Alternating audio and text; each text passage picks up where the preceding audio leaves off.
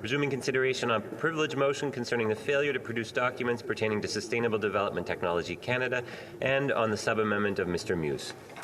I believe when we left this last evening, the Honourable Member for South Shore St. Margaret's has 15 minutes remaining. The Honourable Member for South Shore St. Margaret's. Thank you, Mr. Speaker, and once again, happy birthday yesterday, +1. Always a happy day. So I normally would be pleased, and always pleased to rise in this place, even when it concerns a $400 million Liberal scandal. And for those who are watching and just tuning in, perhaps I could recap.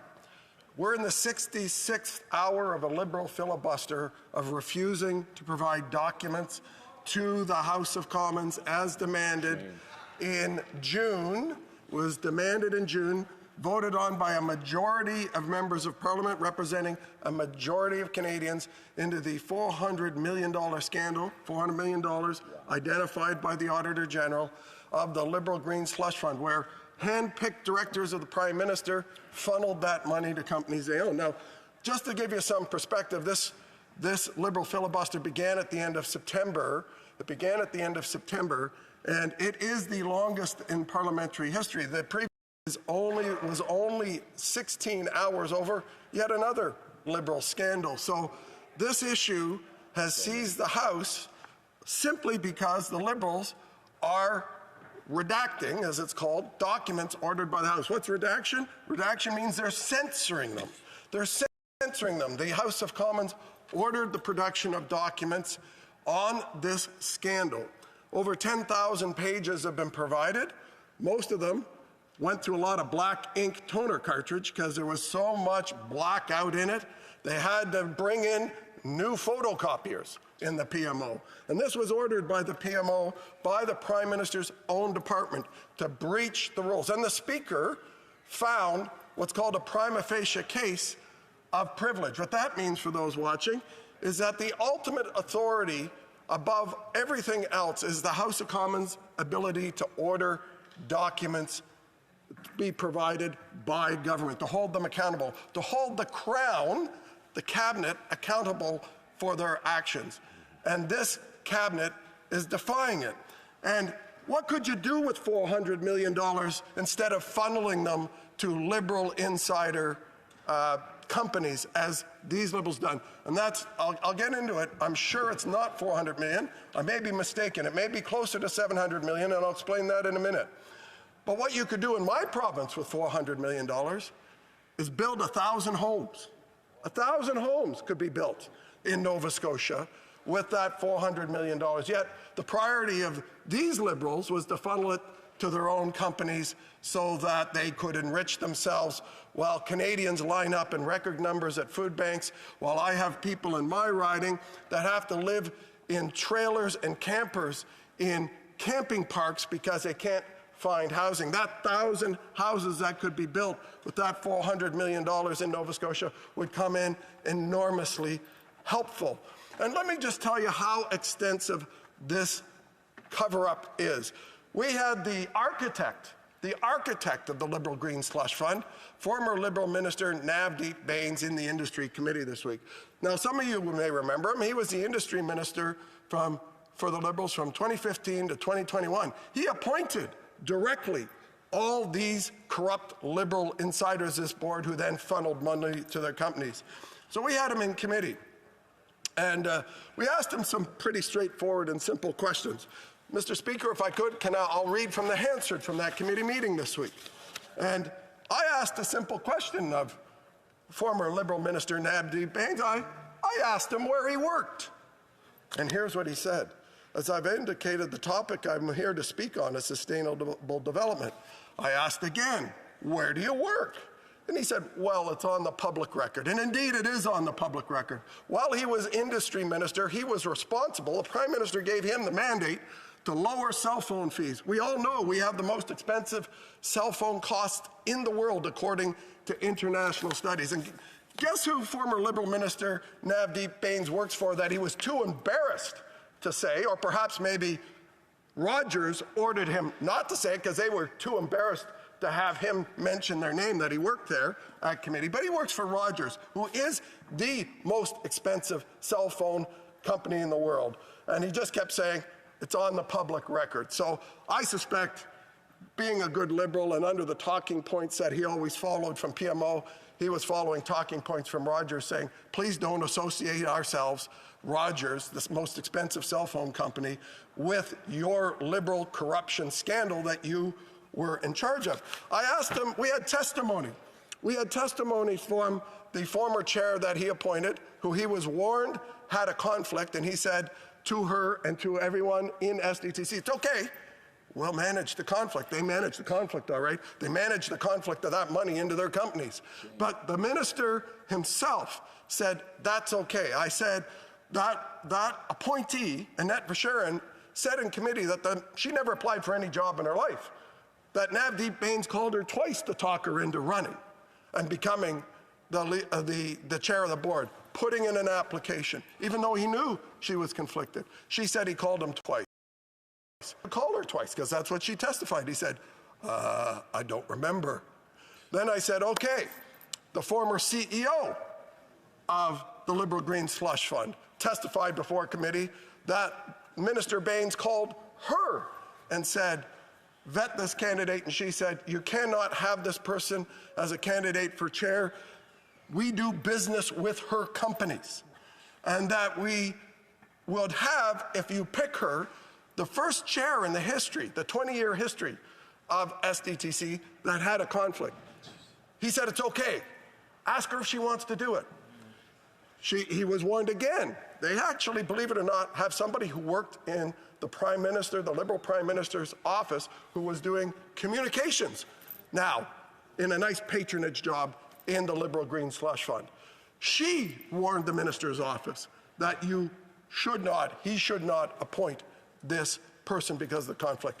They still ignored it. This was not some mistake, some hands-off, gee, I didn't know what was going on because I'm an incompetent minister who doesn't follow anything in my department. I then asked him, so you didn't remember, Minister. Do you remember going to Cabinet to get another $750 million of taxpayer money for the Liberal Green Slush Fund? He said, well, that's in the budget. I said, well, no, things go in the budget have to have the minister's approval.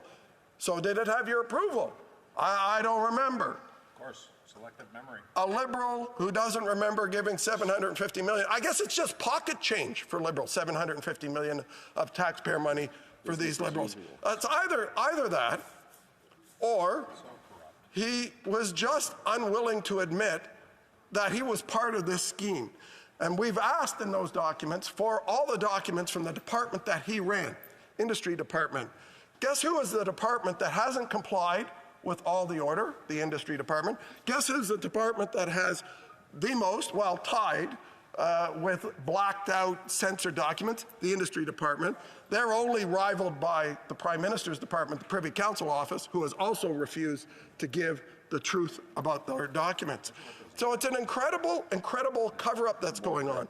And the way to solve this, the way to break this Liberal filibuster against giving the documents up is for them to give them up without redactions. The easiest way for this House to get back to dealing with the issues that Canadians are concerned about, the cost, the doubling of housing costs, mortgages and rent, the doubling or tripling of the carbon tax that 61 cents a litre. Is everybody aware that they plan to increase the carbon tax to 61 cents a litre? I can just see the Liberals' campaign slogan now, re-elect us and we'll put your taxes up 61 cents a litre. I think it's a winner. Just ask Joe Clark how that worked out for him in 1980.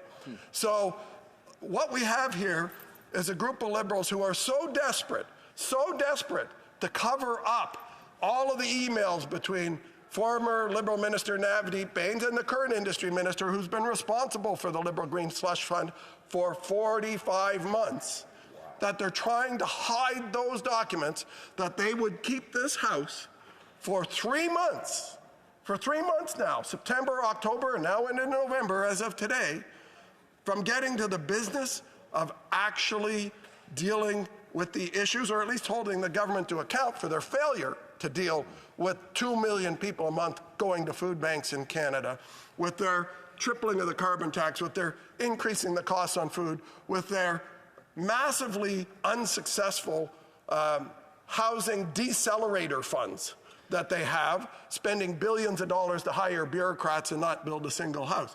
We could get to those if the Liberals would stop filibustering and obey the House order of a democratically elected Parliament, as has been the case for over 400 years, that when the House asks for something, the government is compelled to give it. It must really be bad. It must really be bad for them to delay what they think is their priority legislation and to continue their filibuster at releasing the documents. And we all know that we'd like the House to get onto the plan of fixing the budget. You know, we have a Minister of Finance who's never met a target, ever. Neither did her predecessor, the former Minister, Bill No More, have never met a target. She said, okay, we're going to keep it. That minister said, we're going to keep it. We got to keep it to $40 billion deficit, as if that was some sort of challenge, to only spend $40 billion more than you take in taxes.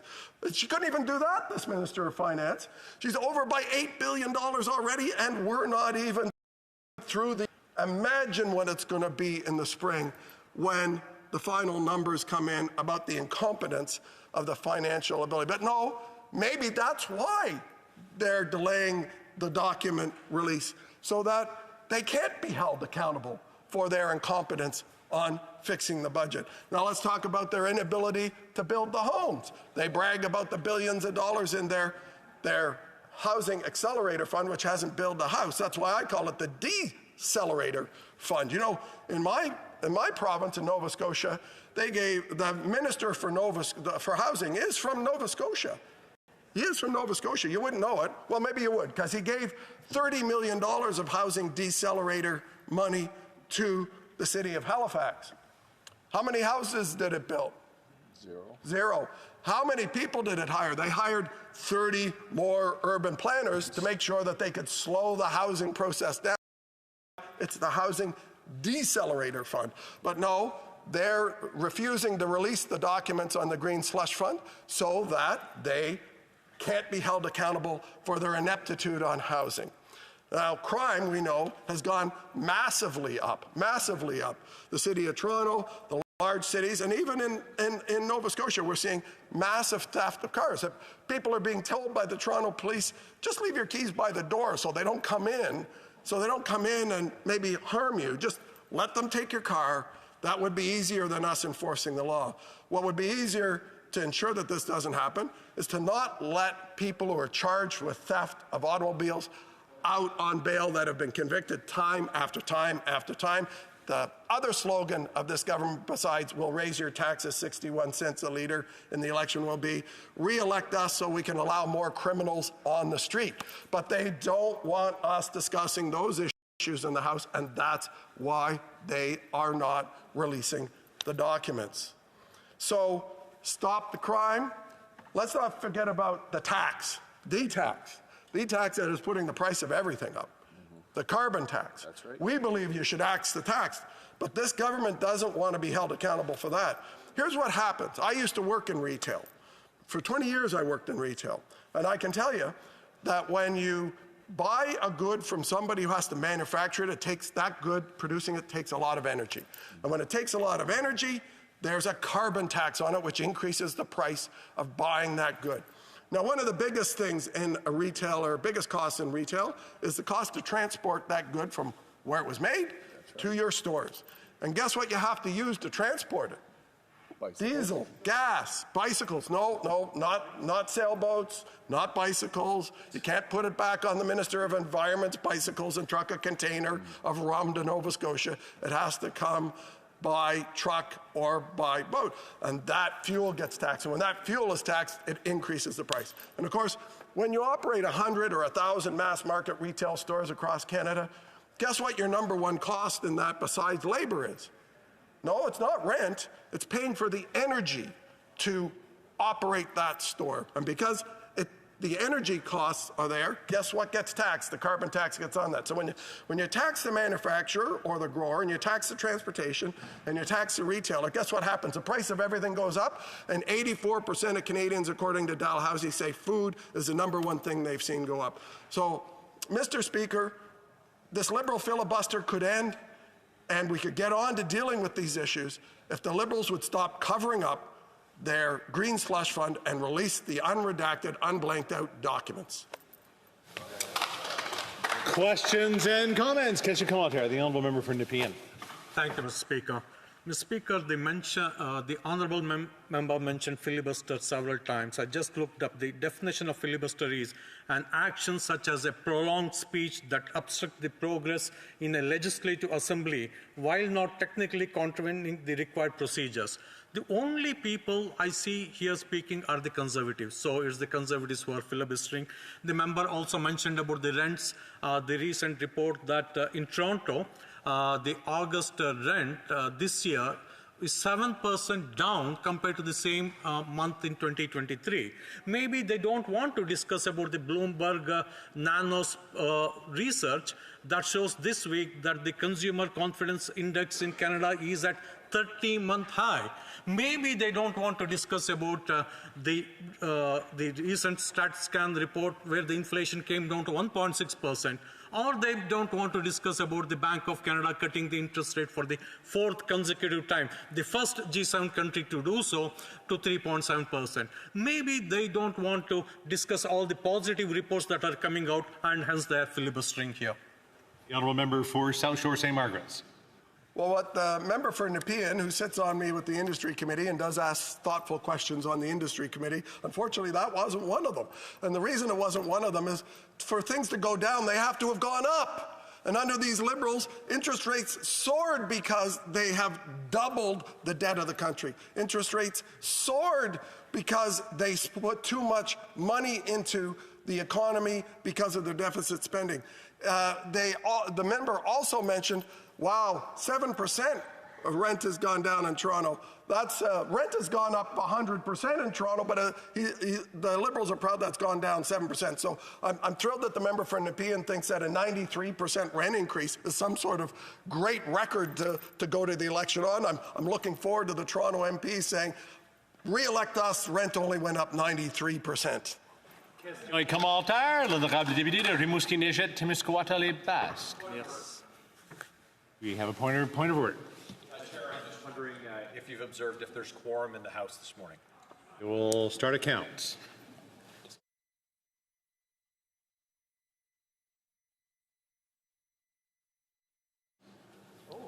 Right now we do not have, so. Call in the members.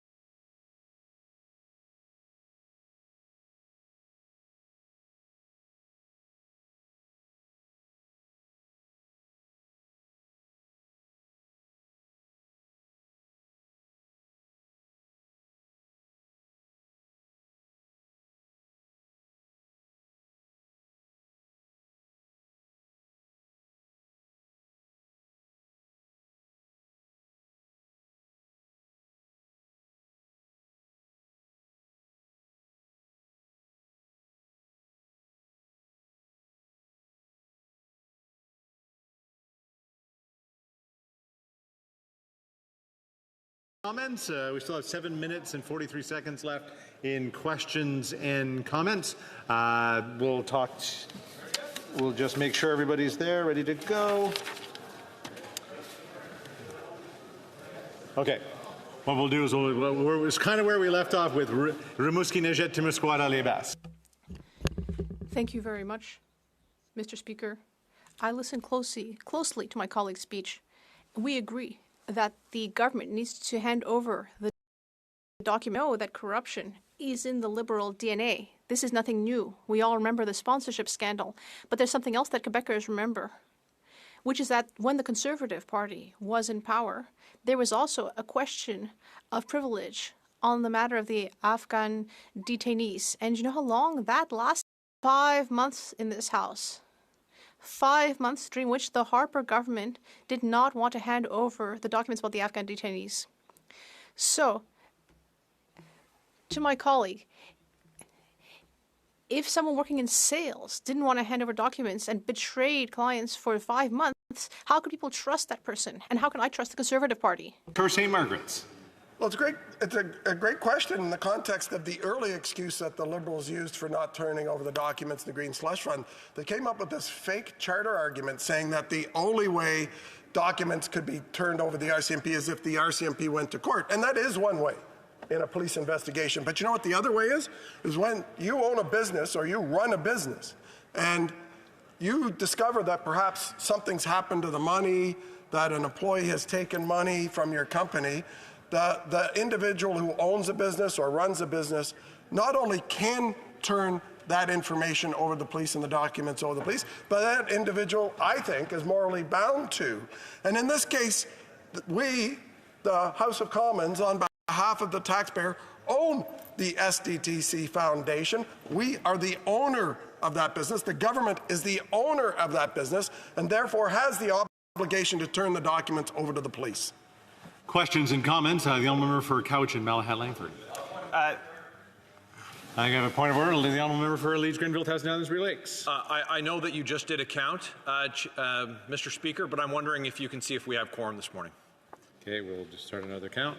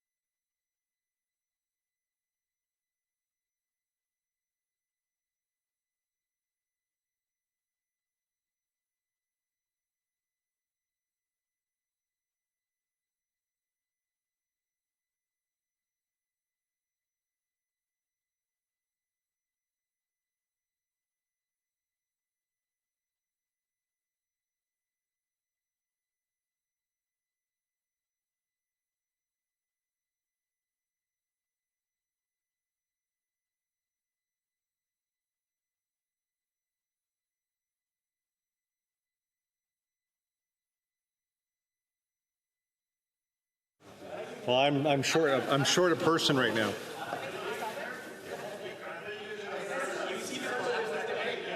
So, questions and comments? Question commentaire.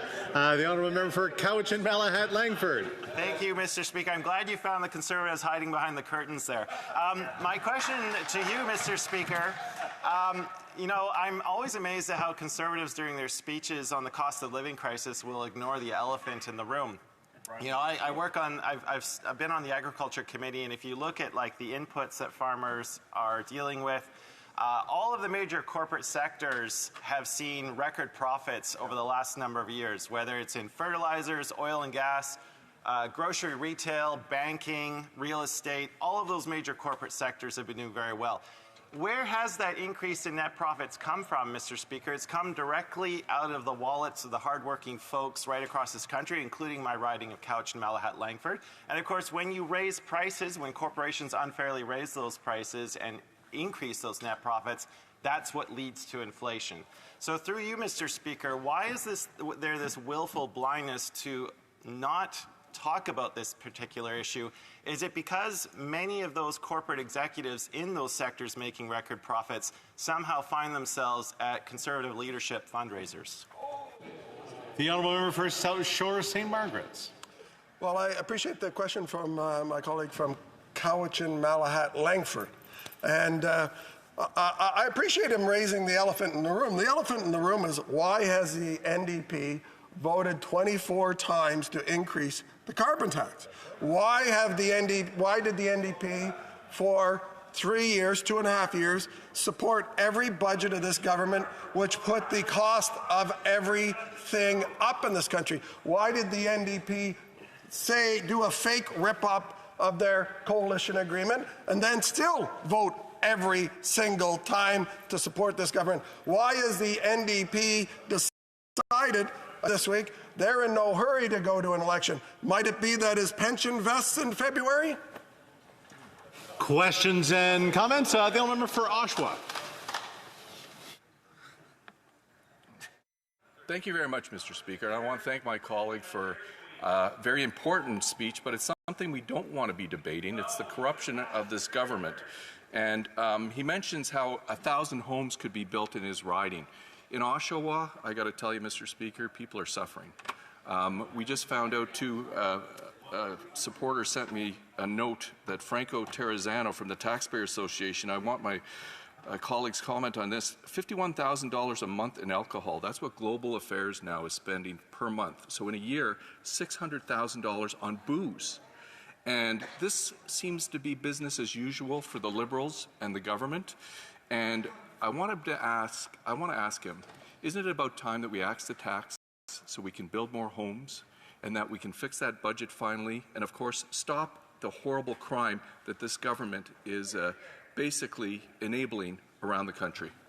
The honourable member for South Shore St. Margaret's. Well, prior to elected life, I actually was in the retail business of selling alcohol, so far be it for me to diminish the great benefit of anybody buying alcohol for the business. But in this case, it's on the taxpayer dime, and there's no entitlement like a foreign diplomat's entitlement to have a good time on the taxpayer dime around the country.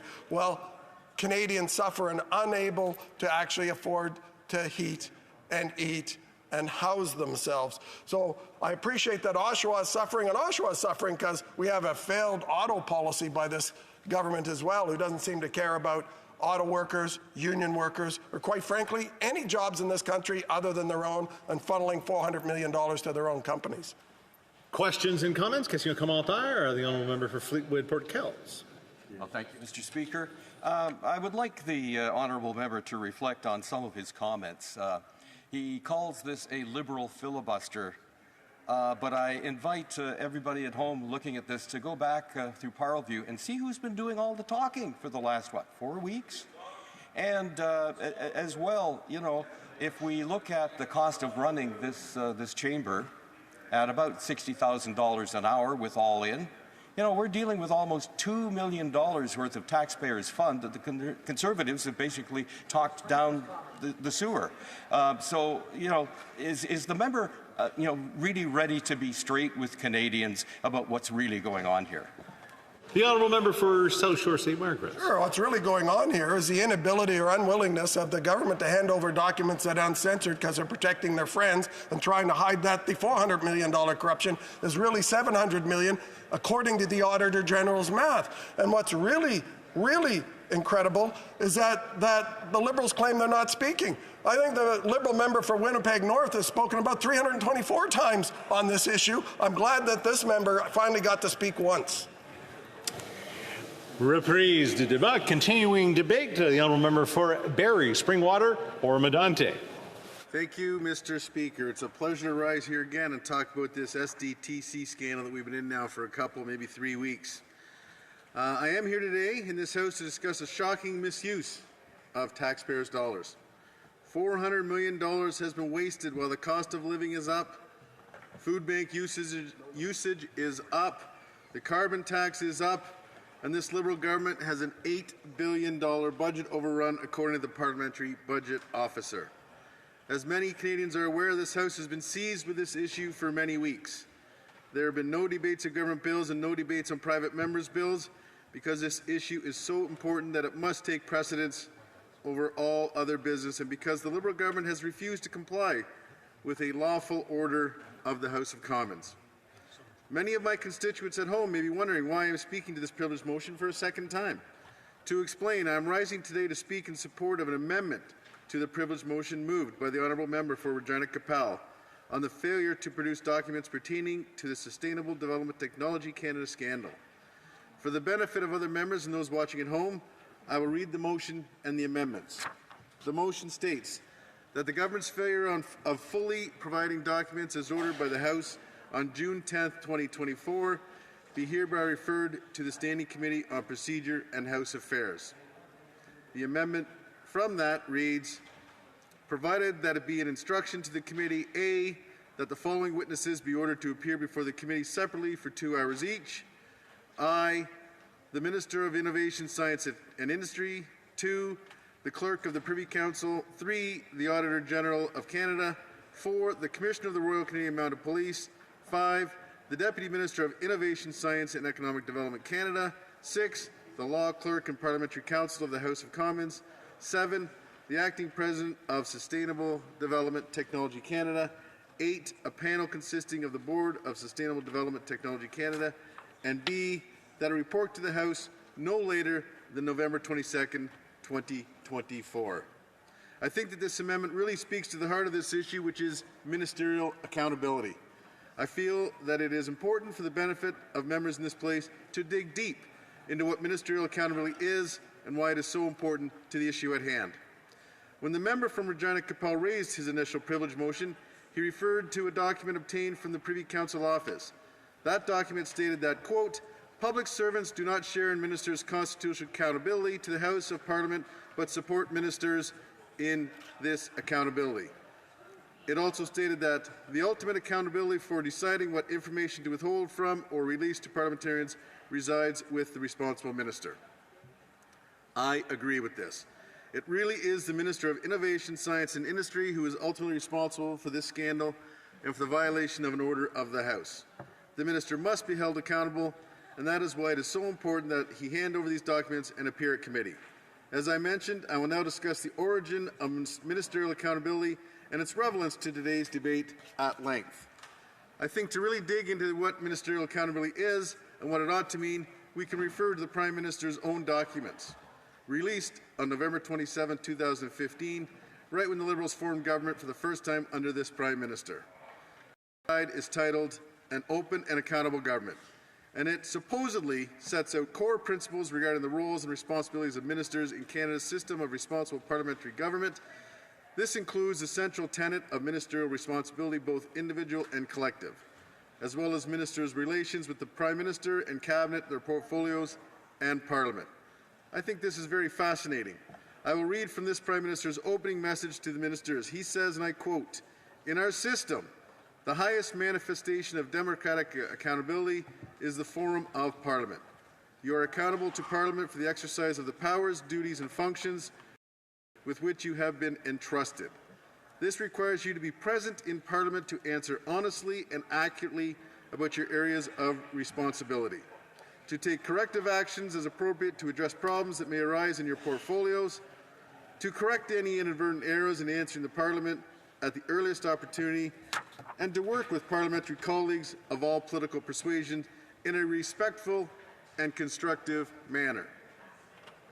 He goes on to say that this is my favorite part.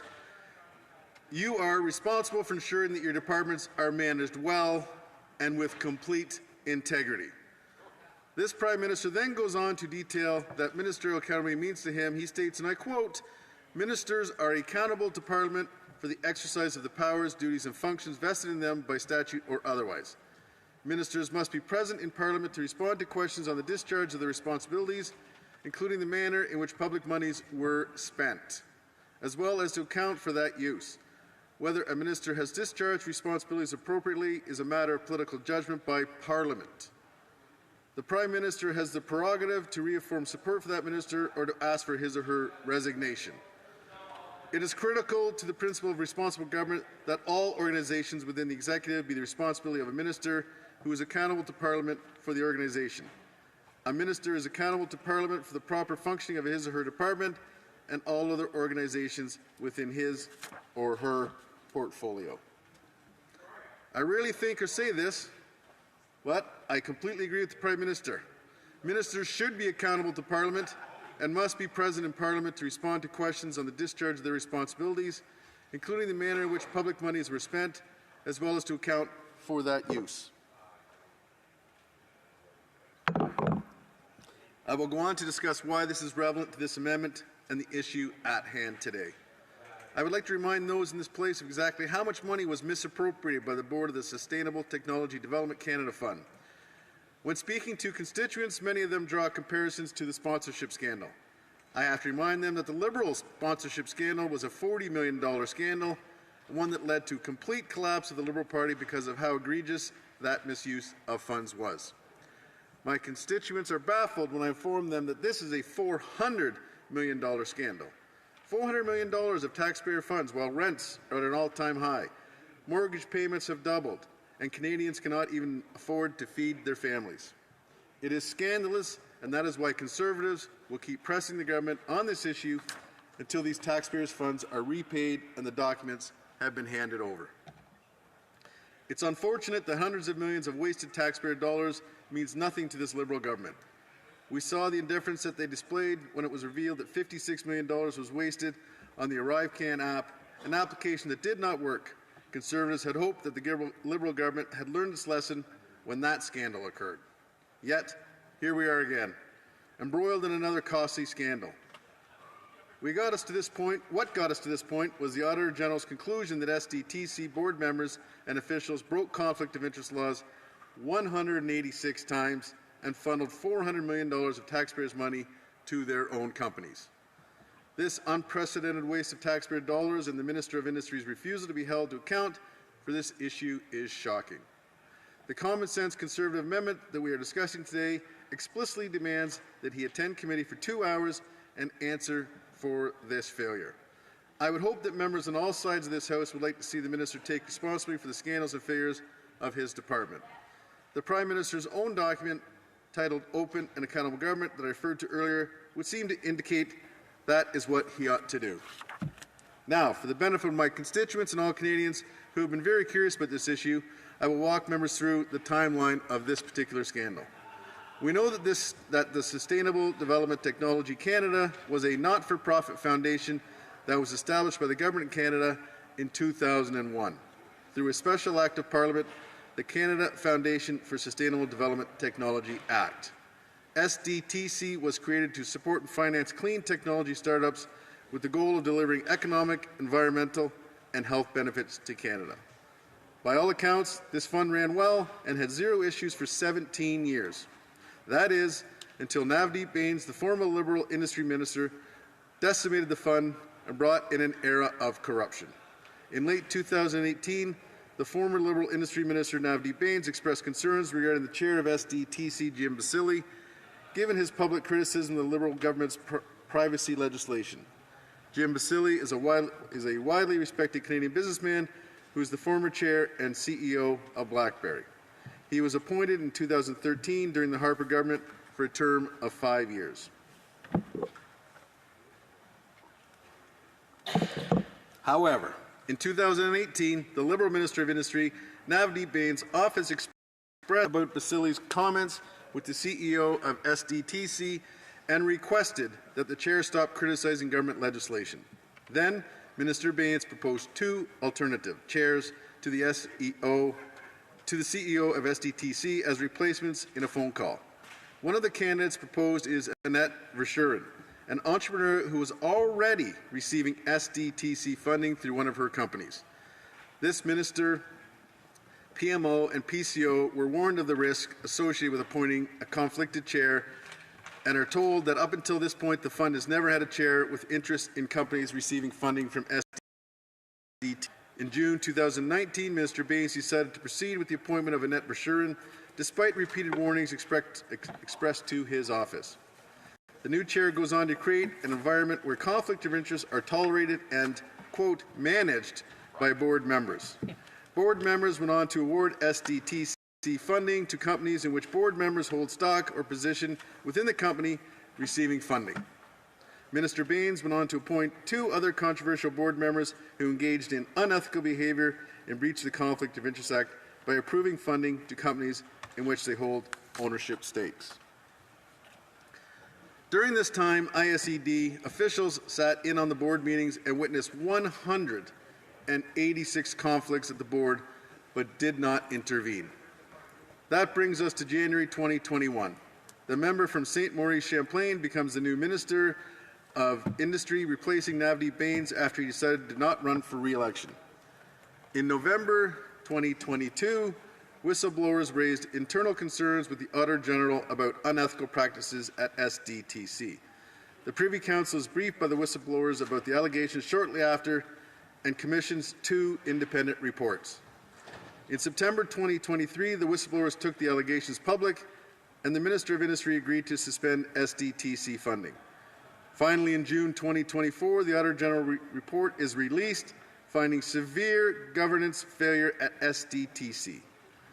The Auditor General found that there were 186 times there was conflict of interest occurred, meaning the Board of Directors and the Chair handpicked where funding was going. Some of that funding went to their own companies.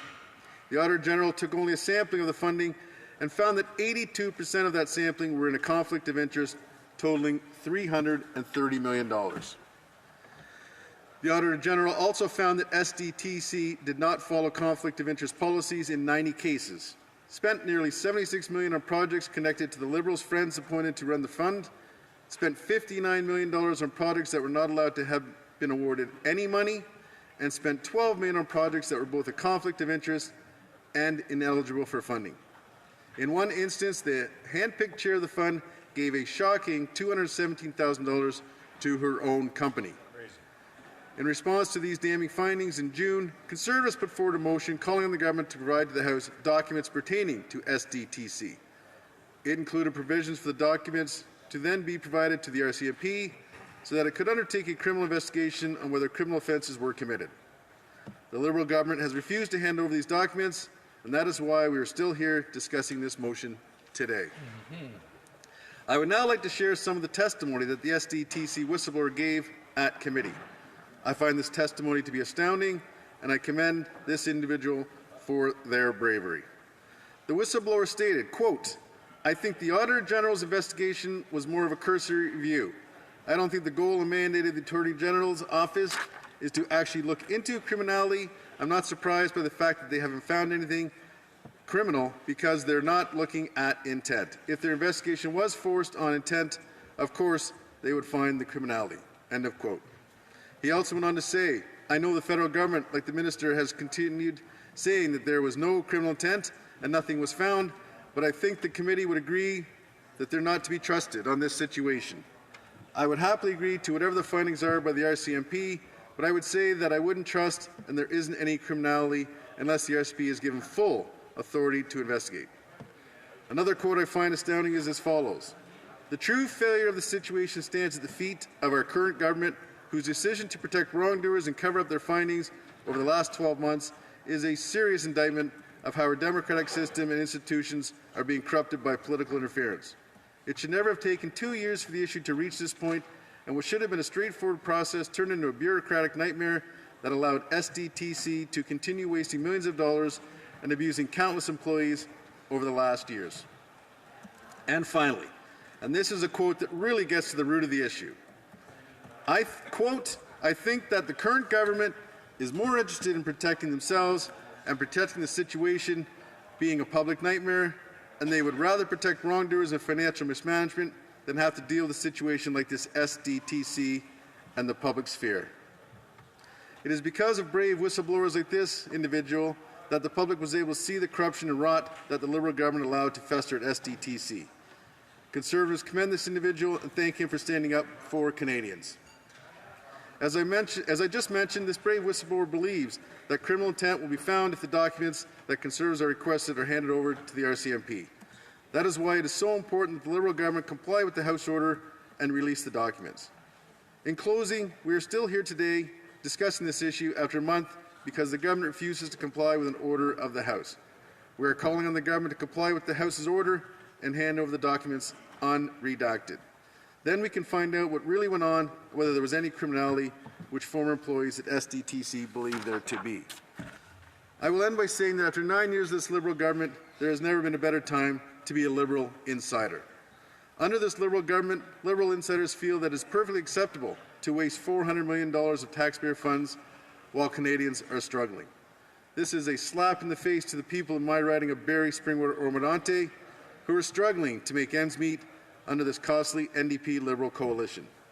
Just this week, Karen Hsu, the Executive Director of the Barrie Food Bank, stated that the food bank is now supporting upwards of 7,000 people per month, 37% of which are children. Ms. Hsu went on to say that, quote, as demand continues to rise, we face increasing challenges in keeping up, often needing to make difficult choices about which foods to cut in order to stretch our donations further.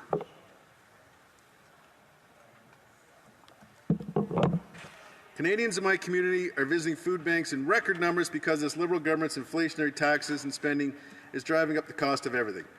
And instead of providing Canadians with the relief they deserve, the Liberal government plans to hike the carbon tax again. This costly carbon tax is not only affecting families, but also farmers in my community. I was recently sent an Enbridge bill for almost $10,000 from a farmer in my riding who runs a poultry operation.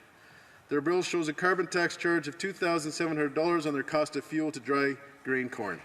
Shockingly, the carbon tax is actually more than the value of the gas before delivery and global adjustments. Moving on to the poultry side of their operation, this farm pays a comparable tax on the cost to heat their barns. Every 24 weeks, they place over 3,000 day-old breeder chicks in their barns. These barns need to be heated to 32 degrees Celsius, and the chicks are so small they cannot heat themselves. This temperature is slowly reduced as the chicks grow stronger. The cost to heat the barns during this placement is approximately $7,000, with approximately a third of that cost being the carbon tax. During this affordability crisis, one would think that the Liberals would think twice about allowing Liberal insiders to funnel $400 million to their buddies. Unfortunately, they see no issue with this corruption. I've heard from countless businesses in my riding that have suffered due to inflation, labour shortages, supply chain issues, increasing business debt, and federal tax increases. It is devastating to see these businesses, who bring joy to so many members of my community, suffer under this Liberal government's punitive policies. But Canadians have something to look forward to. They can look forward to voting for a common-sense Conservative government as the costly NDP stops propping up their government partners and calls a carbon tax election. In this carbon tax election, Canadians will have the opportunity to vote for Conservatives who will axe the tax, build the homes, fix the budget to bring down inflation and interest rates to make affordable again for our seniors and all Canadians. To those watching at home, I say that help is on the way.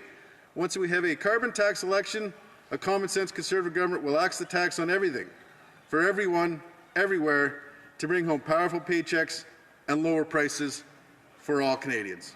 Thank you, Mr. Speaker. Well said. Questions and comments? Question commentaire. The honourable member for Nepean. Thank you, Mr. Speaker. Mr. Speaker, my honourable colleague mentioned about inflation. 2022, due to the post-pandemic period, due to global supply chain issues, inflation rose across the world, every single country.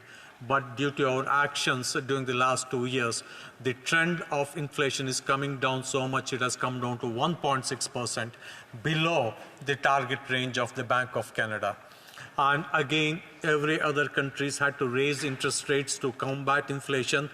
But we are the first G7 country to cut interest rates for the fourth consecutive time and brought it down to 3.75%.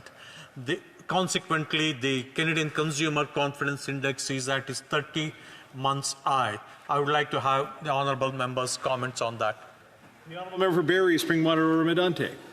Well, I would like to thank the colleague opposite for that question, but what I'm hearing in my riding of Barrie, Springwater, or Medonte is not good news. Yes, interest rates have come down, but they were way high. What I'm hearing is people are having a tough time surviving and living right now. I had a call just a couple weeks ago from a lady who has a child who has some special needs. She has, this lady herself, now stopped eating lunch because she has to help feed and support her special needs child. So if you think I can go back to her and say the Liberals think everything is all rosy, interest rates are down, That's why you're not eating lunch. It just doesn't cut it with her.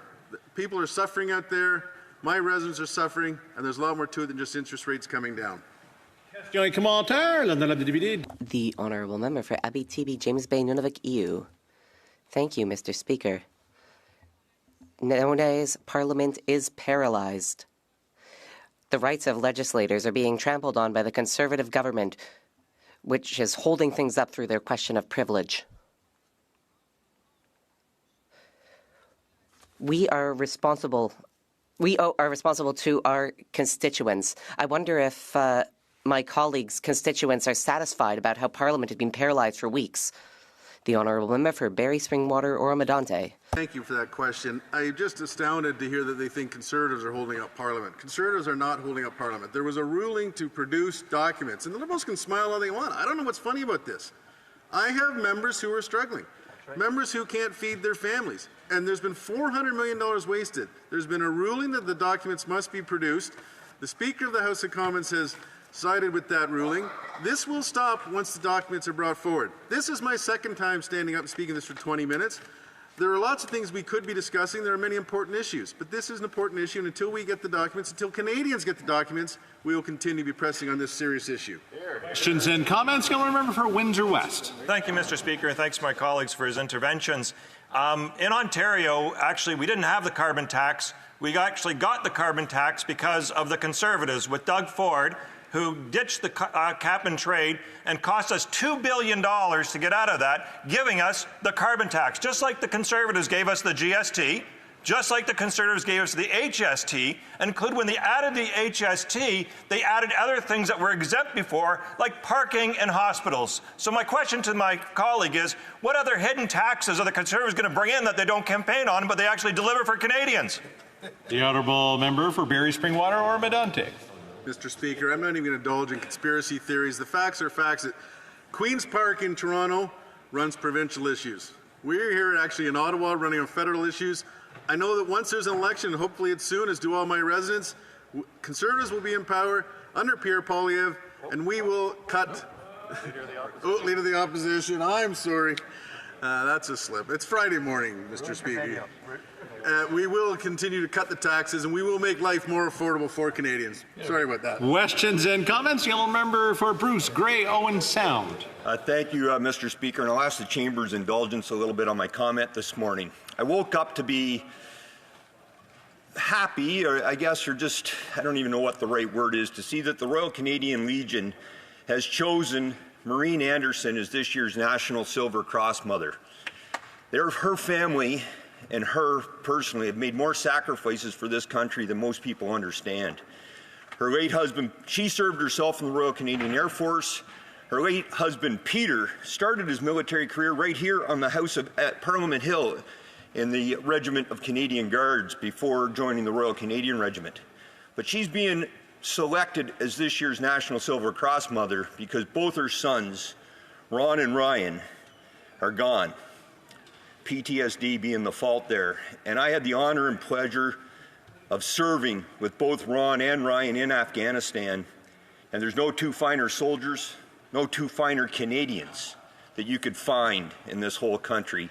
And I just want to commend the Royal Canadian Legion on selecting such a worthy recipient to represent all those Silver Cross mothers out there. And I just wanted to get that on the record, Mr. Speaker. The Honourable Member for Barrie Springwater, Oromadante. Well, thank you, and thank you for those great words. I'd like to add something to that. He mentioned some great people who have served this country. I'd like to give a big round of applause for the gentleman in our ranks over here who served our country for many, many years himself.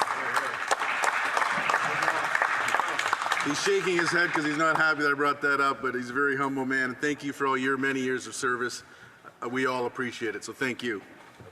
Questions and comments? Councillor Commentaire, and then one for Fleetwood Port Kels. Well, thank you, Mr. Speaker. Of all the things that might be attributed to higher food costs, the one thing, or actually there's three things that the Honourable Member didn't mention. I'd like him to comment on it. First, shrinkflation. You know, they cut the size of things but charge the same, if not a little more. Skimpflation. They use cheaper products in the things that we buy and they charge a little more. And profits. The big grocery has rung up right through the pandemic and including even today. Why is the member not commenting on those as contributing factors to the cost of food?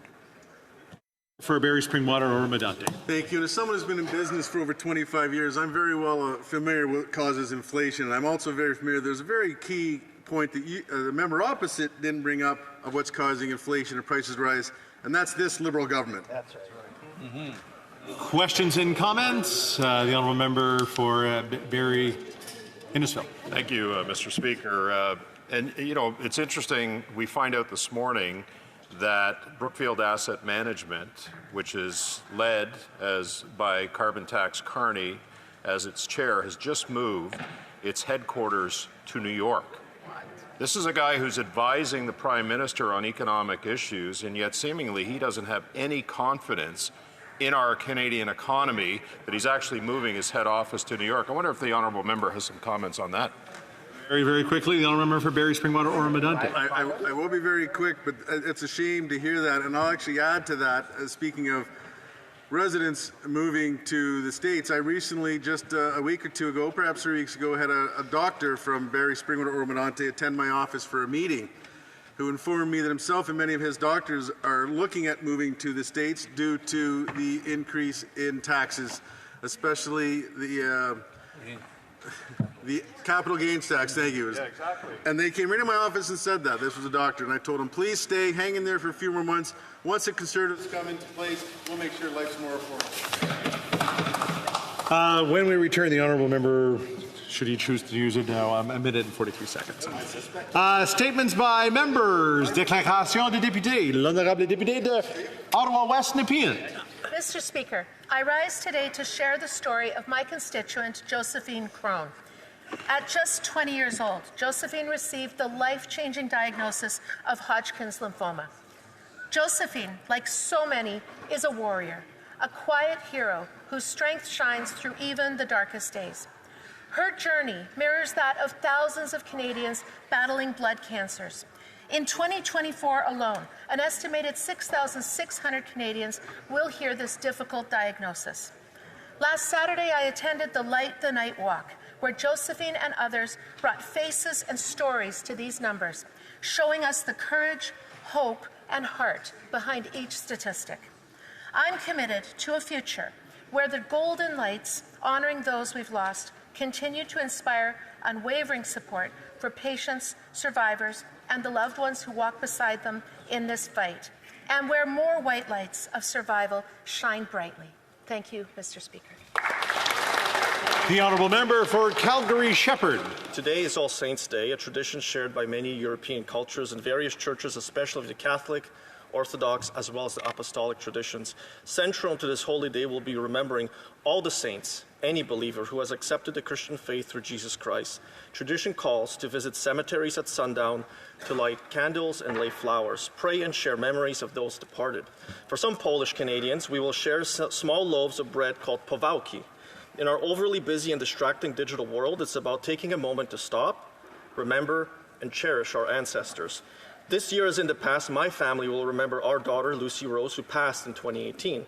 Enjoy the many families across Canada who continue to grieve for their lost children. Mr. Speaker, wishing you and every Canadian marking All Saints' Day a solemn and devout observance. The honourable member for Surrey Centre. Mr. Speaker, 1984 is a year ingrained in the psyche of Sikhs across. 40 years ago this week, Sikhs were hunted across India by government-orchestrated mobs in a week-long genocidal campaign of violence. The streets of Delhi saw Sikh families being identified by the use of voter lists, resulting in families being burned alive and women facing horrific forms of violence. The world saw Indian politicians and celebrities openly supporting and celebrating the massacre of Sikhs. This was followed with forced disappearances at the hands of the state and law enforcement and the continued persecution and targeting of India's Sikh community. Unfortunately, 40 years later, justice for the survivors and victims continues to be denied. Instead, those officials who took part have been protected and awarded medals of honor for their roles. We not only remember the thousands of Sikh families and children who became victims to this, but we remember the humanity of those who gave shelter to protect their Sikh friends during this horrific time. We will never forget 1984.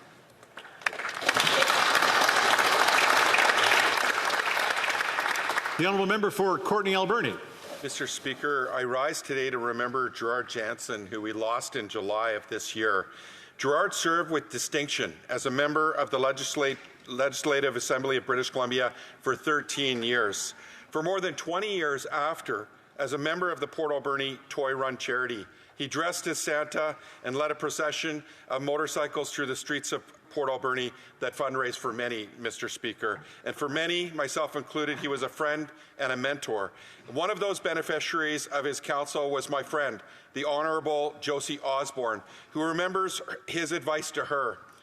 He said, "Work hard, don't take yourself too seriously, listen to the people who elected you, take care of your friendships and relationships." That was Gerard. He spoke from the heart, and his plain-spoken words of wisdom will be forever with us. Thank you to Flo and the Jansen family for sharing Gerard with us all of these years. The honourable member for Mississauga, Aaron Mills.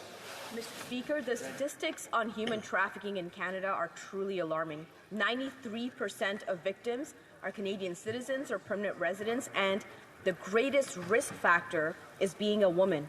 65% of police-reported human trafficking incidents between 2010 and 2020 occurred in Ontario. Last week, my Mississauga Aaron Mills Women's Council held a panel discussion to address this issue.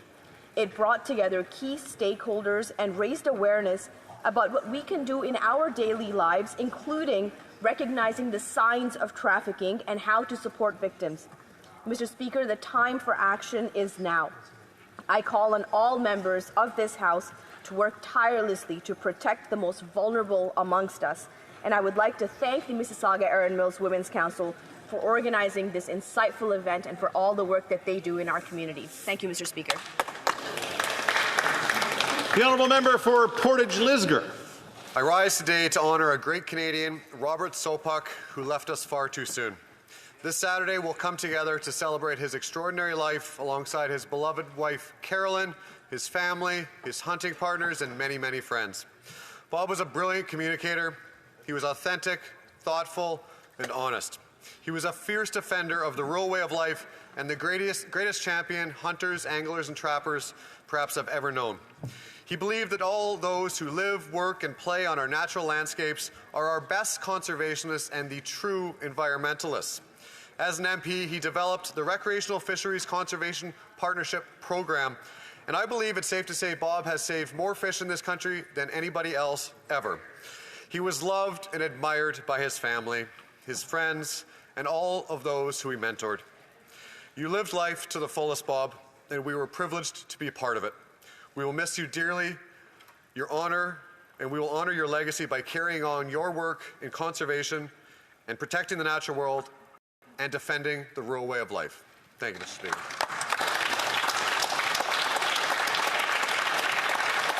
The honourable member for Ottawa Centre. Speaker, last week was Media Literacy Week, dedicated to showcasing the power of digital literacy across Canada. In my community of Ottawa Centre, Media Smarts led an inspiring effort with their outstanding Break the Fake campaign, reviving the iconic house hippo to confront the rise of AI-generated deepfakes. This playful yet powerful symbol reminds us all to stay vigilant online. Supported by the federal government, this campaign rolled out exciting new resources, including AI literacy guides, lesson plans, and videos, all crafted to help Canadians identify and combat misinformation. The response was nothing short of remarkable. Media Literacy Week made around 4 million social media impressions, with 170 partner organizations hosting interactive workshops and events in classrooms, libraries, and community centers across the nation. Let's continue to work together to ensure that we provide digital media literacy to all Canadians to protect them from misinformation and disinformation. Thank you, Speaker. Excellent. The honourable member from Argentan-la-Petite-Nation. Thank you, Mr. Speaker. Yesterday was a great day. We hit the milestone of 1 million Canadians who have received dental care from an oral health professional. Every year, more than 22,000 dental care providers receive 90% of care. Each year, many seniors end up in hospital because of untreated infections that could have been avoided if they had received medical assistance. Thousands of seniors are benefiting from these programs in Quebec and in my riding. As we're announcing this success, the leader of the Bloc Québécois has said that the dental care program is poison and they're voting against it. More than 8,000 seniors are benefiting from this program in my riding each year. This program allows Canadians to remain in good health without having to pay hundreds of dollars out of pocket. And I'd ask the Bloc Québécois to share my message with their constituents. Mr. Speaker, this Liberal government's record on violent crime is abysmal. The situation has become so bad that police officials across the country are fact-checking this Prime Minister's fake news. The Chief of Police in Peel said, quote, approximately 90% of the firearms that we seize are directly traced back to the United States. And I can say in reality that the remaining 10% are also likely from the U.S. And in Surrey, the police union sounded the alarm saying, quote, the federal government's handgun freeze fails to address the real issue. The surge of illegal firearms coming across our borders and ending up in the hands of violent criminals.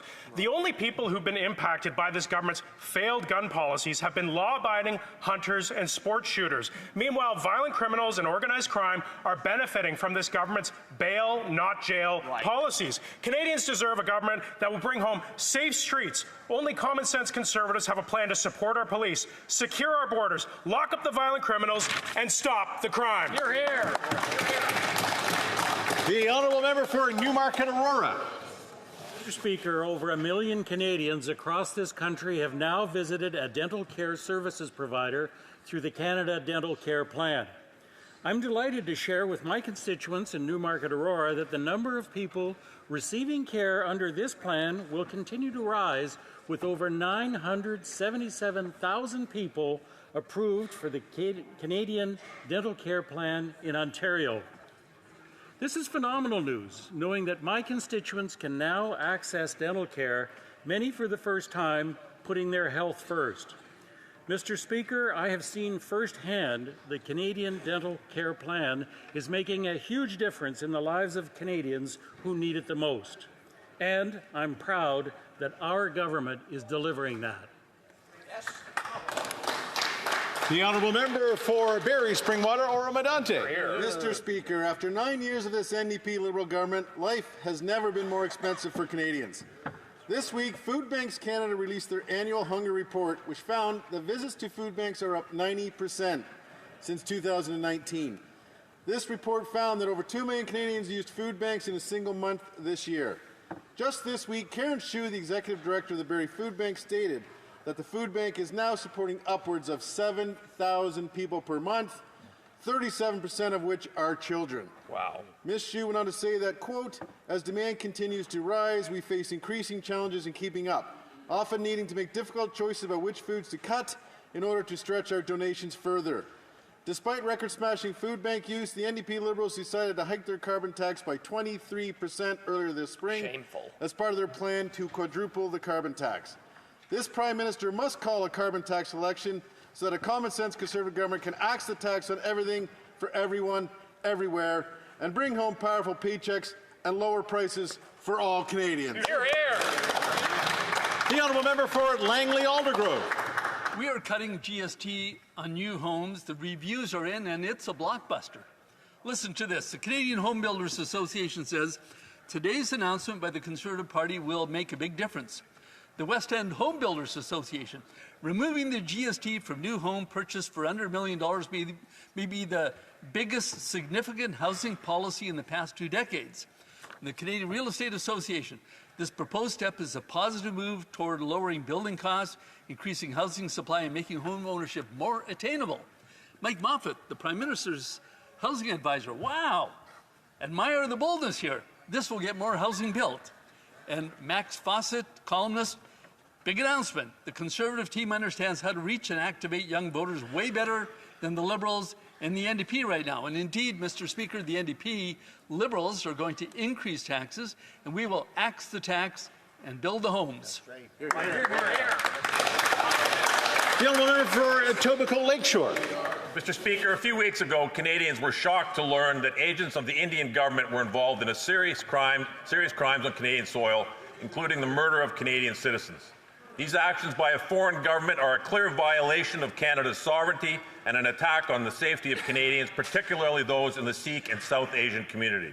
Yesterday, the Standing Committee on Public Safety and National Security heard from leaders in the Sikh community who urged the Conservative Party leader to get his security clearance so that he can learn of current and former politicians and party members who may have collaborated with hostile foreign powers.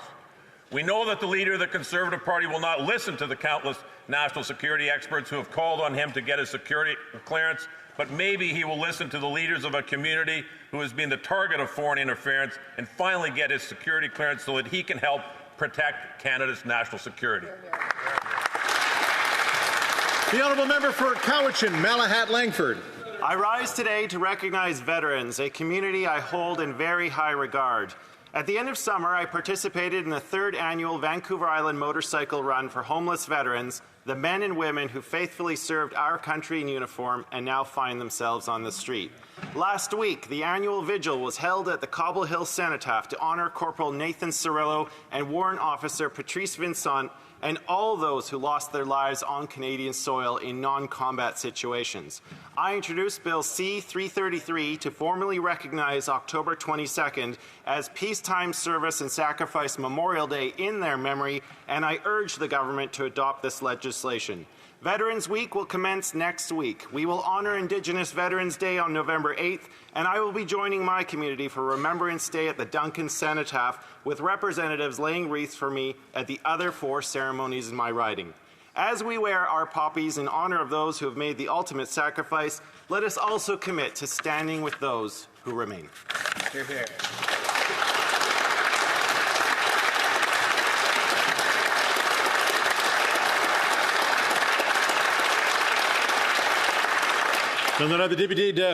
The honourable member from Rimouski-Neigette-Témiscouata-les-Basques. Mr. Speaker, it's with great pride that we celebrate the triumph of grey owl cheese produced by Le Détour Cheese Dairy in Témiscouata sur le Lac. It was recently crowned best cheese in Quebec by the prestigious Sélection Casus competition, which brings together Quebec's finest. Competing against 197 other cheeses from all regions of Quebec, Grey Owl's creamy taste won over the taste buds of the jury of 25 experts. This recognition not only highlights the unique craftsmanship of the Lower St. Lawrence region, but also the expertise and know-how of the Témiscouata region, a source of great pride for our corner of the world. Congratulations to Ginette Bégin, Mario Quirion, and the entire team at Le Détour Cheese Factory for your culinary masterpiece. The honourable member for St. Albert, Edmonton. Mr. Speaker, there is one person responsible for propping up this costly and corrupt Prime Minister, and that is the leader of the NDP. Remember when he ripped up his coalition agreement with the Prime Minister? Turns out it was nothing more than a stunt to scam voters right before a by-election. This week, the leader of the NDP officially taped back together that agreement.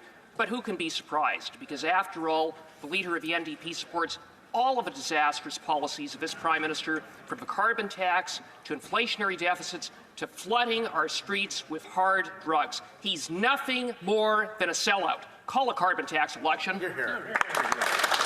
The honourable member for Niagara Centre. Mr. Speaker, foreign interference is an issue that's detrimental to our national security and to the safety of all Canadians.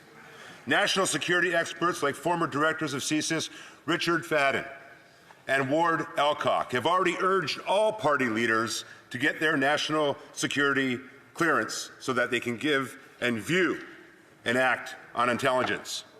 And yesterday, Mr. Speaker, the Standing Committee on Public Safety and National Security heard from prominent leaders in the Sikh community who urged the Conservative Party leader to follow the example of all party leaders and to get his national security clearance so that he can protect Canadians from foreign interference in his own party.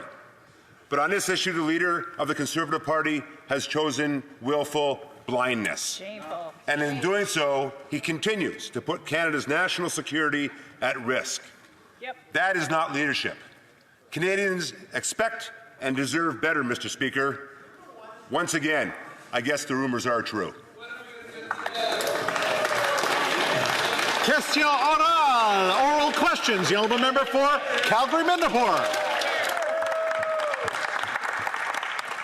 Mr. Speaker, this NDP Liberal government is not worth the cost of housing. A Conservative government will axe the federal GST on new homes sold. On an $800,000 home, this is a saving of $40,000. The CEO of Home West End Builders Association said that this is the most significant housing policy in 2 decades. This means more young people will get to buy a home. Will the Liberal NDP government axe the federal GST on housing sales so more young people can finally purchase a home? The Honourable Parliamentary Secretary to the Minister of Environment and Climate Change. Thank you, Mr. Speaker. Unfortunately, with these Conservatives, the proof is always in the pudding and the details are in the fine print.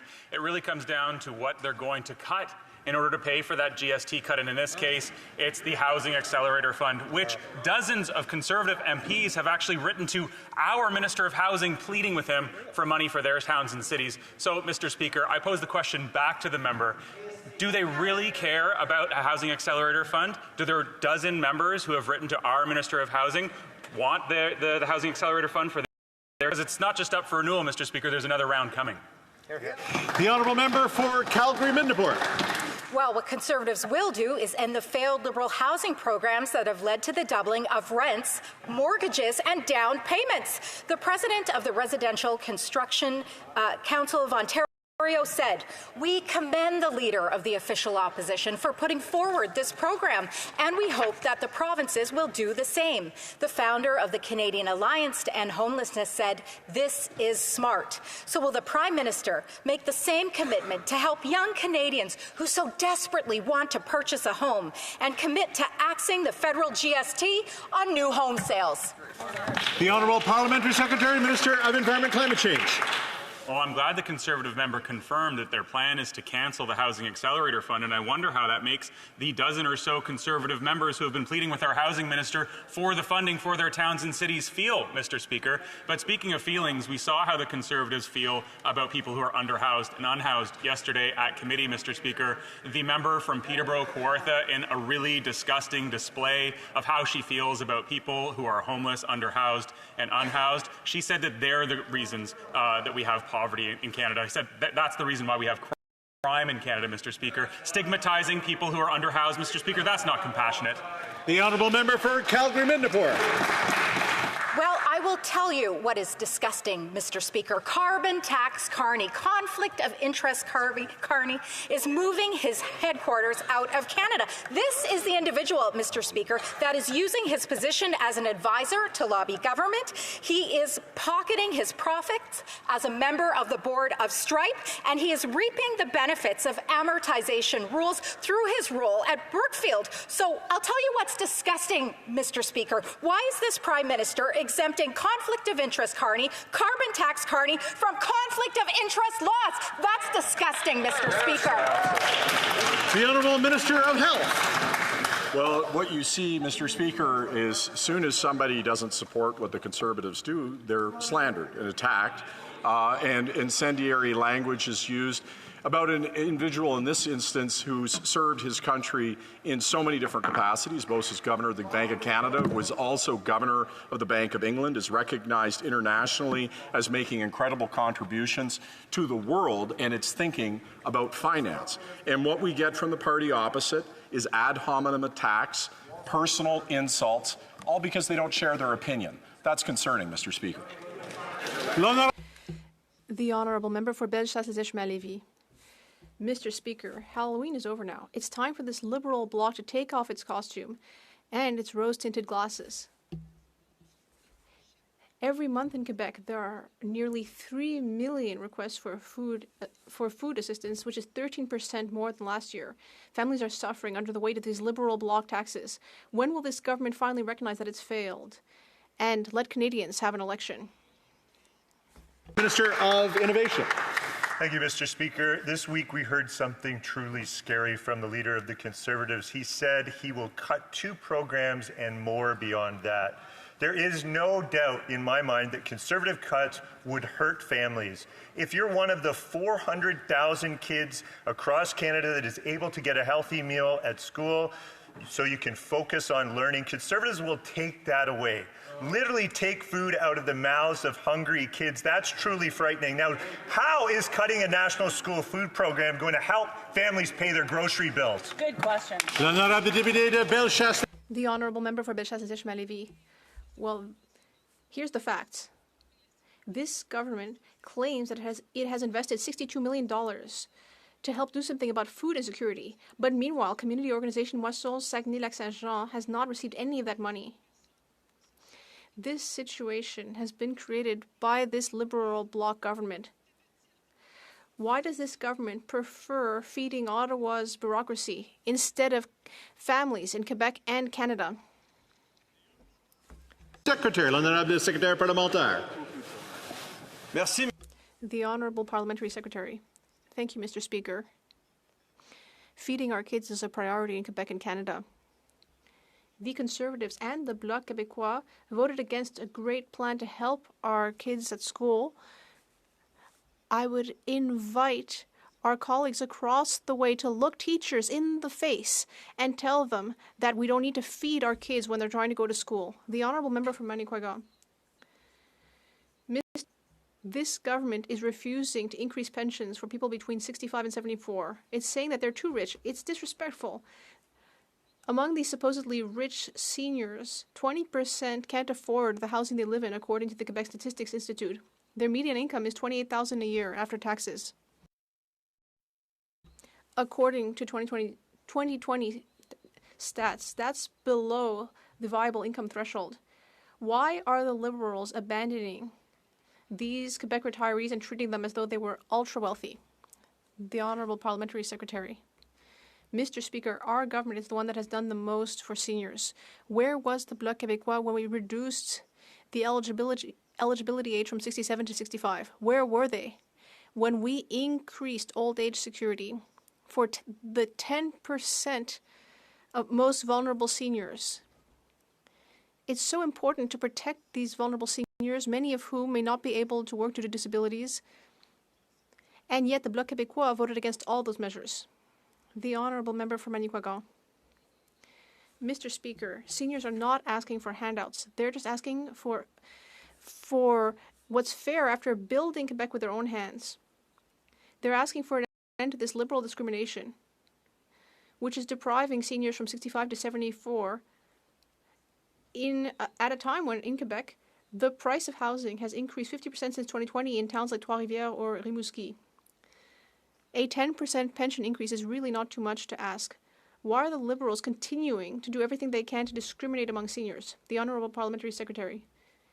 Thank you, Mr. Speaker. We need to take care of our seniors, and one way we're doing that is offering them dental care. As my colleague knows, thousands of seniors have benefited from this plan in Quebec in her own riding, even though the Bloc Québécois voted against it. And yet every senior is getting $731 on average to improve their dental health, and that's without even getting into the guaranteed income supplement increase. Mr. Speaker, if anyone is actually helping seniors, it's the Liberal Party. Member for Cowichan, Malahat Langford. Mr. Speaker, BC food banks are struggling. More people than ever visit them, and donations are down, and all the while, greedy grocery CEOs line their pockets. For 3 years, food prices have skyrocketed while Liberals refuse to stand up to greedy CEOs to lower prices. And meanwhile, the Conservatives point the finger at everything else except those CEOs who are gouging people. These CEOs need to be put on notice. Lower your prices or face a price cap on essential foods. The only question remains, will the Liberals have the courage to do it? Yes or no? Here, here. The Honourable Parliamentary Secretary to the Minister of Innovation. Mr. Speaker, our government knows that the best way to get food prices down is to increase competition in the market. That's why we've worked with every member, every party in this House to advance our competition laws in this country. We've also injected new cash and capital into addressing food insecurity. The top ask of Food Banks Canada and many other food security organizations for years and years was to fund a national school food program.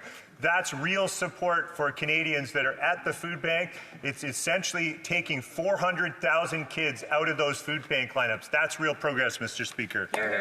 The honourable member for Winnipeg Centre. Mr. Speaker, the Liberals are ignoring rising food insecurity, something Manitobans know all too well.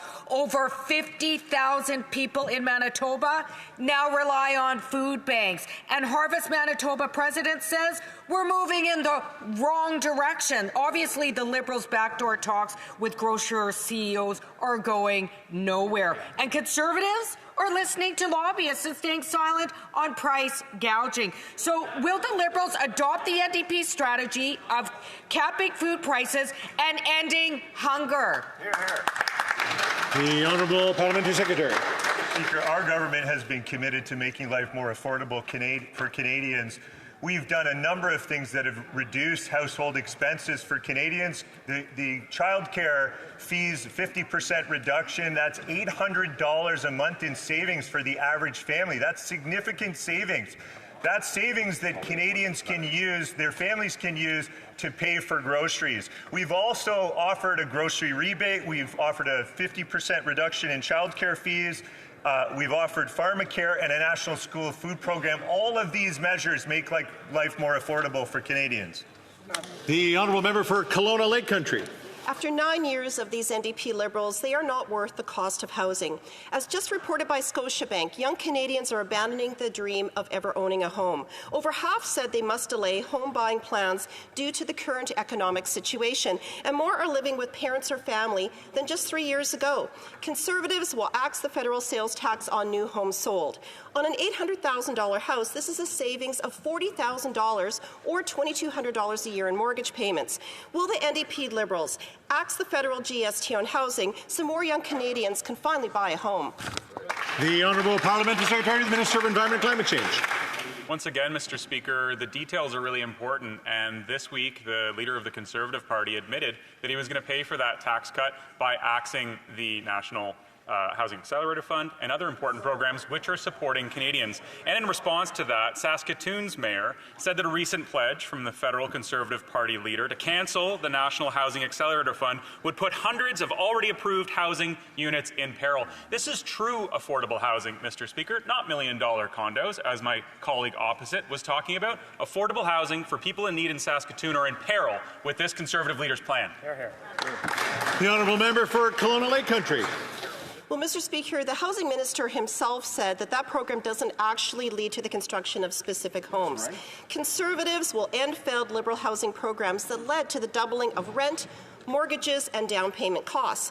The Canadian Real Estate Association said the Conservative plan to axe the sales tax on homes is, quote, a positive move forward, lowering building costs, increasing housing supply, and making home ownership more attainable for Canadians, unquote. Will the NDP Liberals axe the GST, federal GST on housing so more young Canadians can finally build a home or buy a home? Parliamentary Secretary. Thank you, Mr. Speaker. This is a bait and switch in classic form. They say it's a cut, they're right. They're going to cut the Housing Accelerator Fund. They're going to cut out the ability of tens of thousands of Canadians to access affordable housing. They're going to undercut their own MPs who want the Housing Accelerator Fund to continue. This is absolutely mischaracterization of what they're trying to do. I don't know how any Canadians can take these guys seriously. The honourable member for Cariboo Prince George. After 9 years, this NDP Liberal Prime Minister is not worth the cost of housing. He has single-handedly destroyed the dreams of Canadians who now believe that they will never be able to afford a home. But hope is on the horizon. Our common sense plan will axe the federal sales tax on new homes, saving Canadians up to $50,000. Will the Prime Minister axe the federal GST on housing so young Canadians can finally afford a home? Great question.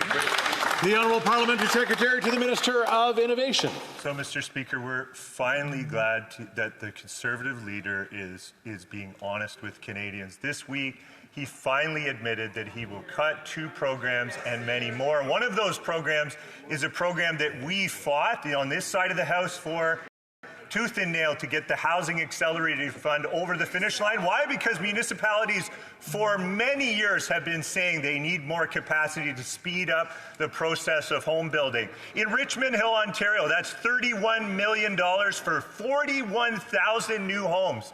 The mayor there, what does the member opposite say to the mayor, David West? The honourable member for Caribou Prince George. Mr. Speaker, I've seen the honourable colleague's polls. He should be more interested in dusting off his resume and updating his LinkedIn profile. Here. Mr. Speaker, our common sense conservative plan will axe the GST on new homes, saving Canadians up to $50,000. Under the Prime Minister, the cost of housing has skyrocketed. His housing plan has only doubled the bureaucracy and red tape. It hasn't even built a single home. Will the Prime Minister axe the tax on housing so Canadians can finally afford to put a roof over their head? Great question. The Honourable Parliamentary Secretary. We're catching a glimpse of what those members would do if they were ever fortunate enough to sit on this side of the House, Mr. Speaker. They would gut the programs that municipalities have been asking us to deliver to help them speed up the process of building more affordable homes for Canadians. That's truly appalling. Yep. What would the member opposite say to Mayor David West when he says it would be a shame to put that funding into jeopardy? How can the Conservatives stand up in this House and claim that they have a better solution to the affordable housing crisis than us? We have the most comprehensive plan in Canadian history. Yes. The honourable member for Mégantic-L'Érable. Mr. Speaker, after 9 years of this Prime Minister, the cost of housing has skyrocketed. He broke the promise of the Canadian dream, that if young people worked hard, they could get good paychecks, put food on the table, and buy a house to raise their families. But now today, according to Desjardins, young people need to wait 10 to 15 years more than their parents before they can buy a home. Will this Prime Minister, supported by the Bloc Québécois, will this Prime Minister accept our proposal to help young people by cutting the GST on new houses and condos? The Honourable Parliamentary Secretary to the Minister of the Environment and Climate Change. Thank you, Mr. Speaker. Affordable housing is a priority for our government. But the Conservative Party does not have a plan. What the Conservatives want to do, they want to cut tax on million-dollar condos and then put in jeopardy truly affordable housing. We want to make sure that everybody can afford a home, whether they're buying a condo or renting in a cooperative, or if they need to access shelter space, Mr. Speaker. Once again, the Conservatives are making it abundantly clear to Canadians who they are. They don't care about people who are struggling to pay their bills. They don't care about people who are renting their homes or living in cooperatives or shelter spaces. They just want to help the wealthy. The honourable member. Mr. Speaker, after 9 years, this Liberal bloc has doubled rents, mortgages, and deposits. And now the Prime Minister wants to make the red tape even worse and increase costs even further. Meanwhile, the Conservative leader has proposed cutting the GST on affordable housing. In fact, all housing from $0 to $1 million, all of that housing would be GST-free. Quebec's Property Owners Association believes that this is a good idea. Will the Prime Minister put an end to his photo op programs that don't actually lead to homes getting built? Will he do the right thing? The Honourable Parliamentary Secretary. We know that the Leader of Opposition doesn't know how to build affordable housing. When he was the Minister of Housing, he only built 6 affordable houses. They don't even know the definition of affordable homes. They don't know that people actually need a place to rent before they buy. They don't know that there are programs like Rent to Buy or Rent Geared to Income that actually exist, Mr. Speaker. While as our government, we've invested billions in new cooperative housing. And the other thing is, Mr. Speaker, Conservative premiers across this province have not had a housing plan. The Conservative leader of Ontario, for example, has cut funding for affordable housing, Mr. Speaker. Truly affordable housing aren't million-dollar condos. The Honourable Member for Pierre Boucher, Les Patriotes Verchères. Mr. Speaker, tomorrow marks 500 days since this House passed Bill C-282 to protect supply management within trade agreements. And we're all wondering why 2 Liberal-appointed senators, Peter Beam and Peter Harder, we're all wondering why they're blocking this bill. But I think we got a clue yesterday. Former Liberal Minister John Manley, who was a leading light under Jean Chrétien, compared our farmers to the NRA gun lobby. He said we should ignore our farmers and that adopting C-282 would turn Canada into a regime like North Korea. Is he saying the quiet parts of the Liberals' perspective out loud? The Honourable Minister of Agriculture. My honourable colleague is fully aware just over 50 years ago the Liberal government established the supply management program. My honourable colleague is well aware that over the last 50 years we have fully supported the supply management program. We have and will continue to support the supply management program and push our colleagues in the other place to pass Bill C-282. Thank you, Mr. Speaker. Good job. The Honourable Member. After 500 days of blocking the legislation, it's reasonable to wonder whether Peter Beam and Peter Harder are part of an anti-supply management movement in the Liberal Party, like John Manley. It's insulting to compare our farmers to the deadliest lobby in the U.S. And comparing our farmers and protecting our agriculture, small-scale agriculture system to a totalitarian regime is unbelievably insulting. And all of that from a big name under Jean Chrétien, who may well have an outsized influence on the Liberal Party. Will the Liberals unreservedly condemn what John Manley said and ask the Senate to pass C-282? The Honourable Minister of Agriculture. Merci, Monsieur le Président. I can assure my honourable colleague I'm well aware of the importance of the supply management program. I milked cows for half of my life. I'm well aware what the supply management means to the agricultural sector and to this country. I can assure my honourable colleague we will continue to support supply management and we will continue to push the Senate to pass Bill C-282. Thank you. The Honourable Member for Calgary-Nose Hill. Mr. Speaker, news is breaking today that Brookfield Asset Management, a multi-tentacled everything corporation that's chaired by Mark Carbon Tax Carney, will be moving its head office out of Canada. This news comes after reports that for several years, Brookfield's effective tax rate will be well below the new global minimum tax rate of 15%. Carney is the Liberals' senior economic advisor. Why are the Liberals letting Canada's economy be run by a man who puts profit over people? Good question. The Honourable Minister of Health. Well, Mr. Speaker, here it is again. If you aren't a Conservative, you're on a hit list. You are going to be identified and attacked and vilified. It doesn't matter what your contributions were to your country or the world. Your character will be maligned and attacked. And that's exactly what this is, an ad hominem, baseless attack to try to intimidate and scare people from providing commentary and ideas to this government. And that's what Mark Carney is doing. He's providing his thoughts and ideas on a voluntary basis to this government. And I can tell you what they're trying to do is intimidate anybody from giving good advice. The Honourable Member for Calgary-Nose Hill. Well, the reality is that Mark Carbon Tax Carney is moving Brookfield's headquarters to Wall Street to avoid paying Canadian tax. The reality is that Mark Carbon Tax Carney gets paid more if Brookfield pays less tax. And the reality is that while he's helping his company pay less corporate tax, he wants every Canadian to pay more carbon tax. Why are the Liberals letting Canada's economy, again, be run by a man who clearly puts profit over people? The Honourable Minister. Interesting, the Conservatives weren't attacking this individual before he offered to help and give ideas on a voluntary basis. It as soon as he identified that he wants to support the country by offering economic advice, they want to attack him, because anybody who has ideas that doesn't support them becomes a villain, becomes somebody to attack. And that's the kind of country they want to create, where either you're a friend or you're an enemy. Either you agree with them or you attack them. Mark Carney's made incredible contributions to this country and to this world. They should be ashamed with the way they're behaving.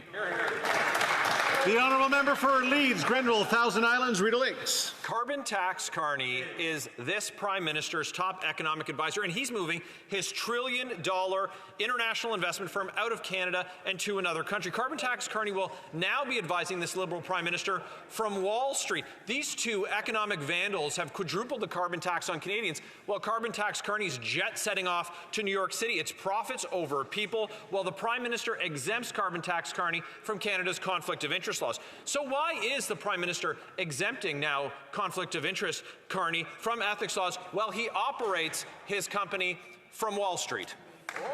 The Honourable Parliamentary Secretary. Okay, the Honourable Minister. Well, it's clear that that member, from reading his statement, has spent his day trying to malign the character of a good Canadian. I can tell you that I'm not reading notes right now because I spent my morning working on pharmacare and dental care and trying to connect care to people. And I should wonder if he would go and say to his constituents, you know what I did today? I attacked the character of a wonderful Canadian. I spent my morning thinking of ways to come up with slogans and attack lines to somebody who served his country in the world. That's not how I spent my morning. I spent my morning thinking about Canadians. The Honourable Member for Leeds, Grenville, Thousand Islands, Rideau Lakes.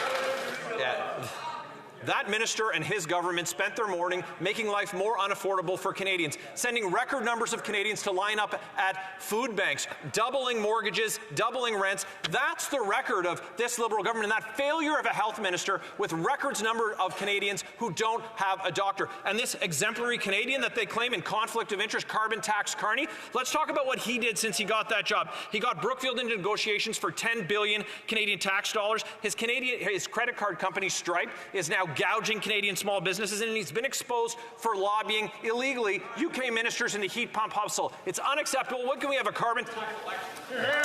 The Honourable Parliamentary Secretary to the Minister of Innovation. Well, we're used to that member playing politics in this House and attacking and maligning the character of great Canadians. But let me reference a member that these individuals on the Conservative benches like to quote over and over and over again. Yesterday, the food professor Sylvain Charlebois at Indu Committee said climate change is the agri-food sector's greatest challenge and we need to address it, which is very interesting because if you listen to the Conservatives every day complain and holler about food prices in this country, you'd think that they had a plan for a solution, but they do not have a plan to... The Honourable Member for Vancouver East. Canadians cannot find a family doctor, and labour shortages in construction are driving up the cost of housing. The Liberals portray migrant workers with their empty promises that they'll give them full status, including those in construction and healthcare. To add insult to injury, the Liberals is allocating a pathetic 50 spots for regularization in their 2025 levels plan. It's literally not worth the paper it's written on. Just what sort of sick joke is this?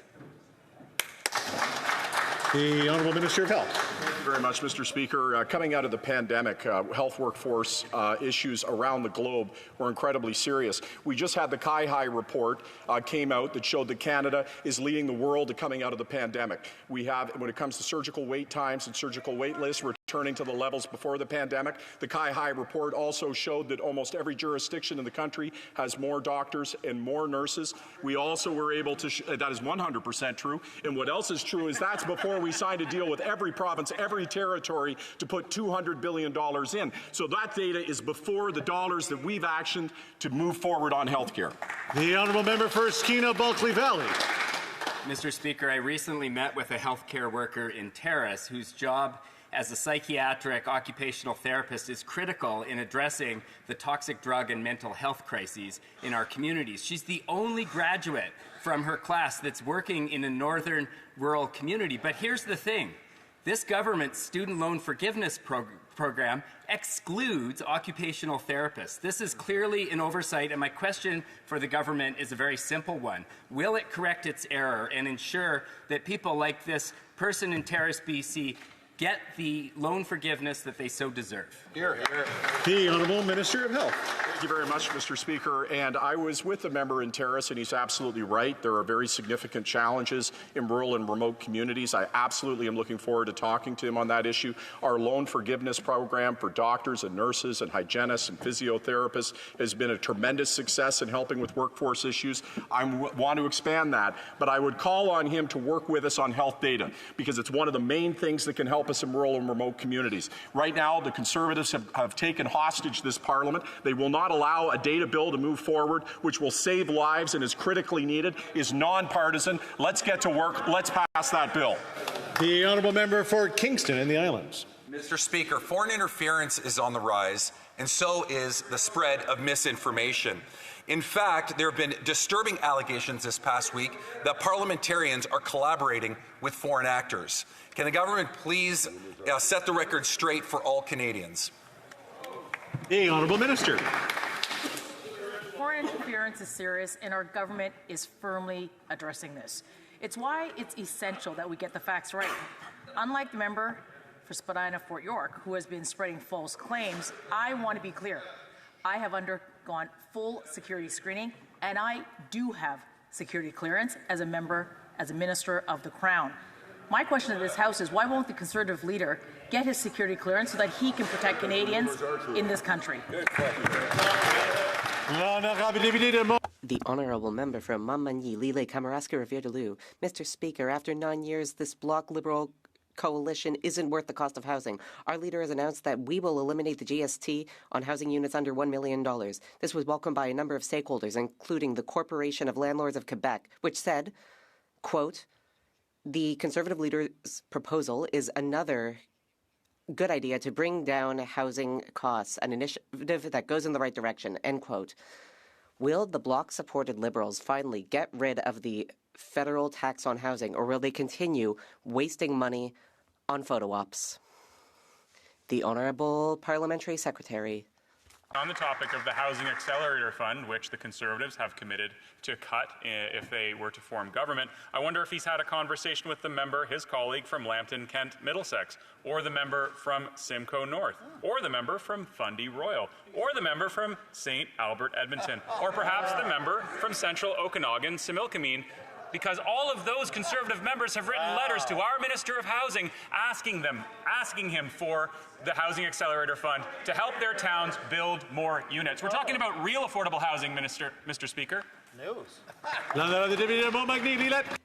The Honourable Member from Montmagny, Lille, Kamouraska, Rivière-du-Loup. Mr. Speaker, this Bloc Liberal government has doubled housing costs, doubled down payments, doubled mortgage costs, doubled the debt. We, on the other hand, would get rid of the federal tax on housing units under $1 million. This will allow Canadians to save up to $50,000. That's what we call common sense. Will this Bloc Liberal government finally open its eyes and use our idea to give Canadians and Quebecers a little bit of breathing room? The Honourable Parliamentary Secretary. You know who else used to say common sense a lot? It was Premier Mike Harris from Ontario in the early 90s. You know what we got from that common sense? We got Walkerton. We got deaths from dirty water. You know what else we got? We got dangerous cuts to community housing that it put in peril my mom's job and where we lived at Chautauqua Co-op when I was growing up. But it's not just Conservative MPs asking the Minister of Housing to keep the Housing Accelerator Fund and make sure their towns and cities get it. It's also dozens of mayors across the country, including Saskatoon's mayor, the mayor of Richmond Hill, the mayor of Kingston, Thunder Bay, St. John, Saskatoon, Surrey, Cambridge, Barrie. I could go on, Mr. Speaker. Everybody needs the Housing Accelerator Fund. The Honourable Member for Barrie Innisfil. Mr. Speaker, after 9 years of NDP Liberals are not worth the cost of housing, common sense Conservatives have announced a plan that will axe the federal sales tax on new homes that's universally been seen as a game changer. On an $800,000 house, this tax cut will save homebuyers $40,000 and $2,200 a year in mortgage payments. After 9 years of the NDP Liberals, they've doubled rent, doubled mortgage payments, and doubled down payments. Mr. Speaker, will the NDP Liberals axe the federal GST on housing so more Canadians, young Canadians, can afford to buy a home? The Honourable Parliamentary Secretary to the Minister of Environment and Climate Change. Mr. Speaker, on the Housing Accelerator Fund, I just named 5 or 6 Conservative members of Parliament who have written to the Minister of Housing to ask for the Housing Accelerator Fund, but I didn't mention a former Conservative member of Parliament who's now the mayor of Barrie in that member's constituency. Former Conservative member of Parliament Alex Nuttall has actually written to the Minister of Housing and said, please, don't cancel the Housing Accelerator Fund. We need the Housing Accelerator Fund. It costs money to build affordable housing. We need the federal government at the table. Please, continue to help us build affordable housing and don't cut the HST. The Honourable Member for Barrie Innisfil. Well, thank you, Mr. Speaker, and obviously that member is still on a sugar high from Halloween. I have actually spoke to the City of Barrie Mayor. I spoke to him yesterday, in fact, and they have set the standards on building permits and processing across the country. And the fact is, Mr. Speaker, the council.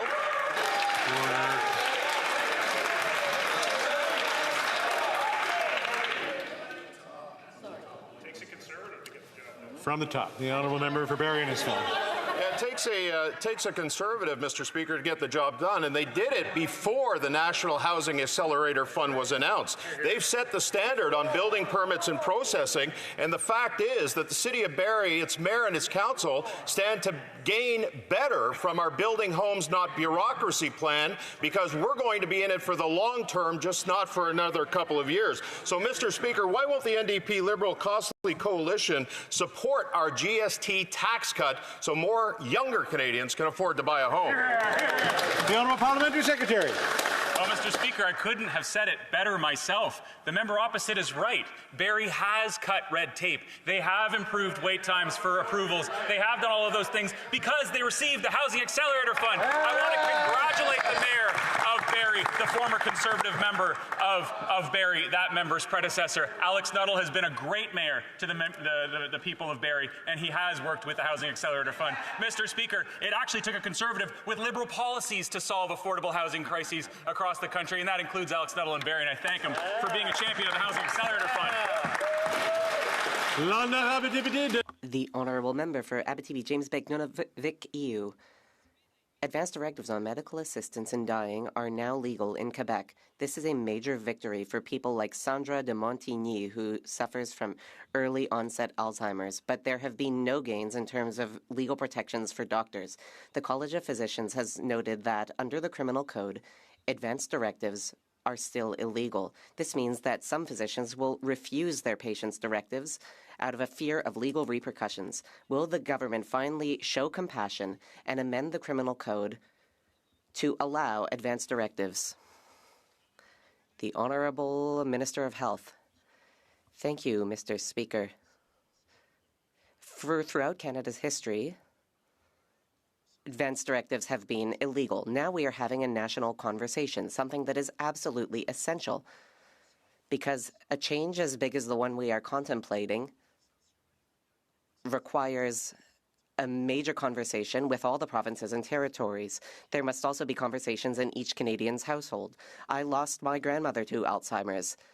It was a tragic thing to go through.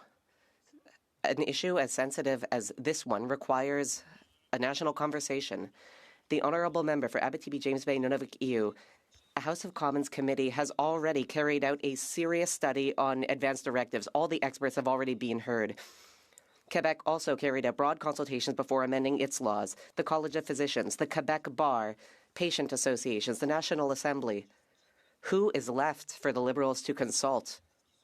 The Conservative religious right? While the Liberals delay, doctors and patients are getting worried. When will they amend the criminal code? The Honourable Minister of Health. It's a good question. It's worth asking what the Conservative position is on this issue, because they're staying suspiciously silent. I wonder what their position is. As for the rest of the member's question, it is essential to ensure that our system is ready for such a change. A change as major as the one we are contemplating requires time and conversations, not too much time. A report will be published by March, and we will continue holding these sorts of discussions with the country. Hey, Margaret. Statistics Canada confirmed this week that under the NDP Liberals, Canadians are getting poorer. Statistics Canada tracks the prosperity of Canadians. And in 8 of the last 9 quarters, they report that Canadians are getting poorer.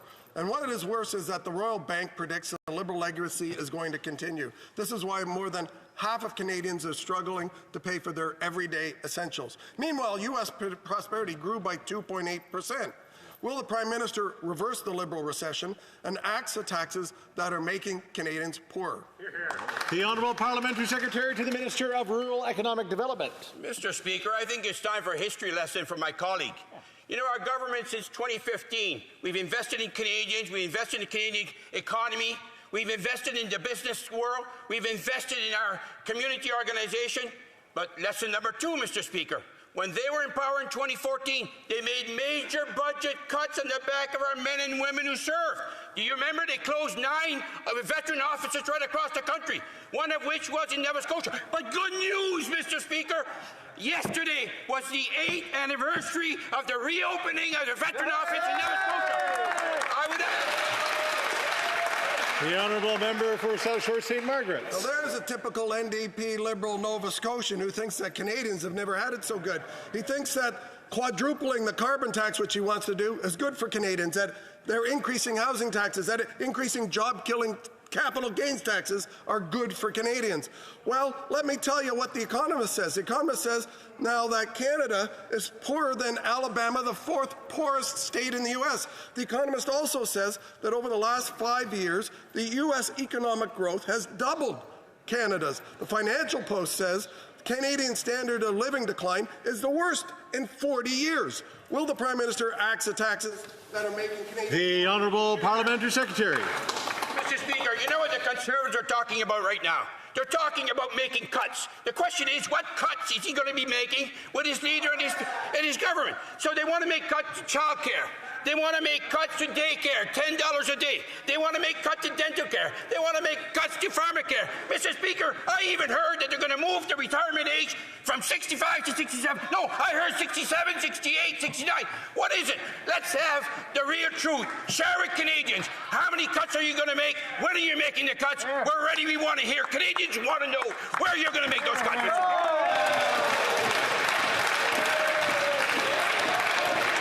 The honourable member for Calgary Shepherd. Canadians are struggling with skyrocketing costs on everything from groceries to gas, and now we see the toll it's taken on our economy. Statistics Canada confirms what families already know. This NDP Liberal coalition is not worth the cost. GDP per person has dropped 8 out of the last 9 quarters. Meanwhile, in the U.S., GDP grew by nearly 3% last quarter. Why? Because NDP Liberals keep taxing Canadians into the ground with their hikes on the carbon tax, the housing tax, and the job-killing capital gains tax. So will the Prime Minister finally axe these tax hikes that are driving Canadians into poverty? The Honourable Parliamentary Secretary to the Minister of Public Safety. Mr. Speaker, time and time again we hear in this House Conservatives speaking up for vulnerable people. But then what do they say when they're in committee, Mr. Speaker? Listen to this. The member from Peterborough, Kawartha, said, quote, "Guess what happens when you don't have a house? You go commit crime because you're in poverty." Mr. Speaker, it's shameful that as we stand up to lift Canadians up, Conservatives use vulnerable people as props and then demonize them and blame them for crime in this country. It's truly shameful, and Canadians should see through their rhetoric. The honourable member for Fleetwood Port Kells. Mr. Speaker, over 1 million Canadians have now accessed care through the Canadian Dental Care Plan, and with close to 363,000 British Columbians who are approved to receive care, that number will continue to soar. Now, despite this success, Conservatives are quick to say that they'll gut the programs that are helping Canadians. 1 out of 4 Canadians said they skipped a dental visit because they couldn't afford it. Can the Minister of Health please inform this House how the CDCP is helping Canadians with affordability and helping them to put their health first? The Honourable Minister of Health. Well, I want to thank the member who is such an advocate for health, and I know he's a Canucks fan, so if you look at this, well, I'm taking a guess he's a Canucks fan, but if you are, he is. Okay, he's nodding. Imagine 50 times you could fill that stadium with Canucks fans, and that's how many Canadians we're talking about with 1 million people. And yesterday, when I was in Scarborough, I talked to Manjeet. You know, Manjeet, Mr. Speaker, let me know that he had a tooth extracted, cost him $700. This was a whole bunch of years ago. He was terrified to go to the dentist again. He had pain in his mouth. He said, I wouldn't go. Now he's going because he's got a plan. He's got the coverage. That's what this plan is. The honourable member for Bow River. Mr. Speaker, after 9 years, this NDP Liberal government is just not worth it. Just this week, the Calgary Food Bank reported more people needed them than ever before. 200% increase since 2019, 30% increase in the last year. Nearly 40% were employed, higher than the national average. Constituents like Kim write me, "This coalition will cost me my house, my mode of transportation, and any semblance of quality of life that I have left. Will the Prime Minister give Canadians relief and call a carbon tax election? Great question. The Honourable Parliamentary Secretary to the Minister of Innovation. Mr. Speaker, I have one word: hypocritical.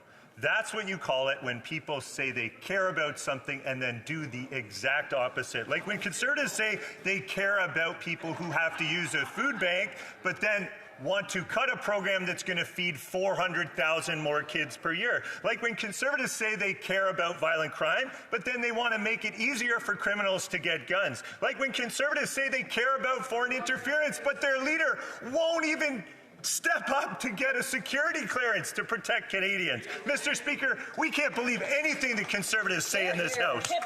The Honourable Member for Portage-Lisgar. After 9 years, it's clear this NDP Liberal government is simply not worth the cost. Food Banks Canada now states that the need for their services is spiralling out of control. In Manitoba, food bank usage has increased 122% since the pandemic, with over 50,000 people relying on them each month. The CEO of Harvest Manitoba says that this is absolutely unprecedented. Yet the NDP Liberal government's plans to raise the cost of food further by quadrupling the carbon tax. So when will the Prime Minister simply end the pain and let Canadians vote in a carbon tax election? Great question. The Honourable Parliamentary Secretary to the Minister of Environment.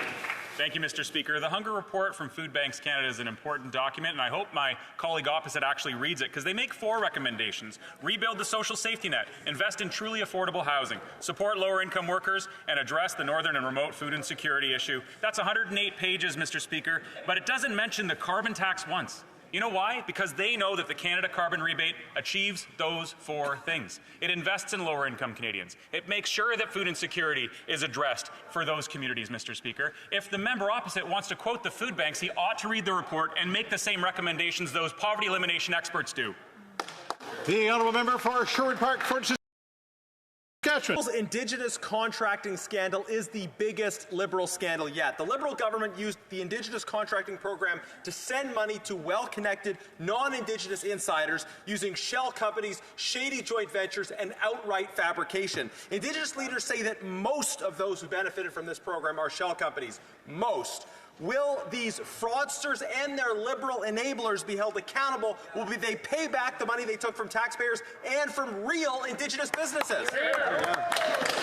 The Honourable Parliamentary Secretary to the Minister of Women and Gender Equality. Thank you, Mr. Speaker. You know, Indigenous partners have been absolutely clear on this point. Indigenous procurement programs have been essential to supporting Indigenous businesses and entrepreneurs and creating jobs at Indigenous-led businesses. And initial reports show that the government is exceeding the 5% targets. And we are already speaking with First Nation, Inuit, and Métis partners and business leaders and financial institutions to figure out what's working, what's not working, and how we can make it even better. The Honourable Member for Bonavista, Buren Trinity. Mr. Speaker, 1 million Canadians, let me repeat that, 1 million Canadians are not receiving care under the Canadian Dental Care Plan. This plan is changing the lives of Canadians and helping them get access to the dental care they need. Conservatives voted against this.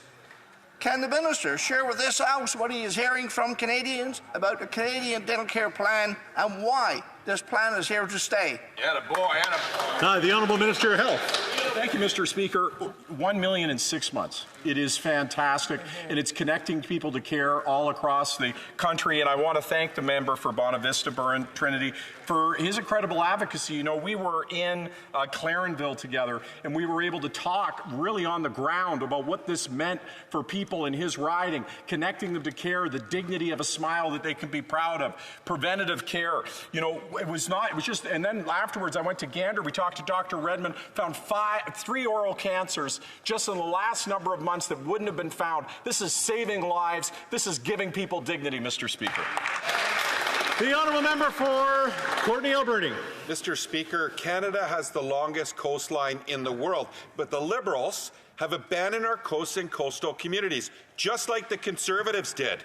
Recently, the Liberals cut the Ghost and Derelict Fishing Gear Cleanup Fund, closed lighthouses, cut funding to deal with invasive green crab, and are still allowing a massive ship to be dismantled in a sensitive ecosystem. And this is only a snapshot of all their failures for coastal communities. When is this minister going to stop letting coastal communities down? The Honourable Parliamentary Secretary to the Minister, DFO.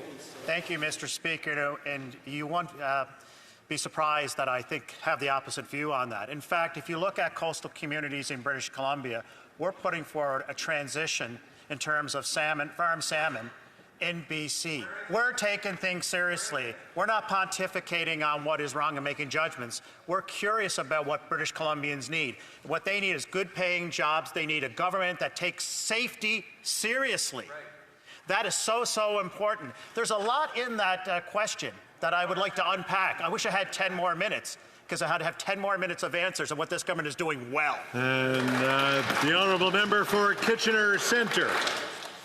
Mr. Speaker, last fall, this government gave an HST exemption to for-profit developers of rental units to help address the housing crisis, but left out non-profit, affordable homeownership builders like Habitat for Humanity.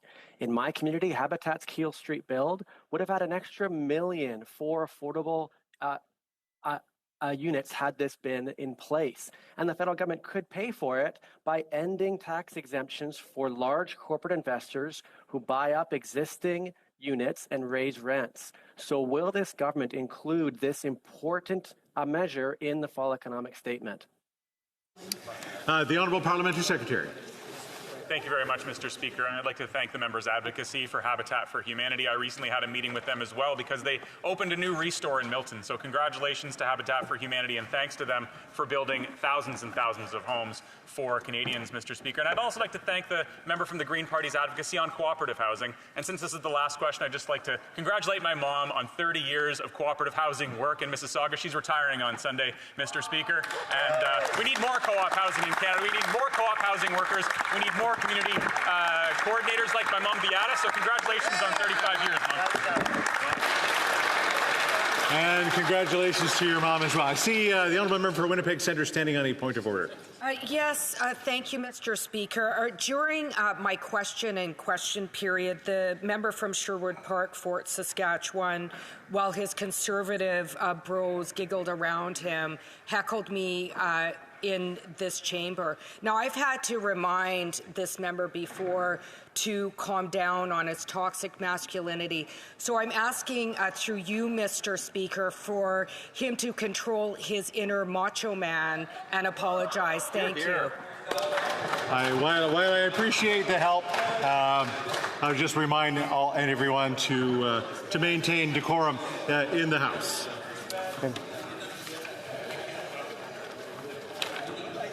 Daily routine of business, affaires courantes ordinaires. Dépôt de documents. L'honorable député. Tabling of documents. The honourable member from Langeais-Charlemont. Monsieur le Président. Mr. Speaker, pursuant to paragraph 38.6 of the standing order, I have the honour to table in both official languages the responses to the government to 6 petitions. These documents will be digitally tabled. Tabled. Introduction of government bills. Statements by ministers. Rapport de délégation interparlementaire. Interparliamentary delegation reports. Committee reports. The Honourable Member from Louis-Hébert. Thank you, Mr. Speaker. I have the honour to present in both official languages the report from the Standing Committee of Industry and Technology called Non-Competitive Behaviour in the Digital World in Canada. Presenting reports to committees? No. Introduction of private members' bills. Première lecture de projet de loi intérêt public. First reading of Senate private members' bills. Présentation de pétition. L'honorable Petitions. Calgary. The Honourable Member from Calgary-Shepherd. Glad I caught your eye again. I have 3 petitions to table today. The first petition is on medical assistance in dying or euthanasia from constituents in my riding. They're asking for the Government of Canada to again stop the expansion of medical assistance in dying or euthanasia to those with only underlying condition being mental illness. The second petition, again, is from folks in my riding from Stampede Time, so I'm tabling it a little late on their behalf. They're asking again for the House to hold another non-confidence vote, and should that vote be successful, to hold an election within 45 days. And finally, the third petition is drawing attention of the House to the continued practice by the CCP to persecute Falun Gong practitioners with transnational repression, including in Canada. They're drawing the attention of the House to the fact that the European Parliament passed a resolution condemning the organ harvesting abuses in the PRC and calls on the government of China to end immediately the practices of harvesting organs from prisoners of conscience. I'll also draw the attention of the House to the fact that there is a Canadian, Zhao Li, who is also targeted by the CCP with continued repression. So they're asking the Canadian Parliament to do the following: pass a resolution to establish measures to stop the CCP regime's crime of systematically murdering Falun Gong practitioners for their organs, amend Canadian legislation to combat forced organ harvesting, and finally publicly call for an end to the persecution of Falun Gong in the People's Republic of China. Thank you, Speaker. Presenting petitions, the honourable member for Vancouver East. Thank you very much, Mr. Speaker. I'm pleased to table the petition from a group of concerned citizens who raises the issue related to foreign interference and as well as the plight of Hong Kongers in Canada.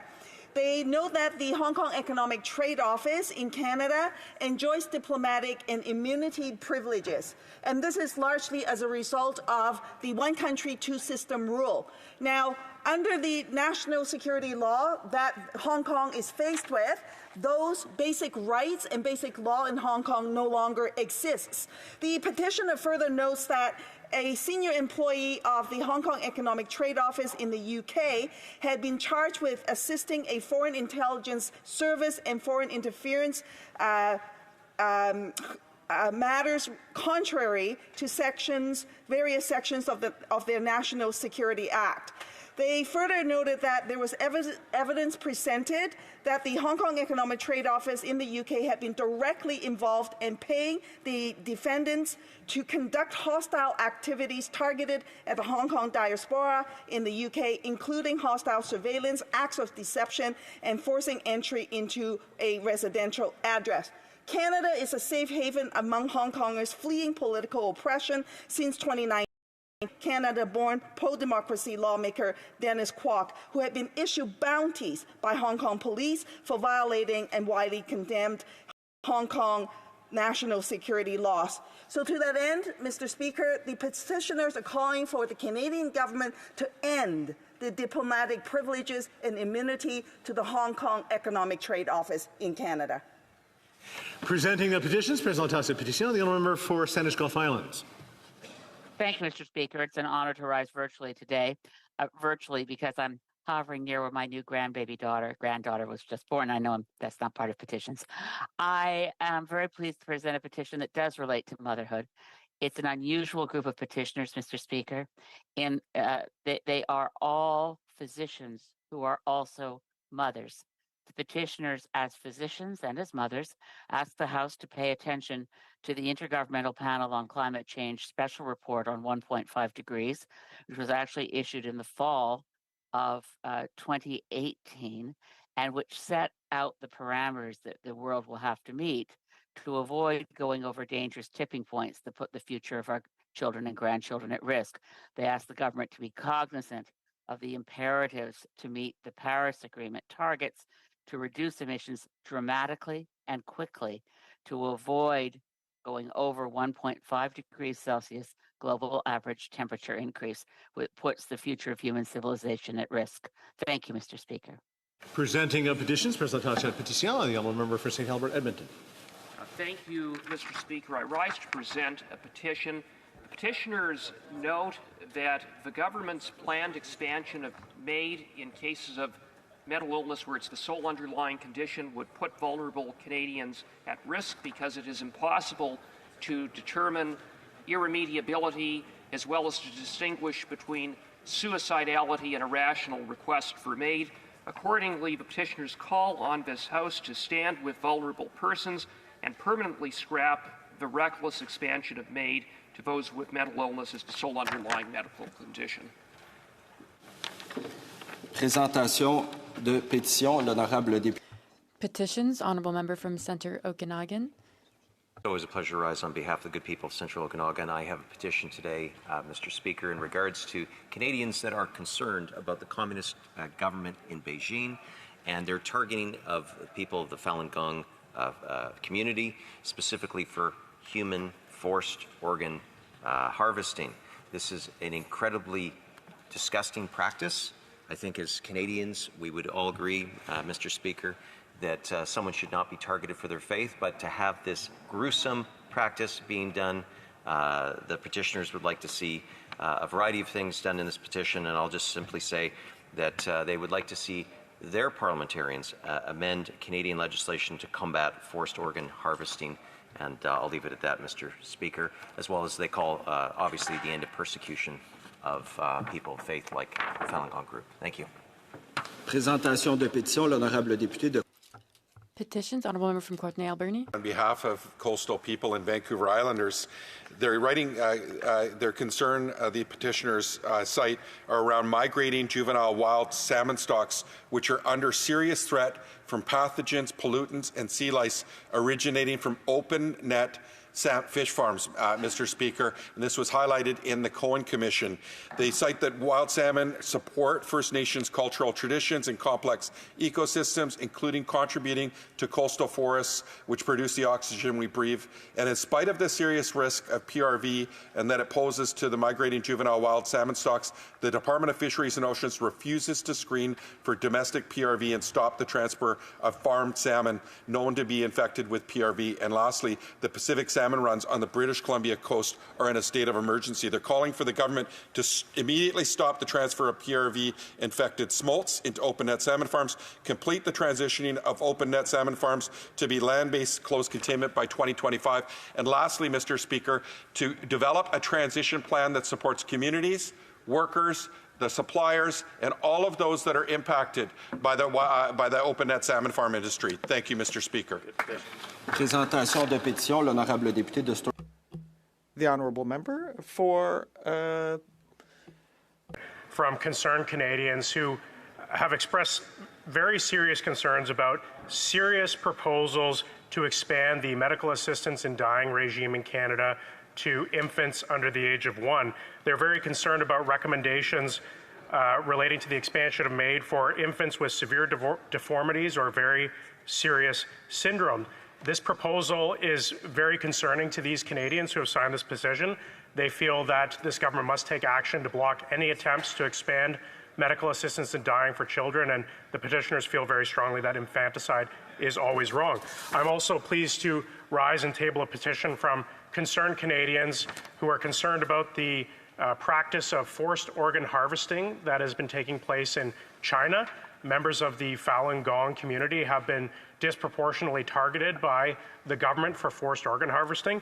Petitioners are calling on the Canadian Parliament to pass a resolution to establish measures to stop the Chinese government's regime's crime of systematically murdering Falun Gong practitioners for their organs.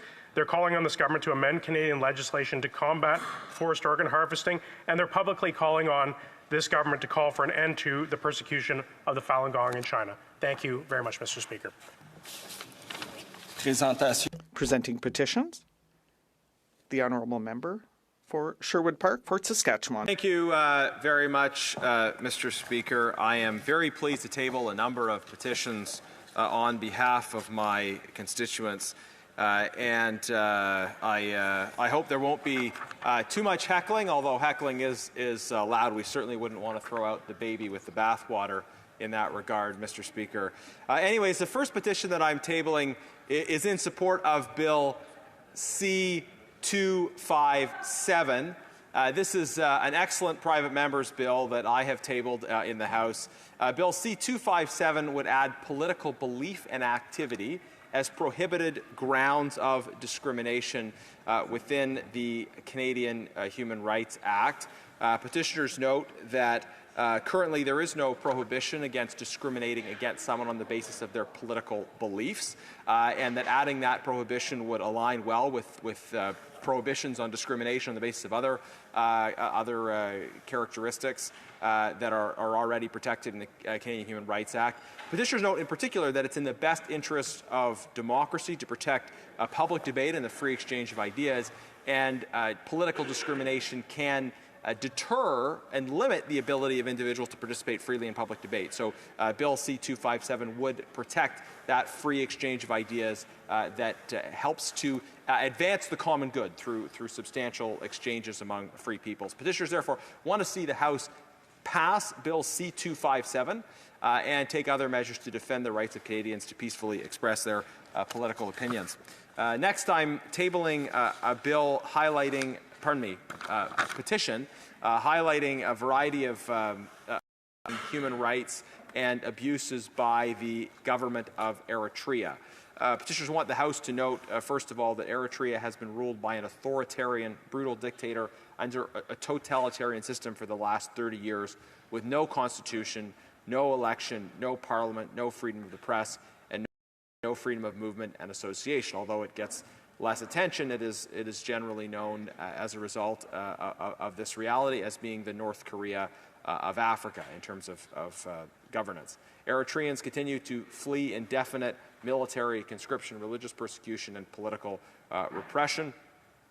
And Eritreans who have sought asylum around the world, including here in Canada, continue to be concerned about foreign interference, about how the Eritrean government, through their embassies, try to undermine the human rights of those who have fled and interfere in the affairs of other sovereign countries. And various instances of this are highlighted in the petition.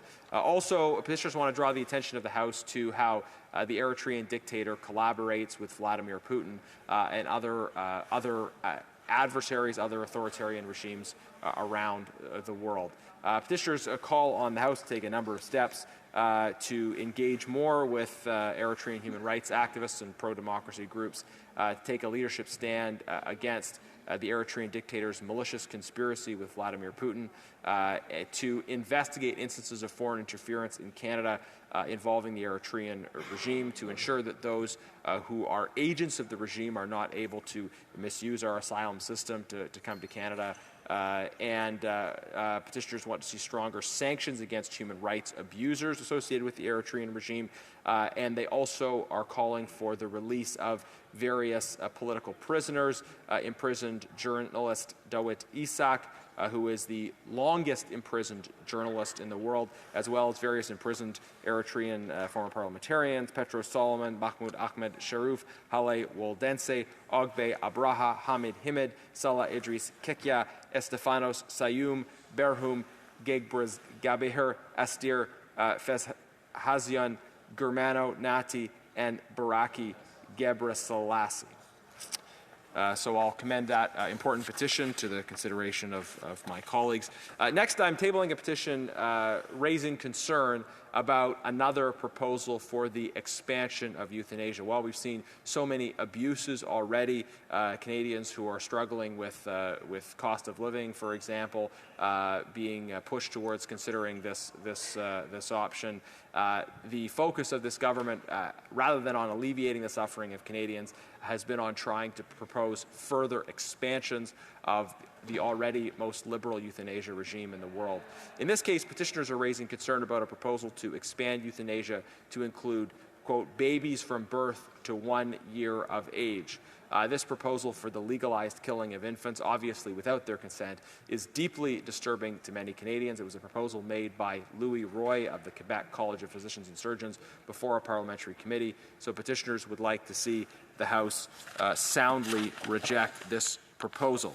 Mr. Speaker, in the time I have left, I'll table one more petition highlighting the persecution of Falun Gong practitioners. Petitioners are very concerned about how Falun Gong practitioners face a decades-long campaign of violence by the CCP in China. That campaign of violence has included various forms of persecution, including forced organ harvesting And those who have signed this petition would like to see the House take stronger measures to combat the persecution of Falun Gong practitioners in the People's Republic of China and to seek the release of various political prisoners currently imprisoned, especially those with close connections to Canada. Thank you, Mr. Speaker. La période pour la présentation de pétitions. The time provided for petitions being expired, I will recognize the Honourable Parliamentary Secretary to the President of the King's Privy Council for Canada. The following questions will be answered today, 2950 and 2956. Furthermore, Mr. Speaker, if the government's responses to questions number 2,947 to 2,949, 2,951 to 2,955, and 2,957 to 2,962 could be made orders for return. These returns would be tabled in an electronic format immediately. Is it the pleasure of the House to adopt this motion and that these documents be tabled? Oui, ainsi. Therefore, agreed and ordered, the Honourable Parliamentary Secretary. Finally, Mr. Speaker, I would suggest questions be allowed to stand. I would like to inform the House that the volume of the earpieces will now be reset. Ordre du jour. Orders of the day. Ordre du jour, privilège, reprise. Orders of the day, privilege, concerning the failure to produce documents pertaining to SDTC and on the sub-amendment of Mr. Muiz. Resuming debate. Point of order, the Honourable Member. Nous allons vérifier. We will check that there is quorum in the House.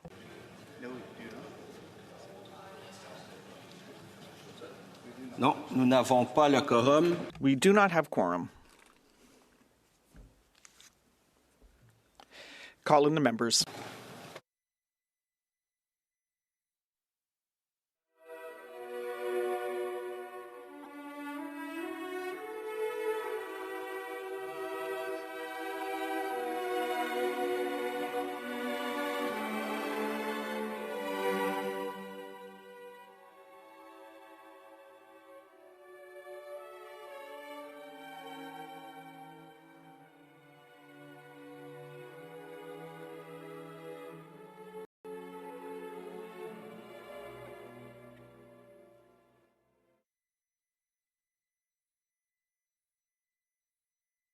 Le quorum étant maintenant The quorum has now been observed, and therefore we will return to orders of the day.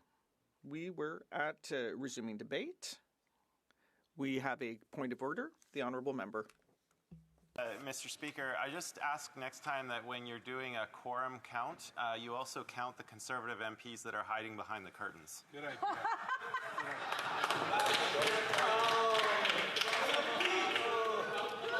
Donc, je vais vous demander un peu de Order in this House, please. We were at the resumption of debate, and I recognize the Honourable Member for... Bon, je demanderai un peu de Order, please. Order in the House. De chaque côté. On both sides. J'aurais pas envie. I would not like to have to name members in this House because we are unable to proceed. We have a point of order from the Honourable Member for Winnipeg Centre. Winnipeg Centre. Thank you, Mr. Speaker. This is the second occasion where I've seen the member from Leeds, Thousand Islands, Rideau Lakes. He's heckling me right now. If I threatened physical violence against members. Last week, I think it was 2 weeks ago, he was doing this to a woman, the member from Edmonton, Strathcona, and now he's doing it to Liberal members across the way. I just want to remind him through you, as he heckles me in the House, that this isn't the WWE, that we're in the Chamber of Commons, the House of Commons. And that he should show a little bit more respect and refrain from his violent behavior. Je le reconnais tout. On the main topic, the honourable member. Point of order. Not only is that absolutely false, I've never threatened anyone with violence in this place, number one. Number two, in this instance, the member for Glengarry Prescott Russell did make a homophobic comment in this House mere minutes ago, and I encouraged him, in raising my hands, to stand up and make the same comment again. Now, should the NDP members be okay with that type of conduct in here? Well, I'll leave that to their own conscience and for them to explain that to their constituents. I can tell you that I find it reprehensible and unacceptable. And again, that member should withdraw and apologize, because the claim that she made is unsubstantiated. It's not been captured and answered, and it certainly hasn't been something that's been adjudicated on by the chair. So, Mr. Chair, I would ask that you invite that member to apologize for saying something that is demonstrably not true. Is the member rising on the same topic?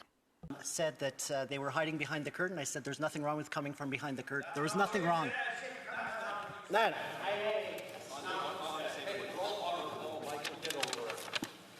Sur le même sujet, l'honorable député.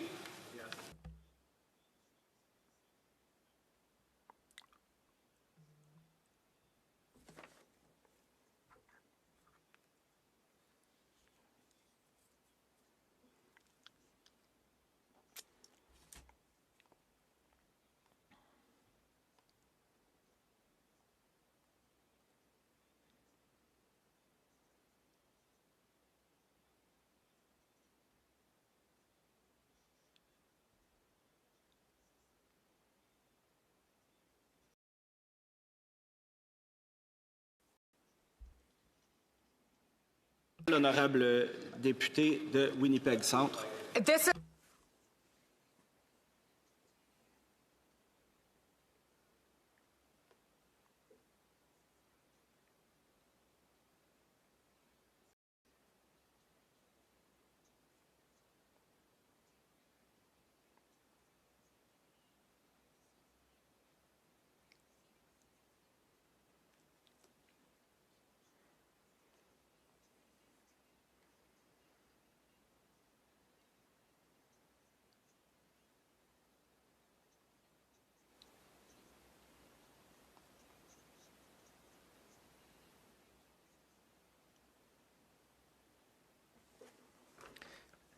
Same point of order. The honourable member. Back to the accusations about what I allegedly said during question period. As I recall, I honestly wasn't even paying attention to her question during question period. But the point is, holding your arms out is not an act of violence. And this member is repeatedly using unparliamentary language in the House. One cannot say in the House the things this member has said. This member thinks that she can get away with ignoring the rules. And I think it's important that there be one standard of adherence to parliamentary rules. The name-calling, the insults are unparliamentary, and this member needs to be brought to order. On the same point of order, the honourable member. Happy Friday, Mr. Speaker. I would just ask perhaps that we could have peace and unity in this place and carry on with debate. Thank you. I'd like to thank the honourable member and all the members in this House for the point of order. Obviously, I would like to remind members of the importance of having order and decorum in this House and constructive debate.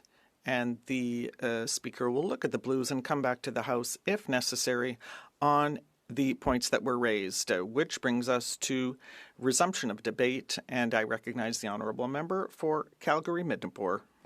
Merci beaucoup, Monsieur le Thank you very much, Mr. Speaker. It's always a pleasure to rise in this House, to be the voice for the citizens of Calgary-Midnapore. So it will be the second time today. It's the second time today that I'll be speaking on this matter of privilege. I have already spoken on this, but this time I'm going to speak a little bit more in French because the last time I mostly spoke in English. And So I will share a few words in French with my colleagues, given that I can do so.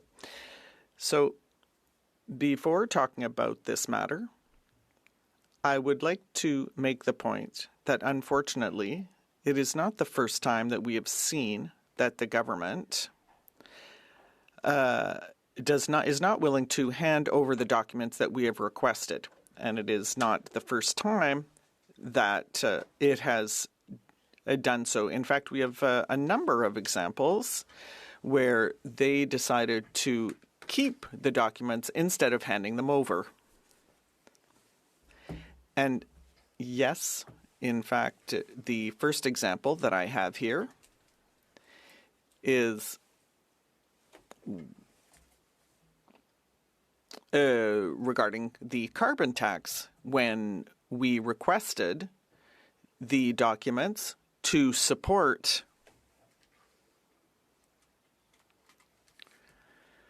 the documents from the PBO, because he said it is more expensive for Canadians to have the carbon tax in place rather than receiving carbon rebates. And so we requested those documents, but unfortunately, once again, the government refused to hand them over. And so that was an unfortunate situation. The second case where we did not receive the documents from the government was when we were discussing foreign interference. And with that situation, well, this is a similar situation now, where we on this side of the House wanted the names that appeared in the foreign interference report. But unfortunately, the Prime Minister decided that he did not want to give us the documents once again. And even though we asked for these names several times in this House, they decided that they would not want to hand the documents over. They simply wanted to give the information that they thought was the right information. And when our leader, the member for Carleton, obviously he cannot talk about this matter because he does not have the documents that he needs to do so. So that was another situation. So once again, we didn't receive the documents we need. And what about ArriveCan? There was another situation where we asked for documents. This time, documents on ArriveCan. We eventually got some documents and we heard some witnesses. Mr. Christian Firth, that witness, decided not to cooperate with our committee, the Government Operations Committee. For that reason, he was called to the bar of the House. And certainly, Mr. Firth was causing problems, but so was this government. They simply decided not to hand over the documents.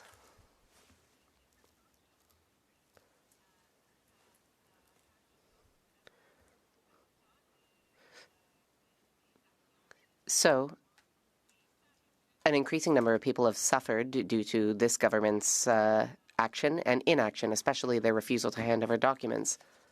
Yes, Christian Firth did something wrong.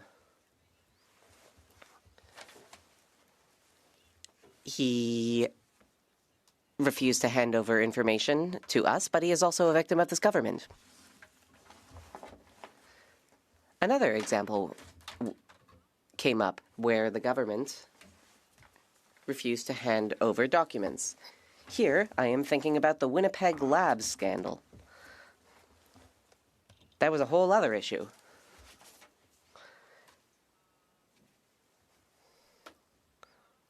And on that occasion as well, we did not receive information and documents about two scientists. And once again,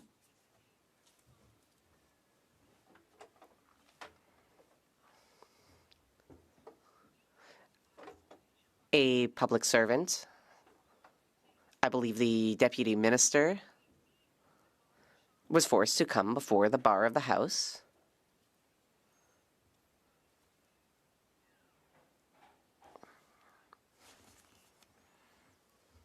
and receive a punishment, an admonishment from the House. So there was a whole other situation. And what do all of these situations have in common, Mr. Speaker?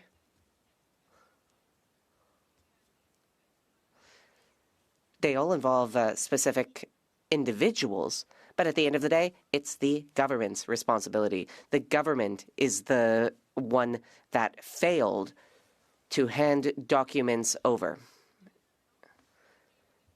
Yet another example, Mr. Speaker. We can talk about the We Charity scandal. We called for documents on We Charity, and what happened was really interesting. In the other scandals I mentioned,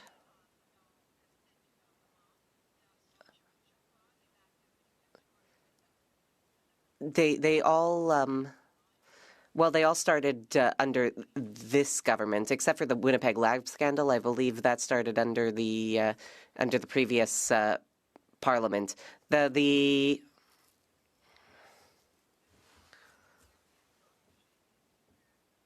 Liberals have, of course, been in power for 3 parliaments.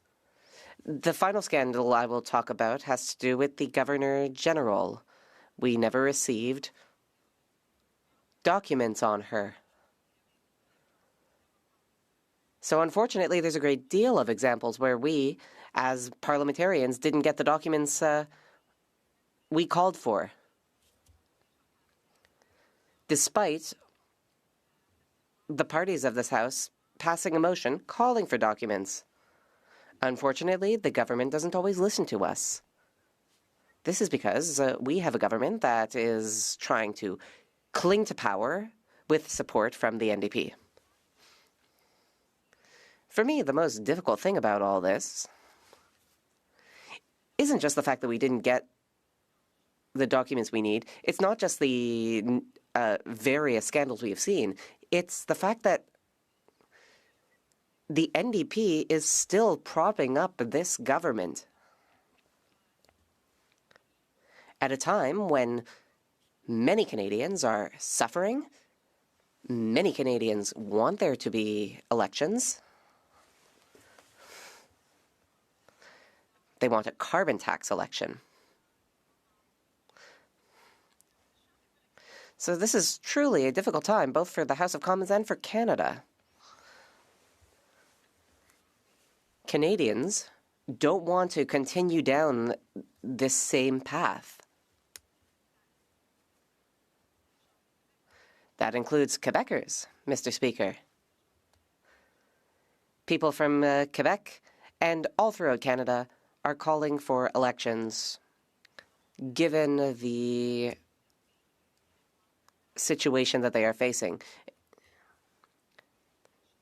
This includes the fact that Quebecers and Canadians are increasingly unable to afford food because the cost of food is much too high. It's leading to hunger. We've heard many sad stories here in this House about how people are unable to buy food because of high costs under this government. And another thing, what about young people who want to buy their first home? They are increasingly unable to afford to do so. Why? Because the costs of housing are much too high these days. People are unable to pay their mortgage. Mortgage payments are through the roof these days.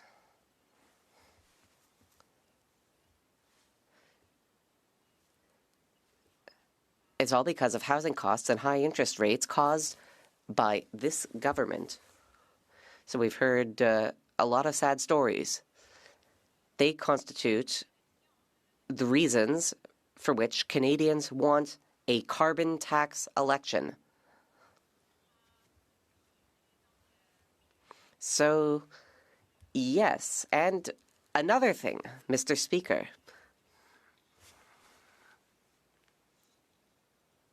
This has to do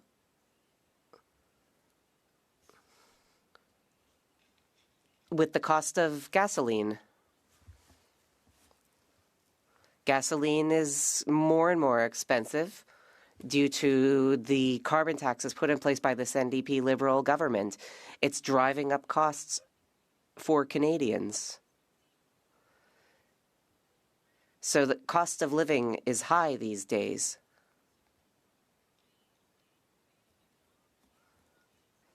The government talks about the high cost of living, but it's in fact their fault.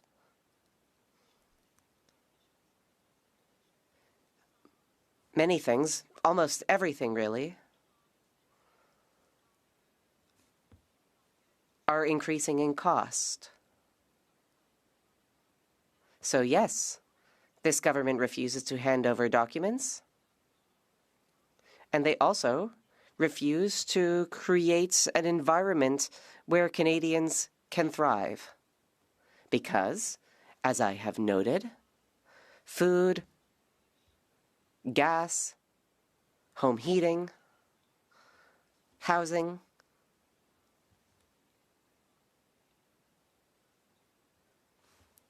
everything is expensive under these Liberals. But unfortunately, Mr. Speaker, the economy isn't the only thing that this government is mismanaging. I have a number of other examples of things that the government is failing to get a handle on. This includes passports. In fact, we are facing a situation involving the government House Leader who can't seem to handle the creation of passports. That's something truly unfortunate, because during the pandemic, there were many Canadians who wanted to travel and who couldn't travel because they couldn't get their hands on passports. So that's another example of how this government is inept. We have seen the same thing with forest management, Mr. Speaker. The wildfires in Jasper were a tragedy. But why were they so severe? Because the government decided to ignore scientists speaking about the threat of a severe fire in Jasper. For that very reason, unfortunately, we had terrible fires. And again, it was the fault of this government. This government's fault. So yes, and then there was another situation, because the former transport minister said that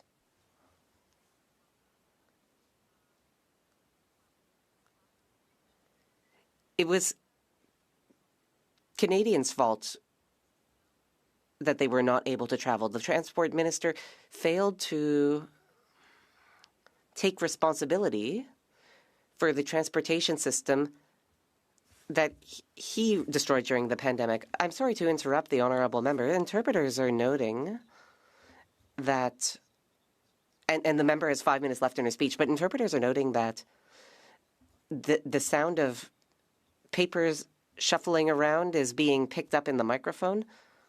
I wonder if your binder is actually touching the mic. I hope that you will be able to get rid of this noise. Yes, it's probably that piece of paper there.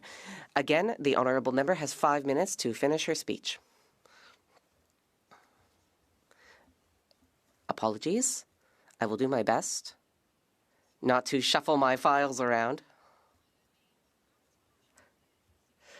Unfortunately, I need a lot of files on the table because there are so many examples of where the government let Canadians down. So I will continue. The next example that I have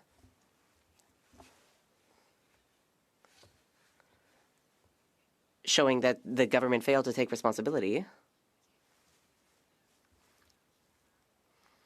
was the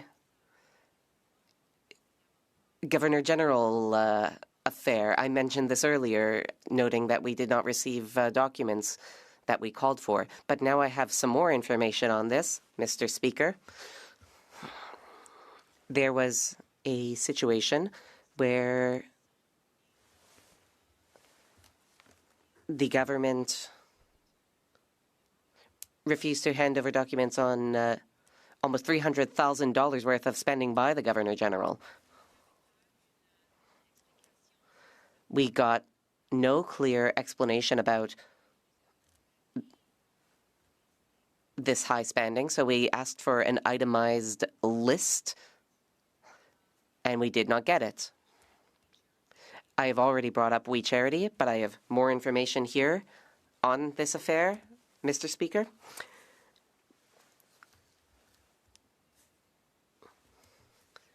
There were lots of redactions.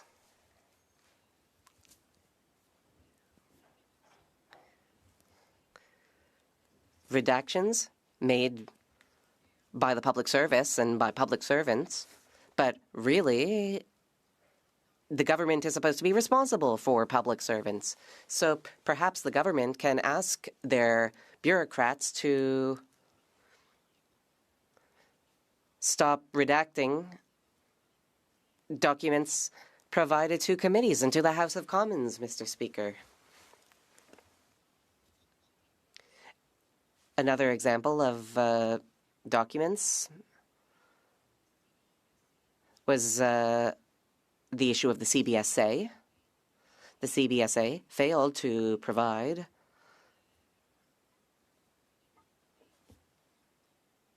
documents regarding the costs of external contractors. That is another important example. It's important for us to have accurate information so that we can review government spending and determine whether there are issues with spending processes or whether there's some other issue going on. So for this reason, it is very important for us to get our hands on the documents. And another example, one I have already brought up, is the issue of foreign interference. The article I am looking at says that the Liberals decided not to hand over 1,000 plus documents. That's a lot of documents. And lastly, there's the carbon tax. The Liberals refused to hand over an analysis of the economic impacts of the carbon tax. What is more, they refuse to explain why they are retaining these documents. A perfect time to conclude my speech, but I'll give a summary. We have seen on numerous occasions that the government refuses to share information with the House. They refuse to share information with us in the Conservative Party. And I think it is very important for the House to receive the documents we have asked for so that Canadians can have access to the documents, so that we can have our hands on the documents and go through them in order to determine faults where they exist. And also so we can figure out ways to improve our systems and our processes. But unfortunately, Mr. Speaker, I think it goes beyond that. I think the government is being actively malicious.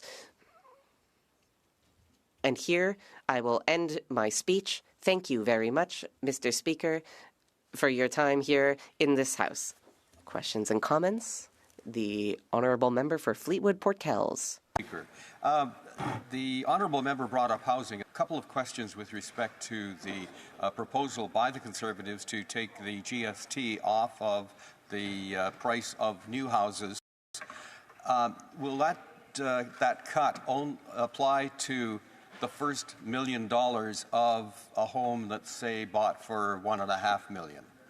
And secondly, will that tax break apply to people who are buying a property as an investment? The Honourable Member for Calgary-Midnapore. To the Honourable Member for that question. I will say that I just think the fact that the Leader of the Official Opposition has decided to take action and to make this important policy announcement. In fact, it's been called the most significant housing policy in the last 2 decades.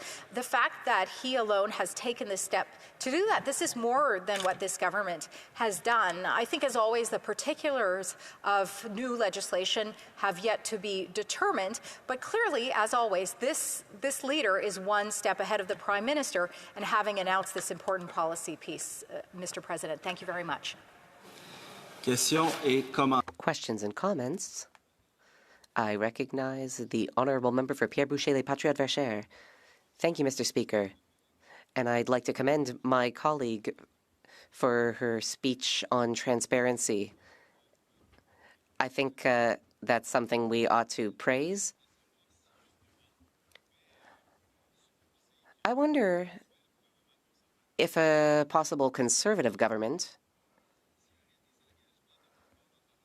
would commit to greater transparency and more accountability from the federal government, because in the Harper years, this was not the case. The Honourable Member. I'd like to thank my colleague for his question. Yes, I think it is the goal of any government. It should be the goal of the next Conservative government, and also the goal of our leader. We want to have greater transparency. Certainly, more can always be done by a party or a government or a party leader, but I believe that transparency is truly a priority for the member for Carleton, and I hope we can see a more transparent Quebec and Canada under a Conservative government.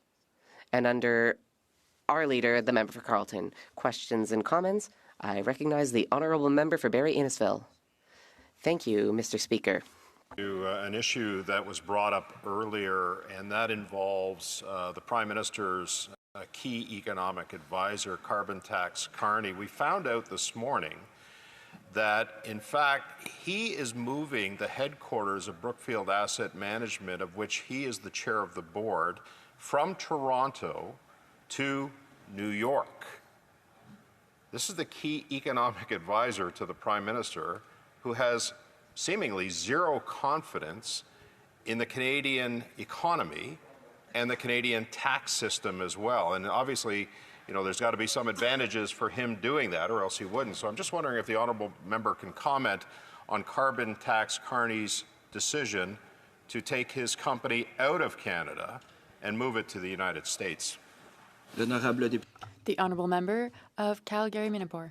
Mr. President, and to my colleague for this question, and I enjoy our French exchanges, but I will respond in English this time. I think this is a disturbing trend that we're seeing beyond Carbon Tax Carney, conflict of interest Carney, is just the lack of not only foreign investment in Canada, but also the fleeing of dollars out of Canada. And I think that this is another example. Another example I would cite, Mr. President, is just the brain drain. I believe Canadians, Quebecers, they want to stay in Canada. They want to stay in their home province of Quebec and work, but it's getting more difficult because this is a government that does not support business, that does not support good jobs, and in fact works with individuals who are defying conflict of interest laws, to help them leave the country. So this unfortunately is a trend that we're seeing in this case of an individual who has broken conflict of interest laws, but outside of that, investment leaving Canada, young people leaving Canada. We need to keep business and jobs here in Canada, Mr. Speaker. Questions et commentaires. Questions and comments, the Honourable Member from Courtenay-Alberni.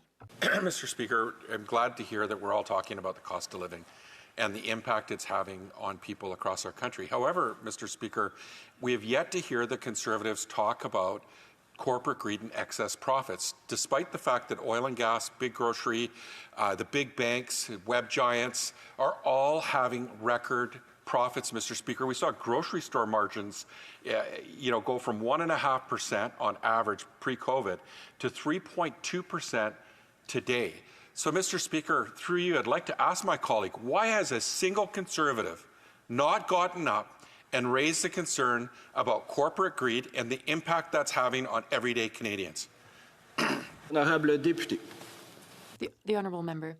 Thank you. Colleague, for the question. I will always support business. I will always support small business coming from a small business family. That's something I doesn't do, as we saw with their attempt to implement those tax changes as far back as 2017. But I think a really important point here is, before we even talk about business, let's talk about the waste of money in government procurement. My goodness, if there is a place start Canadians so that they have to pay less taxes and have a more affordable life and a better cost of living, that would be with procurement on the government side. I'm very proud to be on the Government Operations Committee and to do that good work. The individual who asked the question is a previous member of this committee as well that looks into that waste. So certainly, while I hear his concern, I will always stand for business, small business in particular, Mr. Speaker. And I'd say let's continue our good work on the Operations Committee, and if we want to continue that good work further, let's bring down this government so we can have a carbon tax election. But let's look for the waste in government first, Mr. Speaker. Thank you very much. Questions et commentaires. Questions and comments. The Honourable Parliamentary Secretary and Minister of Civil Protection. Mr. Speaker, and I just want to pick up on the last comment by the member opposite. She was talking about procurement and making sure that Canadian taxpayers' money is being used efficiently. And yet we brought forward legislation for pharmacare that would reduce the cost of medications, especially with respect to reproductive medications and medications for diabetes, and yet the Conservatives voted against that. This is a program that would allow Canadians to be able to have access to medication, but also to be able, for the Government of Canada to be able to bulk buy. Would she not agree that would that be not something that would normally be something that they would have supported? Honorable Deputy. The honourable member. For the question, I believe that two things. One, programs are excellent if you can figure out how to fund them. And this government just is incapable of even funding the programs which they put forward to Canadians, a $42 billion deficit this year alone, Mr. Speaker. So you really must think about how you are going to fund something before you present it and you implement it. And this has been a fault of this government, unfortunately. And with the NDP propping up this government, it continues to be a problem. So I think it's very, very important that you sincerely consider how you're going to fund these things. But the greatest thing you can give Canadians, Mr. Speaker, is a lower cost of living through less government expenditure, which will lead to tax breaks. And that is what a government will do under our leader, the Leader for Carleton. And we can't wait to do that for Canadians, Mr. Speaker. Thank you very much. On a le temps pour une brève. We have the time for a brief 30-second question. The honourable member from Central Okanagan. Mr. Speaker, the Member of Parliament for Courtenay Alberni mentioned corporations that not operating with Canadians in mind. I raised in my intervention previously how the Liberals, through their process, gave funds through SDTC to companies that were not eligible to receive it. My constituents that were found ineligible for CERB had to pay it back. Does this member believe that they should pay it back? L'honorable député en 20. The honourable member, 25 seconds. Thank you very much, Mr. Speaker, for the question. I just want to recognize that I had the honor of serving with the member who posed the question on the Human Resources Committee during the pandemic, and I think that was a very special time as we worked together to find solutions for Canadians, and perhaps we can expand upon that answer in the future. Thank you very much, Mr. President. Merci beaucoup, Monsieur le Président. Thank you very much, Mr. Speaker. Resuming debate. The honourable member for Bellechasse-Léger-Chemin-Lévis. Thank you very much, Mr. Speaker. It's always an honour to rise in this House because when we do so, we do it, of course, on behalf of all Canadians and particularly for all those who put their trust in us and asked us to represent them here at the House of Commons. It's always an honour. And I can't speak here without speaking to the amazing performance of my colleague from Calgary, Minapore, who shared an amazing speech entirely in French. With my Francophone colleagues, we were just saying earlier how much we appreciate that and we commend her for that French speech.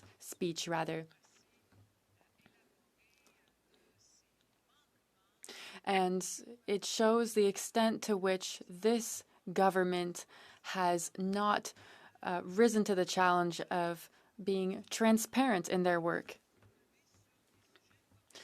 So when I have to rise to speak to this type of topic, Mr. Speaker, it's unfortunate because it doesn't share the image that we'd like to share for our Parliament and for MPs that are here to represent Canadians and to manage affairs for our constituents and manage taxpayer money, which is quite important. So what are we dealing with here, really, Mr. Speaker? I think it's important to get ourselves into context of what's going on in Ottawa. We're talking about a green fund, which is the Sustainable Development Technology Canada Fund, or the SDTC fund. What is this fund? Well, hundreds of thousands of dollars of investments have been put in there, and it's totaled to billions of dollars in total. So into this green fund that is supposed to support the development of sustainable technology. Technology that will help us to deal with climate change. Everyone knows we are in a climate crisis. We don't all necessarily agree on the means in which we manage this crisis.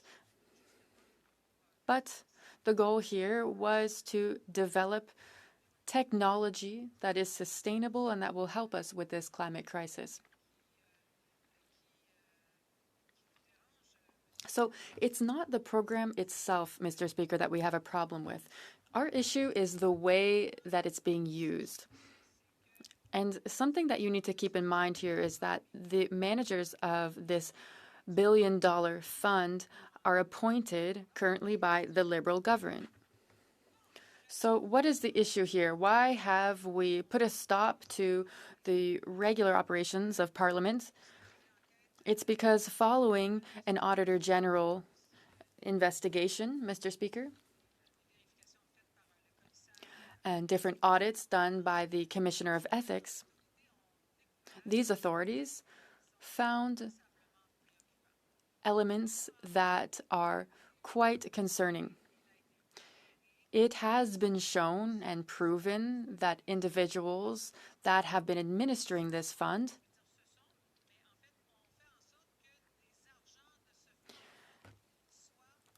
permitted funds to be allocated to their own companies.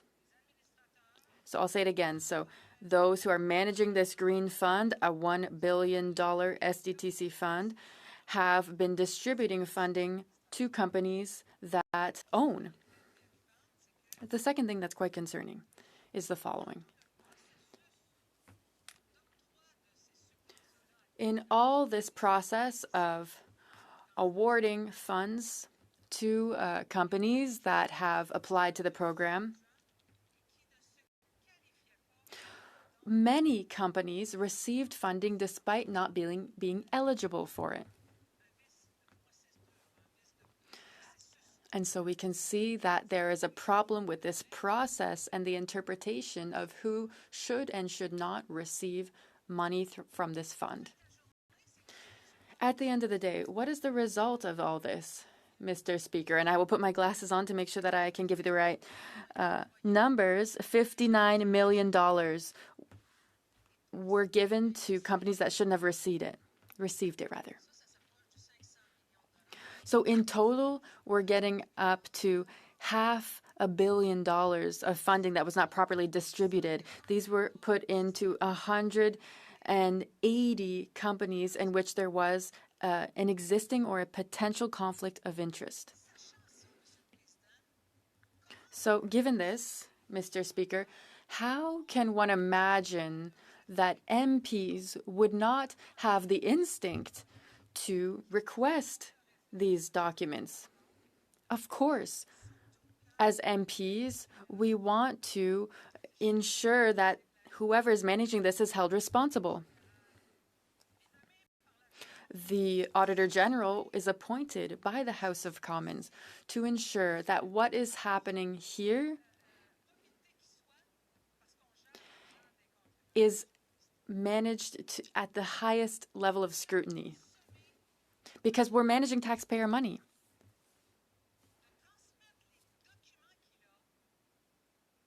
So these documents need to be given to the RCMP for their investigation. I think that the Commissioner of Ethics would be in agreement with this statement. But what actually happened? Well, they did exactly what my colleague described earlier. They said, that's not possible. We will not be providing these documents to the House.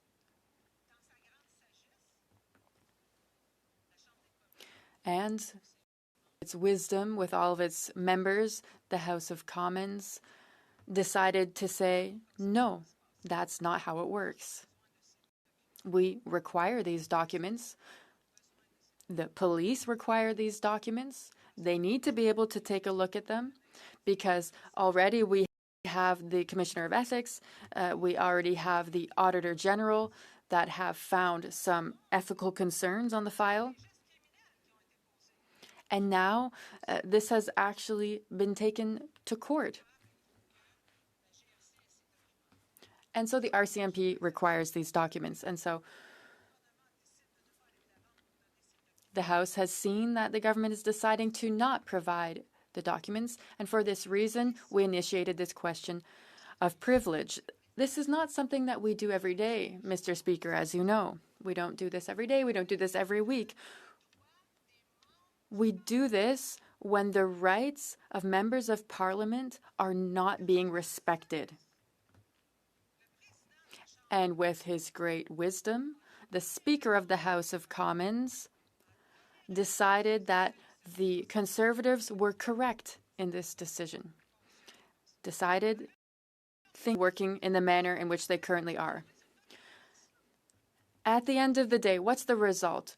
Well, we're not able to do our regular proceedings here at the House. We're not able to study the bills that we should be studying. We're not able to table motions. The government is paralyzed because of this question of privilege that we have raised, which is a priority, and thankfully so, because we're doing it to advocate for something that has been largely supported by the Speaker of the House of Commons. All that's missing here today is the goodwill of the Liberal government to say, you're right. We're going to provide the documents, provide them to those who require them, and we're going to do our job.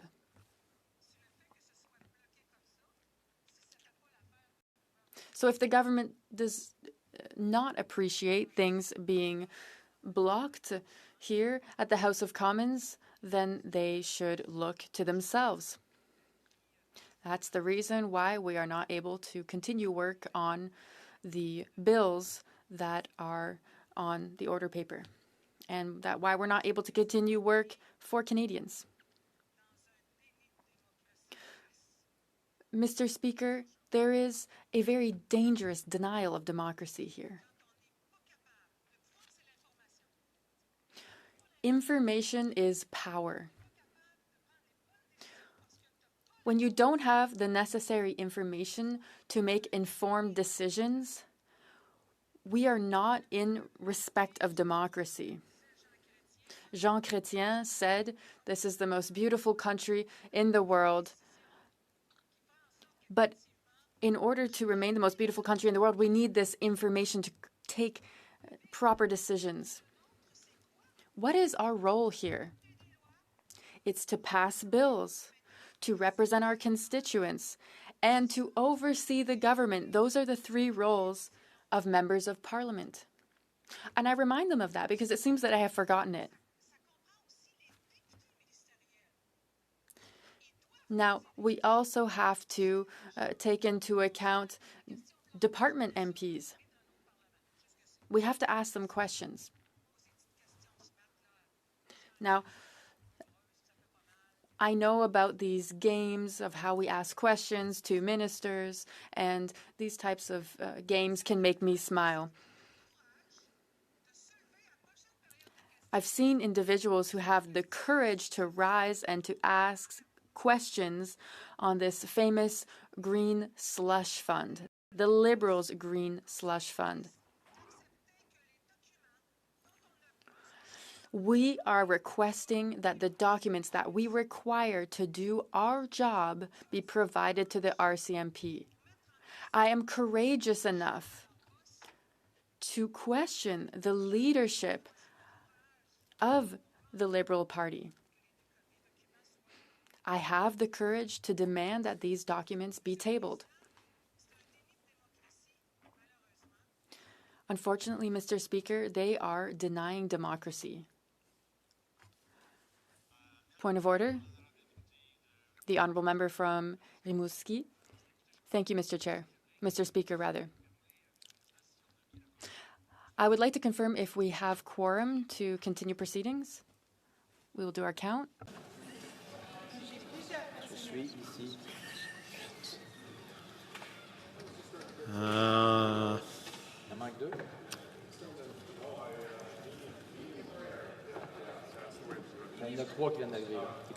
OK. On a quorum maintenant. L'honorable député de Bellechasse. We have quorum, the honourable member from Bellechasse, Les Etchemins, Lévis. The Liberals seem to be coming back now. You missed a lot. I was talking about how one of our roles as MPs is to oversee the work of the government. How is it that some MPs don't have the courage to request the accountability of the Liberal government pertaining to this green slush fund? And why is it that they have not provided the documents that have been requested by the House of Commons to the RCMP? I'm explaining why the House of Commons is paralyzed by this question of privilege. Mr. Speaker, the most foundational principle here to protect ourselves would be to require that those who were administering this billion-dollar slush fund to not authorize funding to go to their own companies. This is foundational, simple. And it seems that, how is it possible that no one noticed that things weren't working properly? So this was linked to 180 actual cases of conflict of interest. So how could it be that there was not one single person in the organization who wondered whether this was right or not? Because that means that it's systematic, and that's not good. On the Liberal side, Mr. Speaker, it's scandal after scandal after scandal. Whether it be caught by the Auditor General, who audits things that are going on at the highest levels. For the Ethics Commissioner, once again, scandals arrive hand over fist. The 24 members who challenge the leadership of their own Prime Minister, could they just have one little bit more courage and ask that Cabinet be accountable as well? What effect does this have? Unfortunately, it undermines the trust of Canadians in its institutions that are at the highest levels. I'm talking about people, Canadians who get up every day. They wake up, they go to work, they take their car, they take the bus, they have to pay the carbon tax, they have to pay for groceries, and the costs are going up and up. So these people work hard, and all of a sudden they see on the news day after day that there are some cronies of the Liberal government who put money in their own pockets, who dip into their own trust fund. So how do you think Canadians watching us, how do you think that they feel about this? Well, we on the Conservative side, we don't accept that. Transparency is the very underpinning of our democracy. Because otherwise, the whole thing is just a sham. It's simply whims. And I don't want to stand in a parliament where Canadians and Quebecers' rights are flouted, where they're trampled, and where the government doesn't care. It turns a blind eye. It sends redacted documents to the House. So will they finally stop laughing at us? What do they think we are? Do they take us for fools? They're taking the members of this House for fools. So, Mr. Speaker, for us on this side of the House, we cannot compromise on transparency. People watching us today, they must wonder why, there is so much cynicism. They must judge us very harshly because people are cynical about our democratic institutions. They're discouraged. They don't believe in parliamentarians because they've seen too many Liberal scandals over the past 9 years, Mr. Speaker. They're completely disengaged. We have an expression in Quebec, and I don't know what the interpreter will do with it in English, but it means managing things like a good parent would.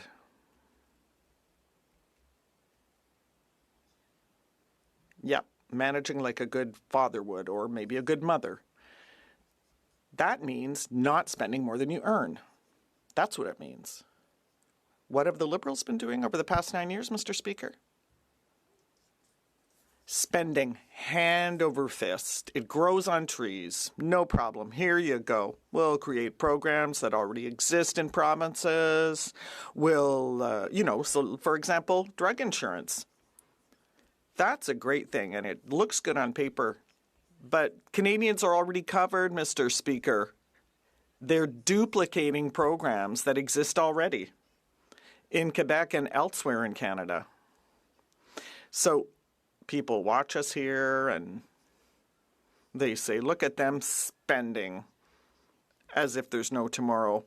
They say, they can't even be bothered to table a balanced budget. You, Mr. Speaker, if you go and ask for a loan from a bank, you have to have a good record. You have to have paid your debts. You have to have paid off your credit card. You can't spend more than you earn. That's what that means if you want a loan. But that's not what happens here. That's not what's been happening over the past 9 years. And it's too bad my time is running out because I have so many things to say, but I'm going to add something. Housing, Mr. Speaker. The cost of housing has doubled. People simply cannot buy a home. They have nowhere to live. We received a plan in Quebec. There are 3 million Quebecers who have to turn to food banks. That is unheard of, Mr. Speaker. Unheard of. People don't have enough money to pay for rent or buy a house. And when they do find a place to live, then they don't have money for food. They can't afford to put food on their table. So because they're not able to do that, because they're so strapped for cash, because housing is so expensive, they have to turn to food banks. And food banks are running out of food, Mr. Speaker, so I'm going to wrap up on this. I urge the government to hand over the documents, to do the right thing, and to hand them over to the RCMP. Questions and comments. The Honourable Parliamentary Secretary to the King's Privy Council. Thank you, Mr. Speaker. And I'd like to thank my colleague for her very passionate speech. She talked about the carbon tax, but I have asked the question, when Quebec put forward its climate change plan, what is her position now? Because Quebec has its own system. It works very well. But she mentioned the carbon tax that does not actually apply to Quebec. The Honourable Member for Bellechasse-les-Etchemins-Lévis. I'm stuck, Mr. Speaker. Sorry.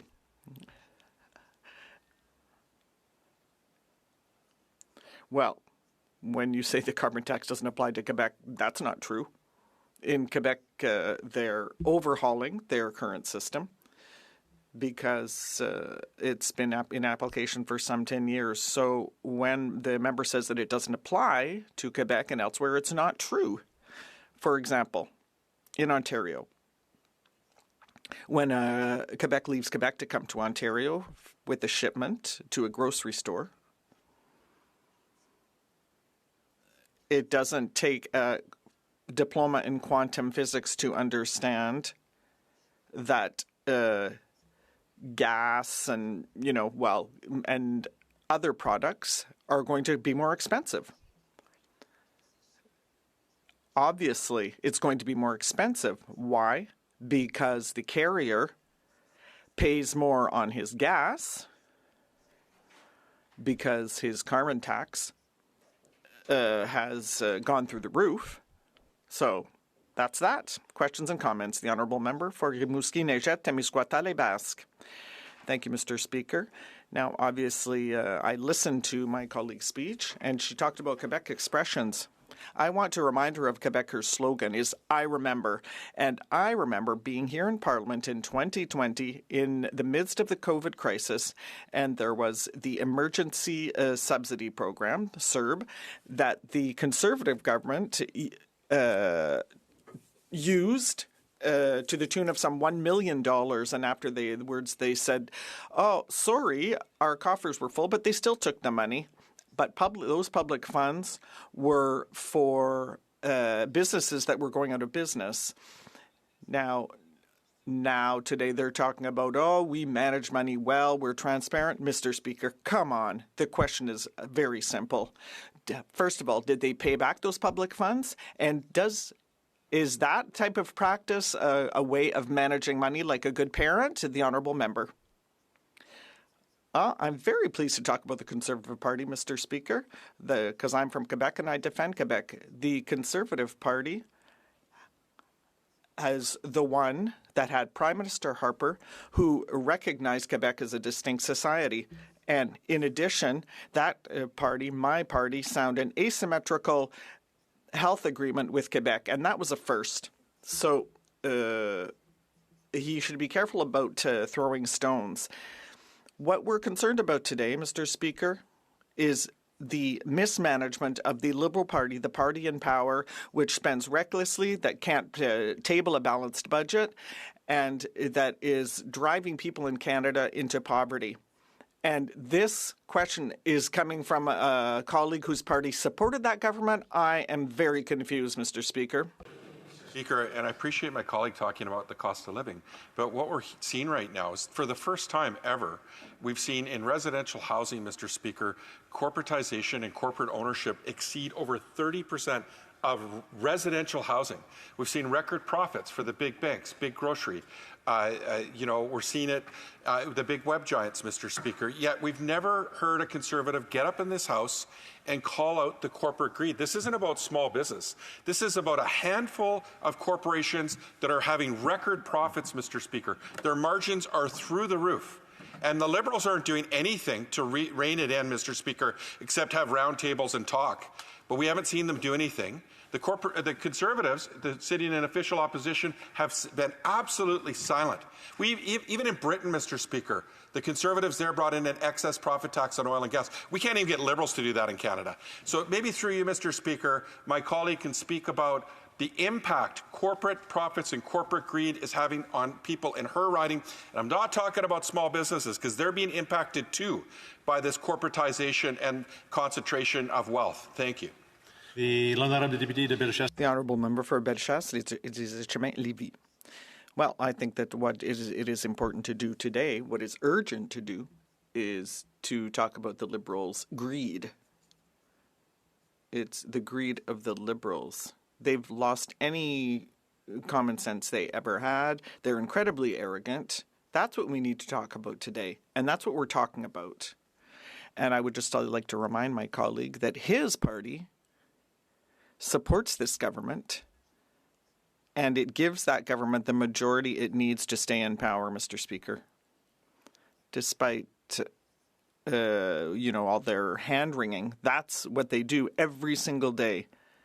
They endorse what this government is doing in terms of its ethics, and it's very, very unfortunate, Mr. Speaker. They need to ask questions of that government. They have to stop supporting them. We need to call an election quickly. Question et commentaire, l'honorable député de... The honourable member for Grouse Grey Owen Sound. I would like to thank my colleague for having clearly explained throughout her speech why this privilege motion is so important for Canadians, particularly as concerns the fight against climate change. I have a green hydrogen company in my riding which has been affected by this Liberal scandal, which has practically driven it out of business. Can my colleague tell us a little bit more on the negative impact of the Liberals' corruption on green technology companies in Canada? The honourable member. Excellent question, Mr. Speaker. And sincerely, I didn't know it was coming, but it's an excellent question. And I said so in my preamble. We're not, I talked about it earlier. We believe that climate change is real and we have to tackle it because things are not good. And I think everyone agrees with that, but we don't agree on how to do so.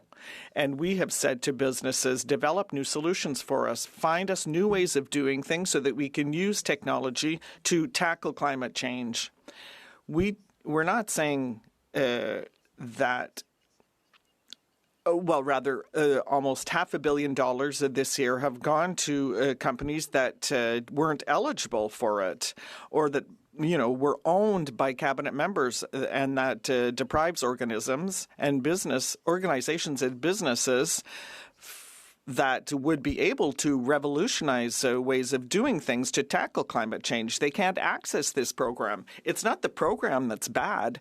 It's those who manage it, Mr. Speaker. Questions and comments. Thank you, Mr. Speaker. Mr. Speaker, the honourable member mentioned about the cost of living. Let's talk something specifics here. Bloomberg Nanos poll showed that the Canadian Consumer Confidence Index is at its 30 months high. due to the actions and the programs our government has taken. The severe recession, global inflation that was a big problem for Canadians too, has been managed well now that the inflation rate has come down to 1.6%. The interest rates have been cut fourth consecutive time to 3.75%. Mr. Speaker, Canada is the best performing in all these parameters compared to any other G7 countries, so much so that the IMF has predicted next year Canada will be the leading in GDP growth amongst all G7 countries. I would like to ask the member a specific question. Tell us which other G7 countries has done better under what parameter? The Honourable Member for Bellechasse-Lévis in 30 seconds. I'll give him a fact from the G7 with regard to our surface area. Out of the G7 countries, Mr. Speaker, in Canada, there is the least, it's the country with the least housing that's available. We have real horror stories here in Canada that we could remedy. But what he's forgotten to say, Mr. Speaker, is, in terms of Canadian poverty, we just read that this year, especially with compared to the United States. The Honourable Member for Chilliwack Hope. Well, thank you very much, Mr. Speaker, and it is, as always, a pleasure to speak to the House of Commons on an important matter. And I think what we are talking about here today is something that should be seizing this House of Commons and has been for some time. On the bottom of the screen when you speak, it simply says privilege sub-amendment. And that sounds pretty boring or pretty dry until you get into the reason why it says that, why we are debating this issue today. We're talking about a breach of the privileges of the House of Commons on the face of it. Prima facie case, the Speaker has determined that the collective privileges of members of Parliament have been violated. And that is a serious matter. And it is so serious that all other business that would normally be before the House is suspended until such time as this matter is dealt with. And I think that Canadians need to be reminded of that, need to be reminded of some of the privileges that the House of Commons has, that its collective members have, and that if we don't protect them, this government and future governments will continue to roll over them, continue to ignore the will of the elected members of Parliament. And it comes right down to what members of Parliament, what our role is. Our role is to hold the government to account. And this is true not just for members of the opposition or opposition parties. It is supposed to be true for every member of Parliament that is not a member of the government. And I think there is a lack of knowledge or over time, every member that is, in this case, a Liberal member, believes that they are a member of the government. They are most certainly not. The Cabinet is the government. The Cabinet is the government of Canada, and the rest of us have an obligation to hold that government to account. And that certainly used to be the way that it was, where it didn't matter what party you were, it mattered your position in the House. And if you weren't in the Cabinet, you held the government to account. Now we have Liberal members of Parliament who are not members of the government, who nonetheless believe that it is the role of the House of Commons to support the government. That in this case, after a vote was held in the House where members of Parliament exercised our rights to demand the production of papers, where it is a key of members of Parliament to demand the production of papers. And we exercised that right. We held a vote in the House of Commons, and the majority of the members of the House of Commons demanded that papers be produced, that the government provide papers on the Sustainable Development Technology Canada Slush Fund, that those papers were given to the RCMP and the Auditor General so that they could do with him what they would. It doesn't compel them to conduct an investigation. It doesn't compel them to take any particular action, but it does compel the government to obey the order to produce papers as was demanded by the House of Commons.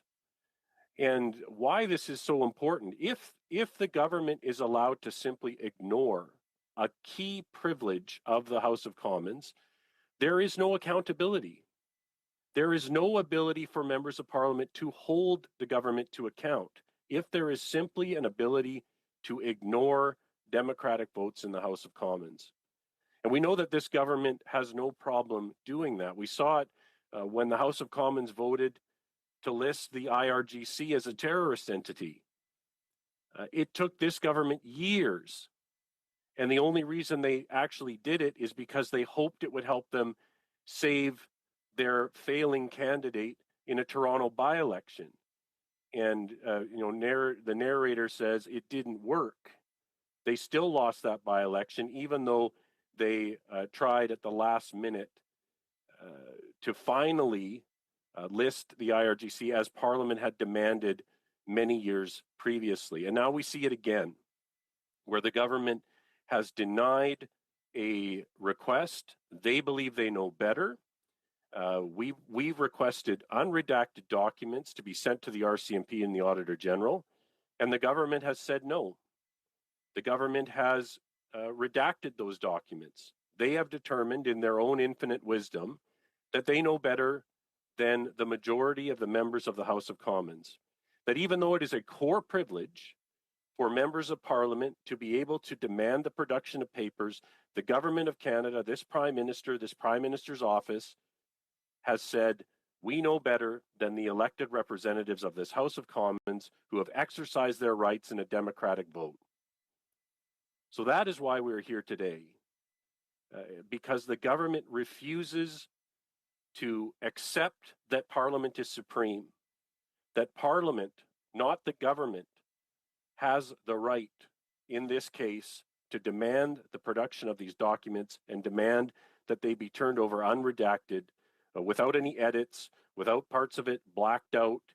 It all needs to go to the RCMP and the Auditor General for their use as they see fit.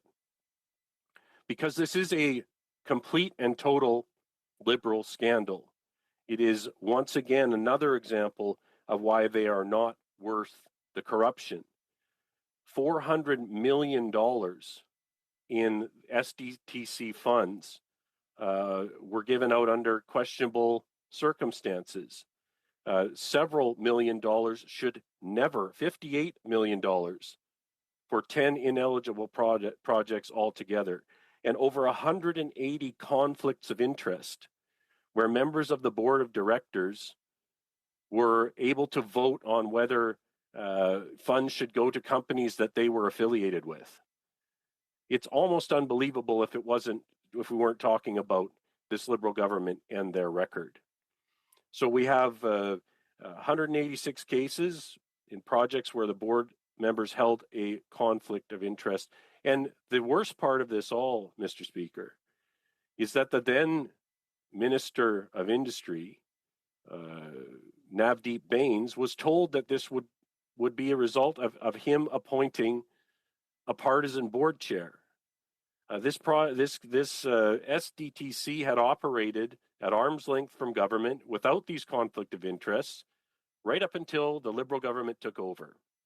And then they decided to stack it with Liberals who had conflicts of interest and who took advantage of government money to line the pockets of companies that they were engaged with.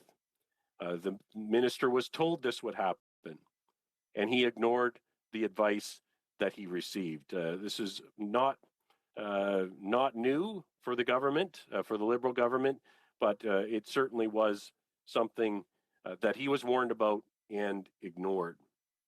So the government has wasted $400 million tax dollars at a time when 2 million Canadians a month are lining up at food banks. They're just frittering away $400 million while 2 million Canadians are lined up at the food bank, many for the first time, a quarter of them children.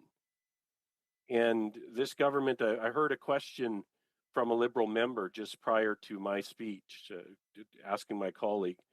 And basically his question was, Canadians have never had it so good. Why don't you agree with that?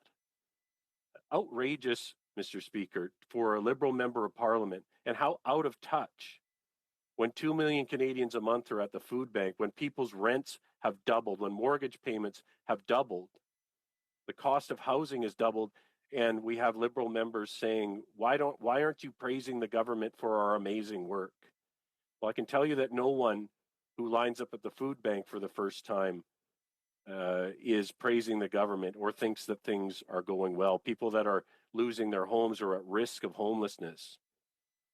You don't have to go very far, certainly not in Ottawa, but certainly come to my neck of the woods, where over the last number of years, Chilliwack, my hometown, has numerous permanent homelessness encampments now.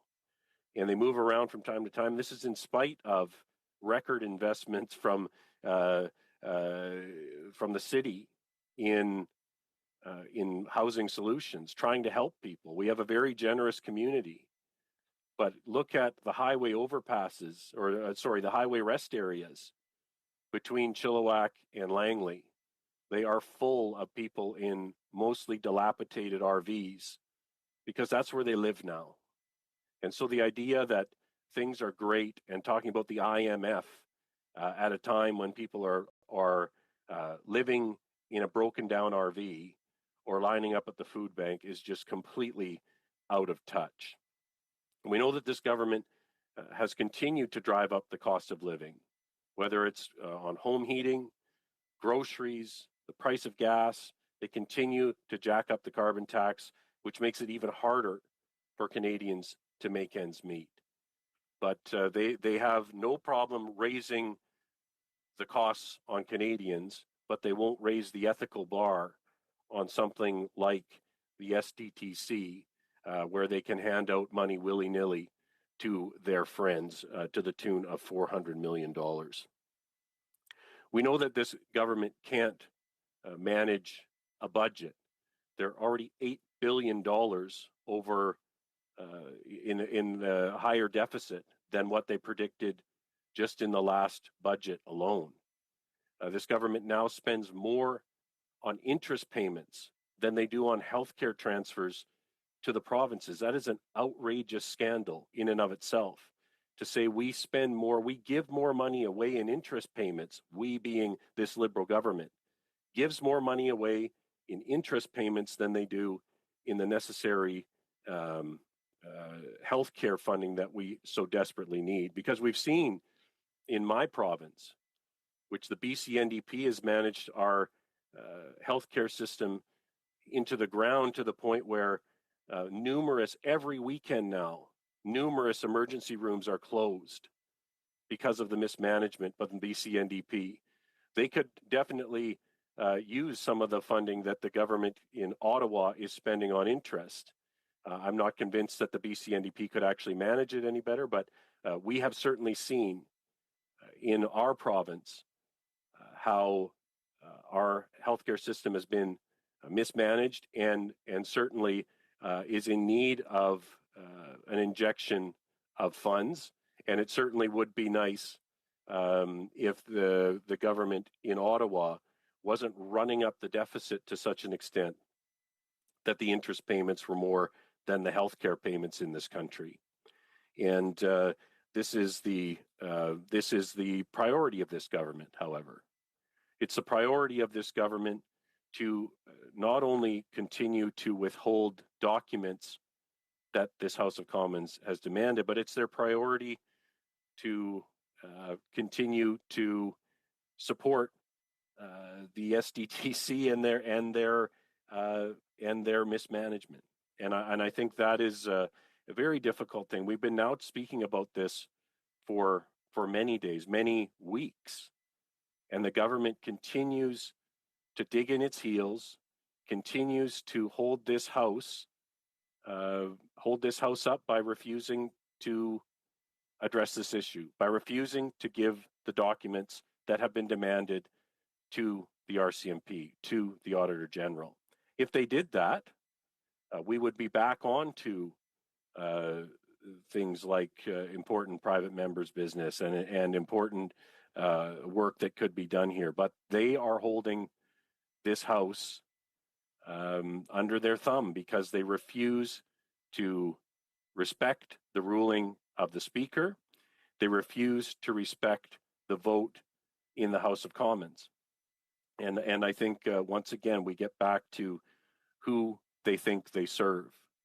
Do they believe that they serve their constituents, or do they serve the Prime Minister's office? Well, we know that many of them, 24, I believe, at the latest count, had the most inept coup in the history of democracy, I guess, where they meekly sent a letter to the Prime Minister, who promptly shredded it, ignored it, and told them what he thought of it the very next day. But even in the Liberal caucus, there are those who no longer wish to take their marching orders from this Prime Minister and from his PMO. And certainly we in the Conservative Party will not allow the PMO and this Prime Minister to run roughshod over the will of the House of Commons, which was expressed in a vote which demanded the production of these papers. Again, I just think it's, you can dress it up any way that you want to, Mr. Speaker. But this is a matter that goes to the core of what we do here. And for too long, for this government that was supposed to be all about transparency, it was to be the most transparent government in history, and there was going to, sunlight was going to be the best disinfectant, all of that boilerplate nonsense. They didn't believe any of it. And they've proven that time and time and time again. And so we have this situation here where the House of Commons has acted within its bounds, within its authority to demand the production of papers, which again, if you look at the documents that outline how we govern ourselves, it is listed as a core privilege. It's not something that's a nice to have. If we do not protect this, we do not have the ability to exercise our rights as members of Parliament in that chamber. And that is why Conservatives will continue to stand up and fight for that right, fight for our privilege. And it's not because we feel privileged as individuals, it's because we need to stand up and defend our democratic institutions. Because this is an attack on our democratic institutions. When you do not respect the authority of Parliament, when you believe that the Prime Minister's office or the Prime Minister or the Cabinet can override the will of the House of Commons, you are undermining the democratic process. There is no two ways about it. And we've seen the Liberals do this before. We saw it with the Winnipeg lab documents issue, where there was another vote in this House of Commons. And the Liberal government took the outrageous step of taking the Speaker to court. Their own Speaker, a Liberal Speaker, was taken to court because the House of Commons dared to use its authority to demand the production of papers, to demand information on what had happened at the Winnipeg labs with the breach of security there. And so we've seen that this government has no problem kicking the slats out from under Parliament, from taking it as a bit of advice that they will take or ignore, when in fact it is an order. And that is exactly what we as Conservatives are standing up against, because it is something that if the government can take a Speaker to court, the government can ignore votes of the House of Commons when it comes to privilege. This isn't a an opposition motion where the members pontificate on a policy issue, that the government, we are aware that the government does have some latitude to determine whether or not they will implement that. But when we're talking about a core right, the production of papers being one of them, we have to stand up for ourselves. And we have to encourage members to be aware, again, of their core function, which is to serve their constituents, which is to hold the government to account, no matter which side of the House they're on, and is not to simply act as mouthpieces for an unelected Prime Minister's office or the Prime Minister himself. Because the Prime Minister is supposed to be a servant of the House, not its master. And as long as we allow this government to flout the rules, to deny the production of papers as has been demanded by this House, we will be voluntarily giving up our privileges and we will be voluntarily undermining a democratic institution. Conservatives will not stand for it. Conservatives will continue to stand up for the House of Commons being supreme, for our votes to be respected, and for when we demand the production of papers, that the government can no longer treat that as a suggestion. Thank you very much, Mr. Speaker. Questions and comments? Question commentaire. The honourable member for Central Okanagan, Similkameen, Nicola. Thank you, Mr. Speaker. I'd like to ask the Member of Parliament for Chilliwack Hope that the Auditor General actually found that there were a number of ineligible firms that received money from SDTC. That was a big issue, Mr. Speaker. I know that people in my riding of Central Okanagan, Similkameen, Nicola, that when they were found to be ineligible for CERB payments, had to pay that money back to the CRA. They had to do it. Does the member from Chilliwack Hope believe that these companies should, not just this Liberal government should be accountable, but those companies should pay that money back to the taxpayer? The honourable member for Chilliwack Hope. Well, I'd like to thank my common sense Conservative colleague for his question, and to me that is just common sense.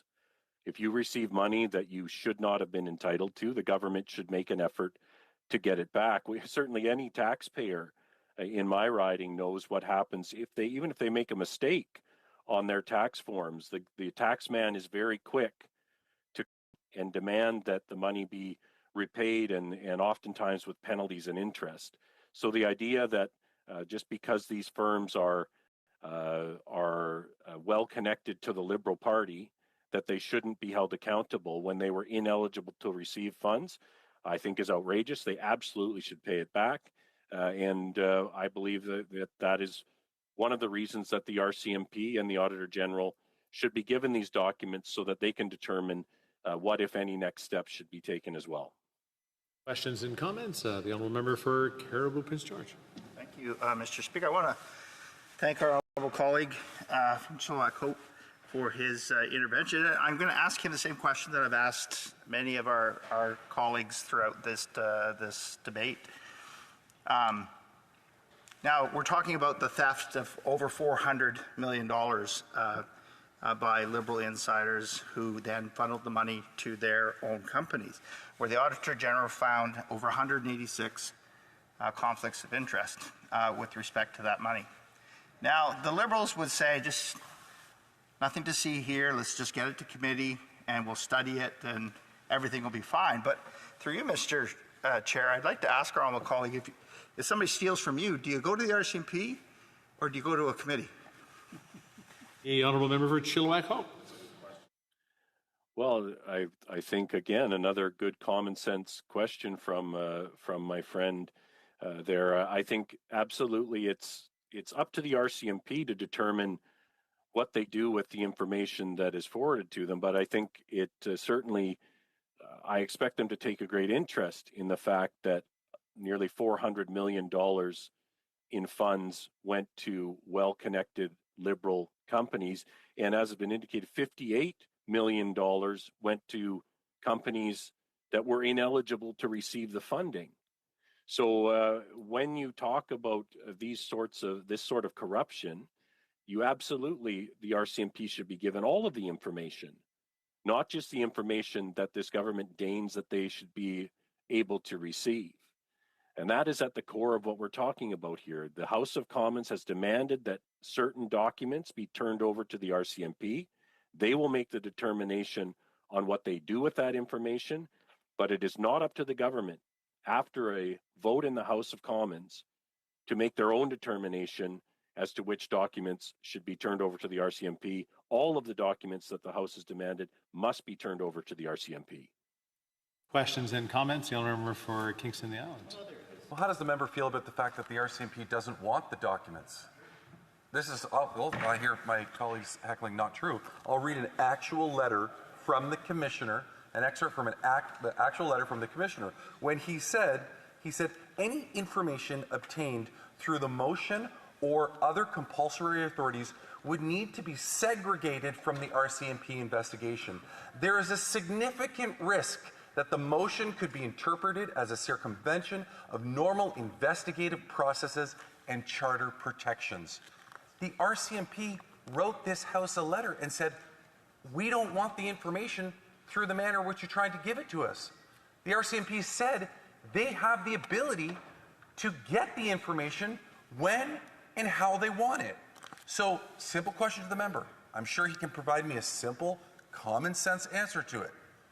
Why is he so insistent on this method of handing over information when the authority who he wants to give it to is telling us, don't give it to us like this? Well, member for Chilliwack Hope.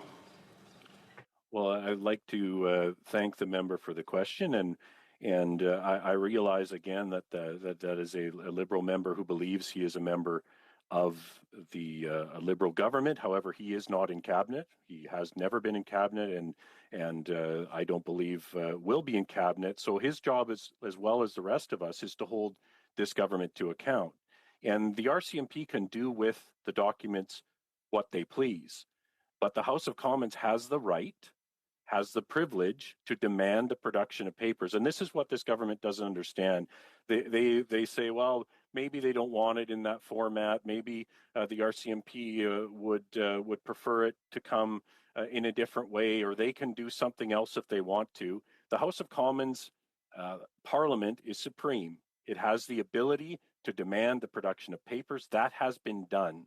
That bridge has been crossed, and now it is up to the government to listen to obey the lawful order of the House of Commons. If they want to break that rule, if they want to break that, that's why we're having this debate, because the government has broken faith with Parliament. They have decided they don't need to listen to Parliament, and the Speaker has said, yes, they do.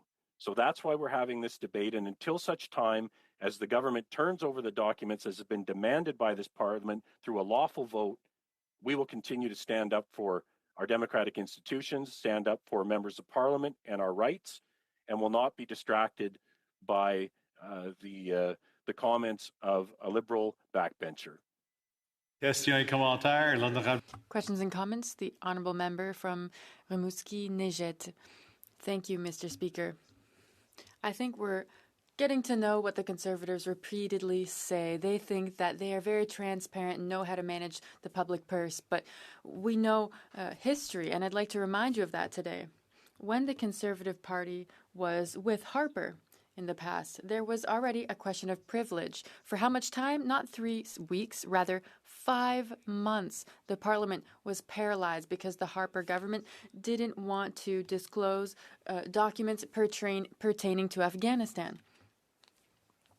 They managed to camouflage some information, and today we can see this Conservative prophecy talking once again about managing the public purse. Inaudible?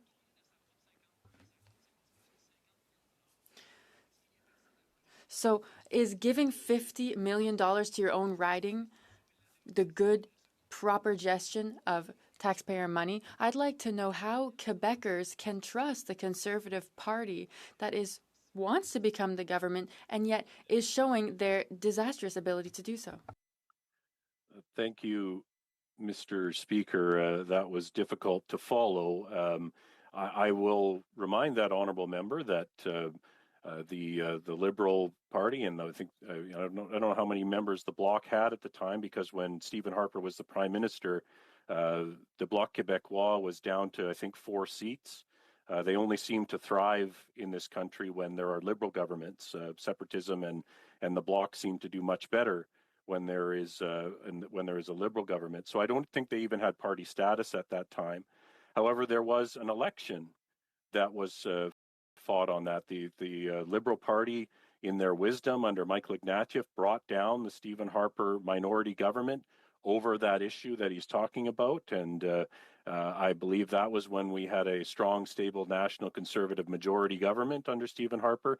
So if he wants to, like I do, have a carbon tax election right now to defeat this corrupt government and go to the polls and let Canadians have their say. I'm just trying to share it around. The honourable member for Barrie Innisfil. Share the love, Mr. Speaker. Share the love. Well, here's the reality. The RCMP are actually criminally investigating SDTC. They have received some documents, but we also know that the Justice Department has 11,000 documents that have not been submitted to this point, as per the parliamentary order, to the parliamentary law clerk. So my question to the honourable member is, should the RCMP not have all of the documentation that was ordered by Parliament so that the RCMP can do a proper and thorough investigation onto just how deep this rot and this corruption goes within this government? 30 seconds or so. The honourable member for Chilliwack Hope. Well, of course, I thank the member for his question, and we know that the rot goes all the way to the top in this government. Their ministers were responsible for appointing Liberals to key positions that put themselves in conflict of interest. The RCMP absolutely should be given this document. The House of Commons has demanded that they be given the documents, and that should be the end of the story. We have the right and the privilege to demand that those documents be produced. We have exercised that right, and if the government refuses to recognize that right, we will continue to stand up for our democratic institutions here in this House of Commons. Reprise du débat. Continuing debate. The honourable member for Sherwood Park, Fort Saskatchewan. Thank you, Mr. Speaker. Speaker, today I think we have an opportunity in this Parliament to reflect on the different priorities of the different parties. Now, here in the Conservative Party, our priorities are clear. We want to axe the tax, build the homes, fix the budget, and stop the crime. Conservatives will axe the carbon tax everywhere for good. The carbon tax is a failed NDP Liberal policy that has driven up the cost of everything. It has failed to achieve the alleged environmental objectives that are behind it. It has made gas more expensive. Emissions have continued to go up under this government, and so many Canadians are suffering as the price of basic things Canadians buy goes up as a result of the carbon tax. This is why Conservatives, rather than tinkering around the edges, would axe the tax everywhere for everyone and for good. And we want a carbon tax election now so that we can deliver that removal of the carbon tax for Canadians. So Conservatives will axe the tax. We will build the homes. And we've announced a critical new policy this week that would make a significant difference for making homes available for Canadians.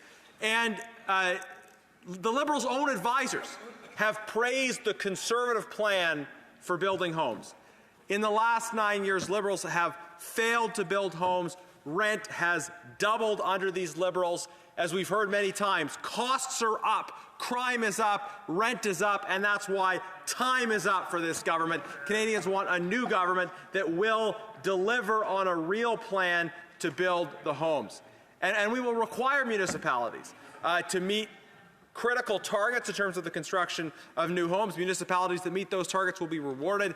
Municipalities that do not meet those targets will lose federal funding. This is the kind of real leadership for results the Conservatives believe in.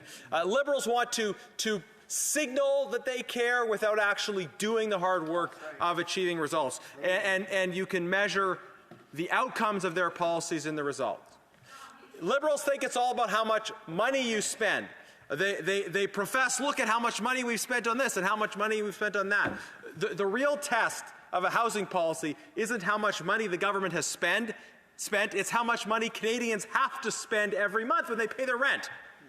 A housing policy is working if Canadians are not being forced to pay more and more every month for rent.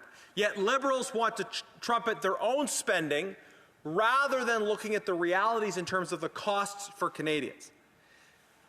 Costs are up, crime is up. For this government, time is up. Canadians want a government that's going to build the homes. So our priorities are to axe the tax, build the homes, fix the budget, and stop the crime.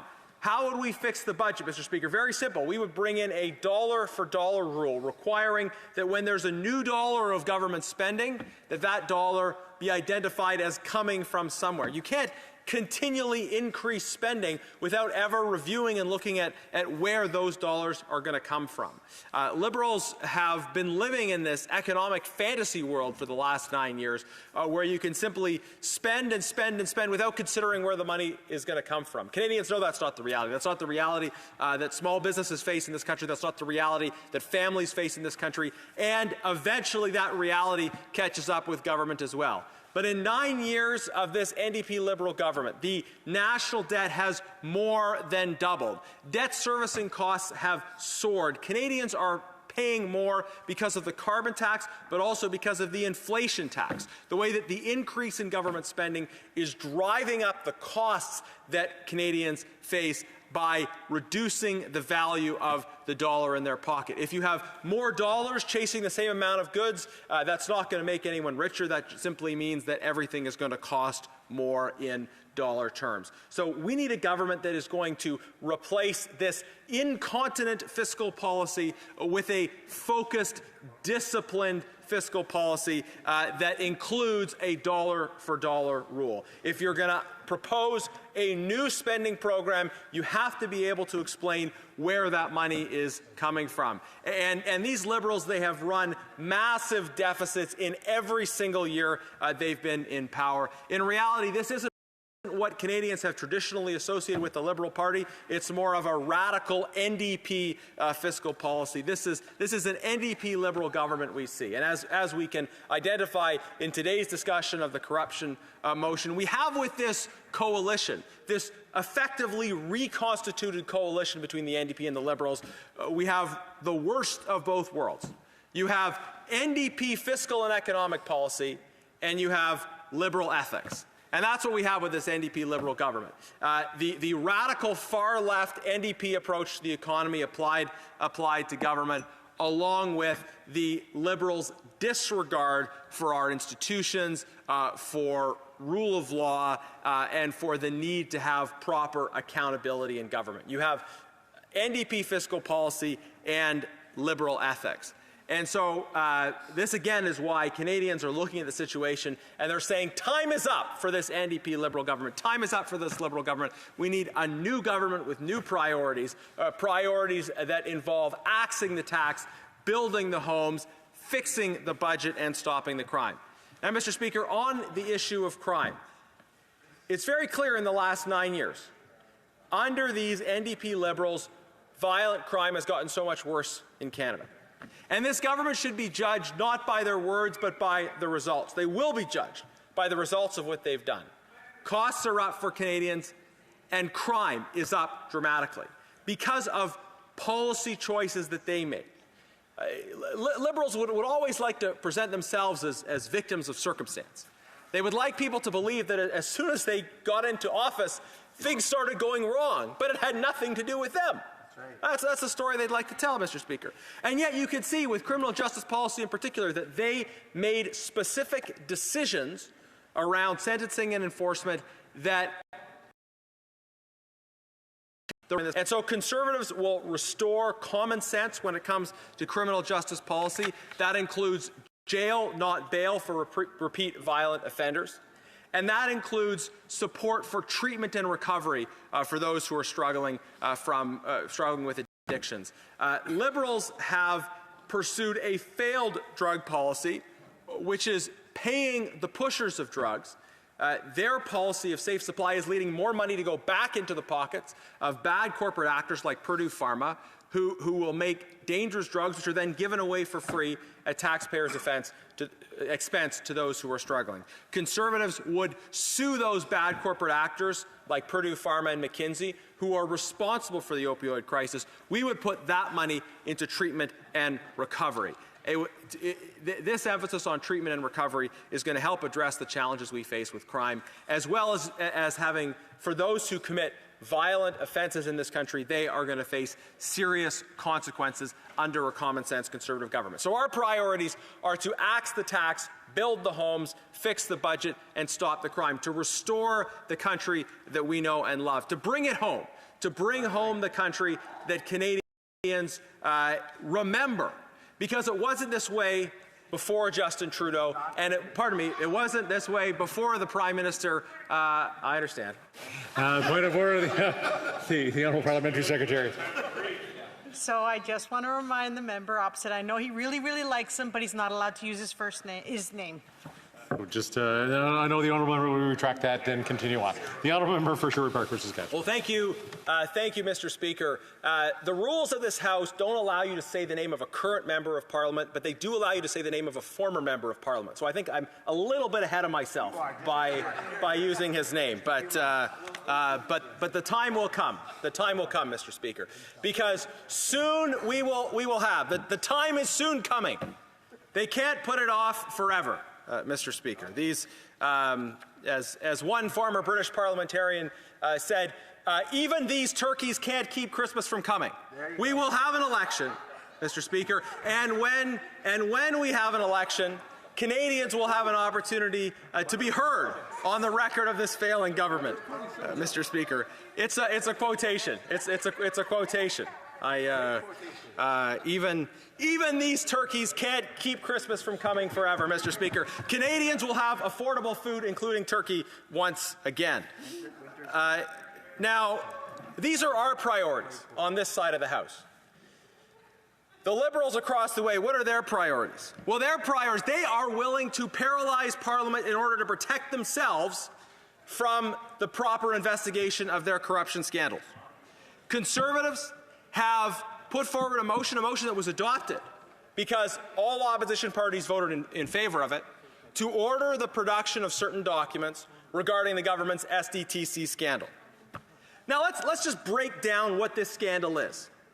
For Canadians that are less familiar, what is the Green Slush Fund scandal? Well, this is hard to believe, but you had a group of insiders appointed by this Liberal government to a panel, and they were responsible for handing out money, taxpayers' money, to various companies. And they decided to give those funds to companies that they own, right? So it's like a group of us, we're sitting around the table, we're saying, okay, well, how about first we vote some money for my company, then we'll vote some money for your company, then we'll vote some money for your company.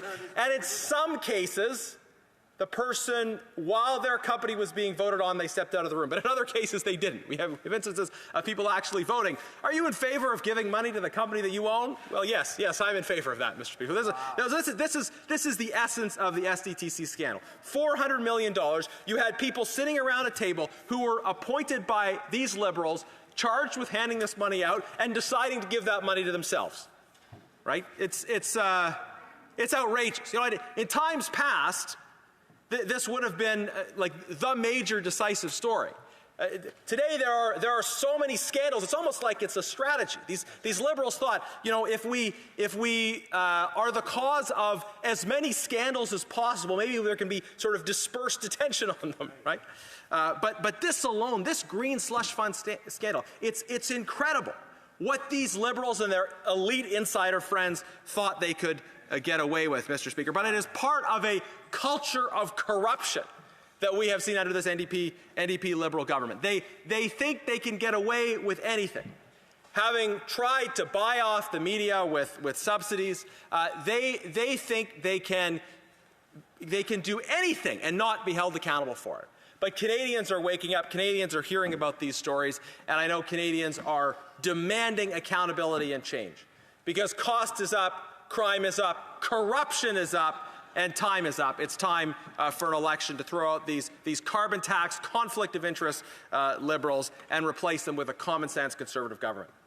Let's talk about a few of the other scandals that are going on, Mr. Speaker. I want to share a few comments about this Indigenous procurement problem, the Liberals' Indigenous procurement scandal. This really is one of the biggest scandals that we've seen yet from a Liberal government. So you have a situation with government contracting, a policy in place that says there's a target, a 5% target, saying that 5% of government contracts should go to Indigenous companies. The problem is that these Liberals have allowed many non-Indigenous companies to take advantage of that program by pretending to be Indigenous. And you have various arrangements that have allowed this to happen. You have some outright pretending to be Indigenous. You have instances of abuse of a joint venture. And then you have instances of shell companies. So an abuse of a joint venture might be you have a company with 200 people in it, and it's a fully non-Indigenous company.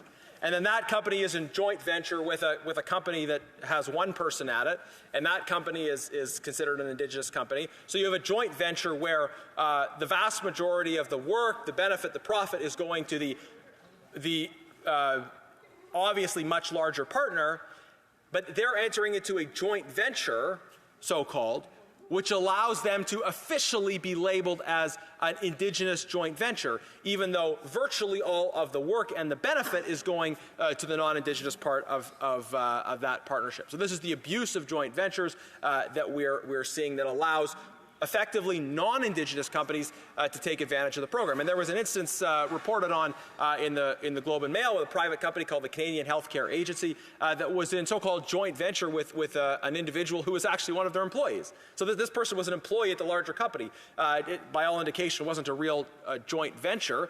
This employee was being taken advantage of by being identified as having a separate company and in joint venture, and that allowed this non-Indigenous company to take contracts that were supposed to be part of this 5%.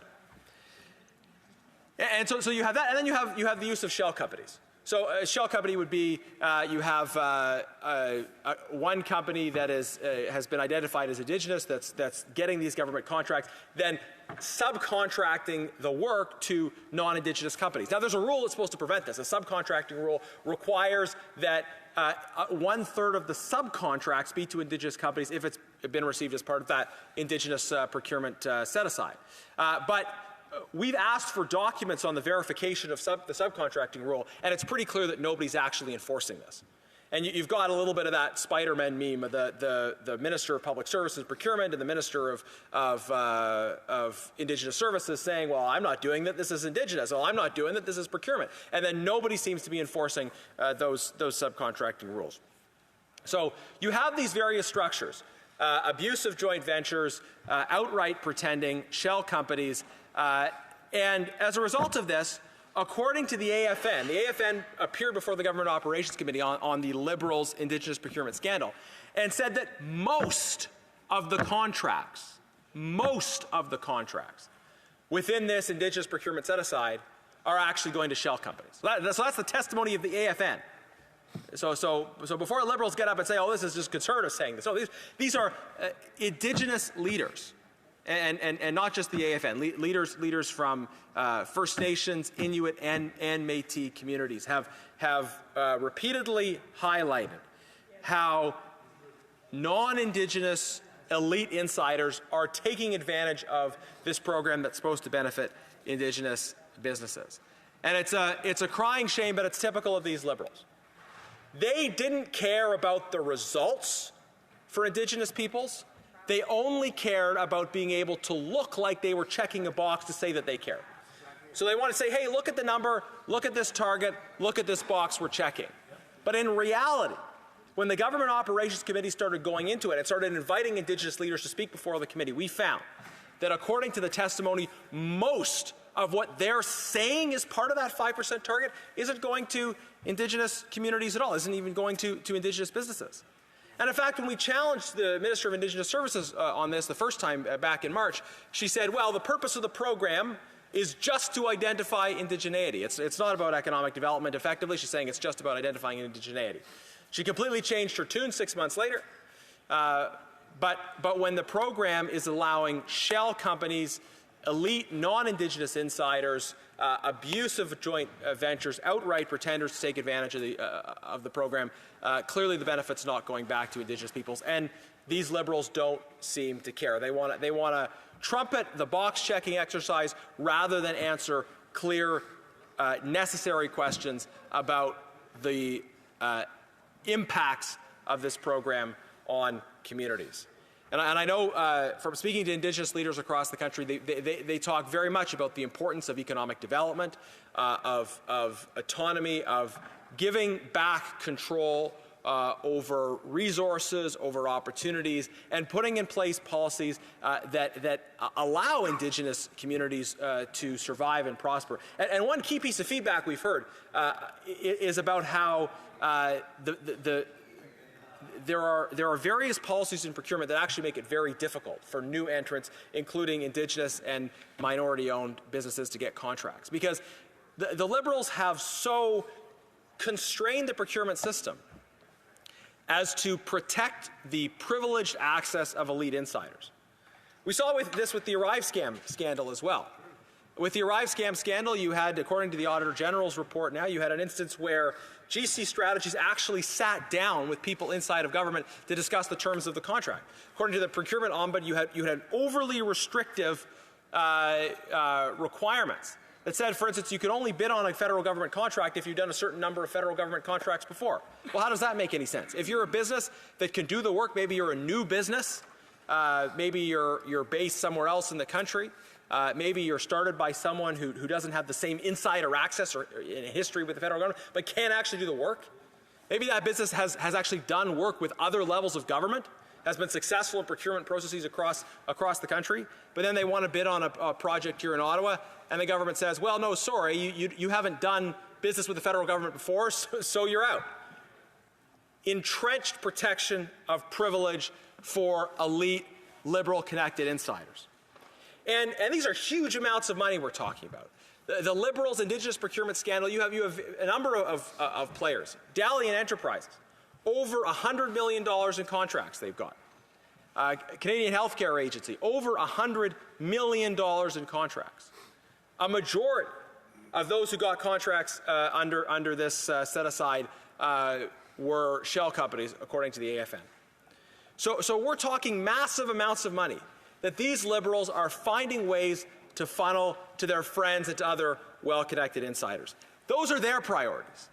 Getting money to elite insider NDP Liberal friends. Our priorities are restoring common sense, bringing it home, axing the tax, building the homes, fixing the budget, stopping the crime. And when the carbon tax election comes, Canadians will be able to decide between our priorities and theirs. Questions and comments? I have time for a very quick question. L'honorable député de Louis-Hébert. The honourable member for Louis-Hébert. Watch the member opposite. He's a smart guy, but to watch him drowning in a sea of pointless slogans for the better part of his speech. But he did once say something that I found interesting. He said, we're going to fix the budget by cutting $1 for every new dollar in spending. His leader was in my riding saying that he will finance a third link in Quebec City that's estimated to cost $10 billion. Usually the federal's up for 40%, so that's $4 billion at least. $4 billion is what the Canadian dental care program costs per year for 1 million Canadians. How are they going to finance these promises that he's making? That makes absolutely no sense. Having reached the time of expiry for today's debate, the House will resume consideration on the privilege motion at 11 a.m. on Monday, November 4th, 2024. The motion to adjourn the House is now deemed to have been adopted. Accordingly, this House stands adjourned until will be suspended until that day. 2:30. The House stands adjourned until next Monday, 11 a.m., pursuant to Standing Order 24-1.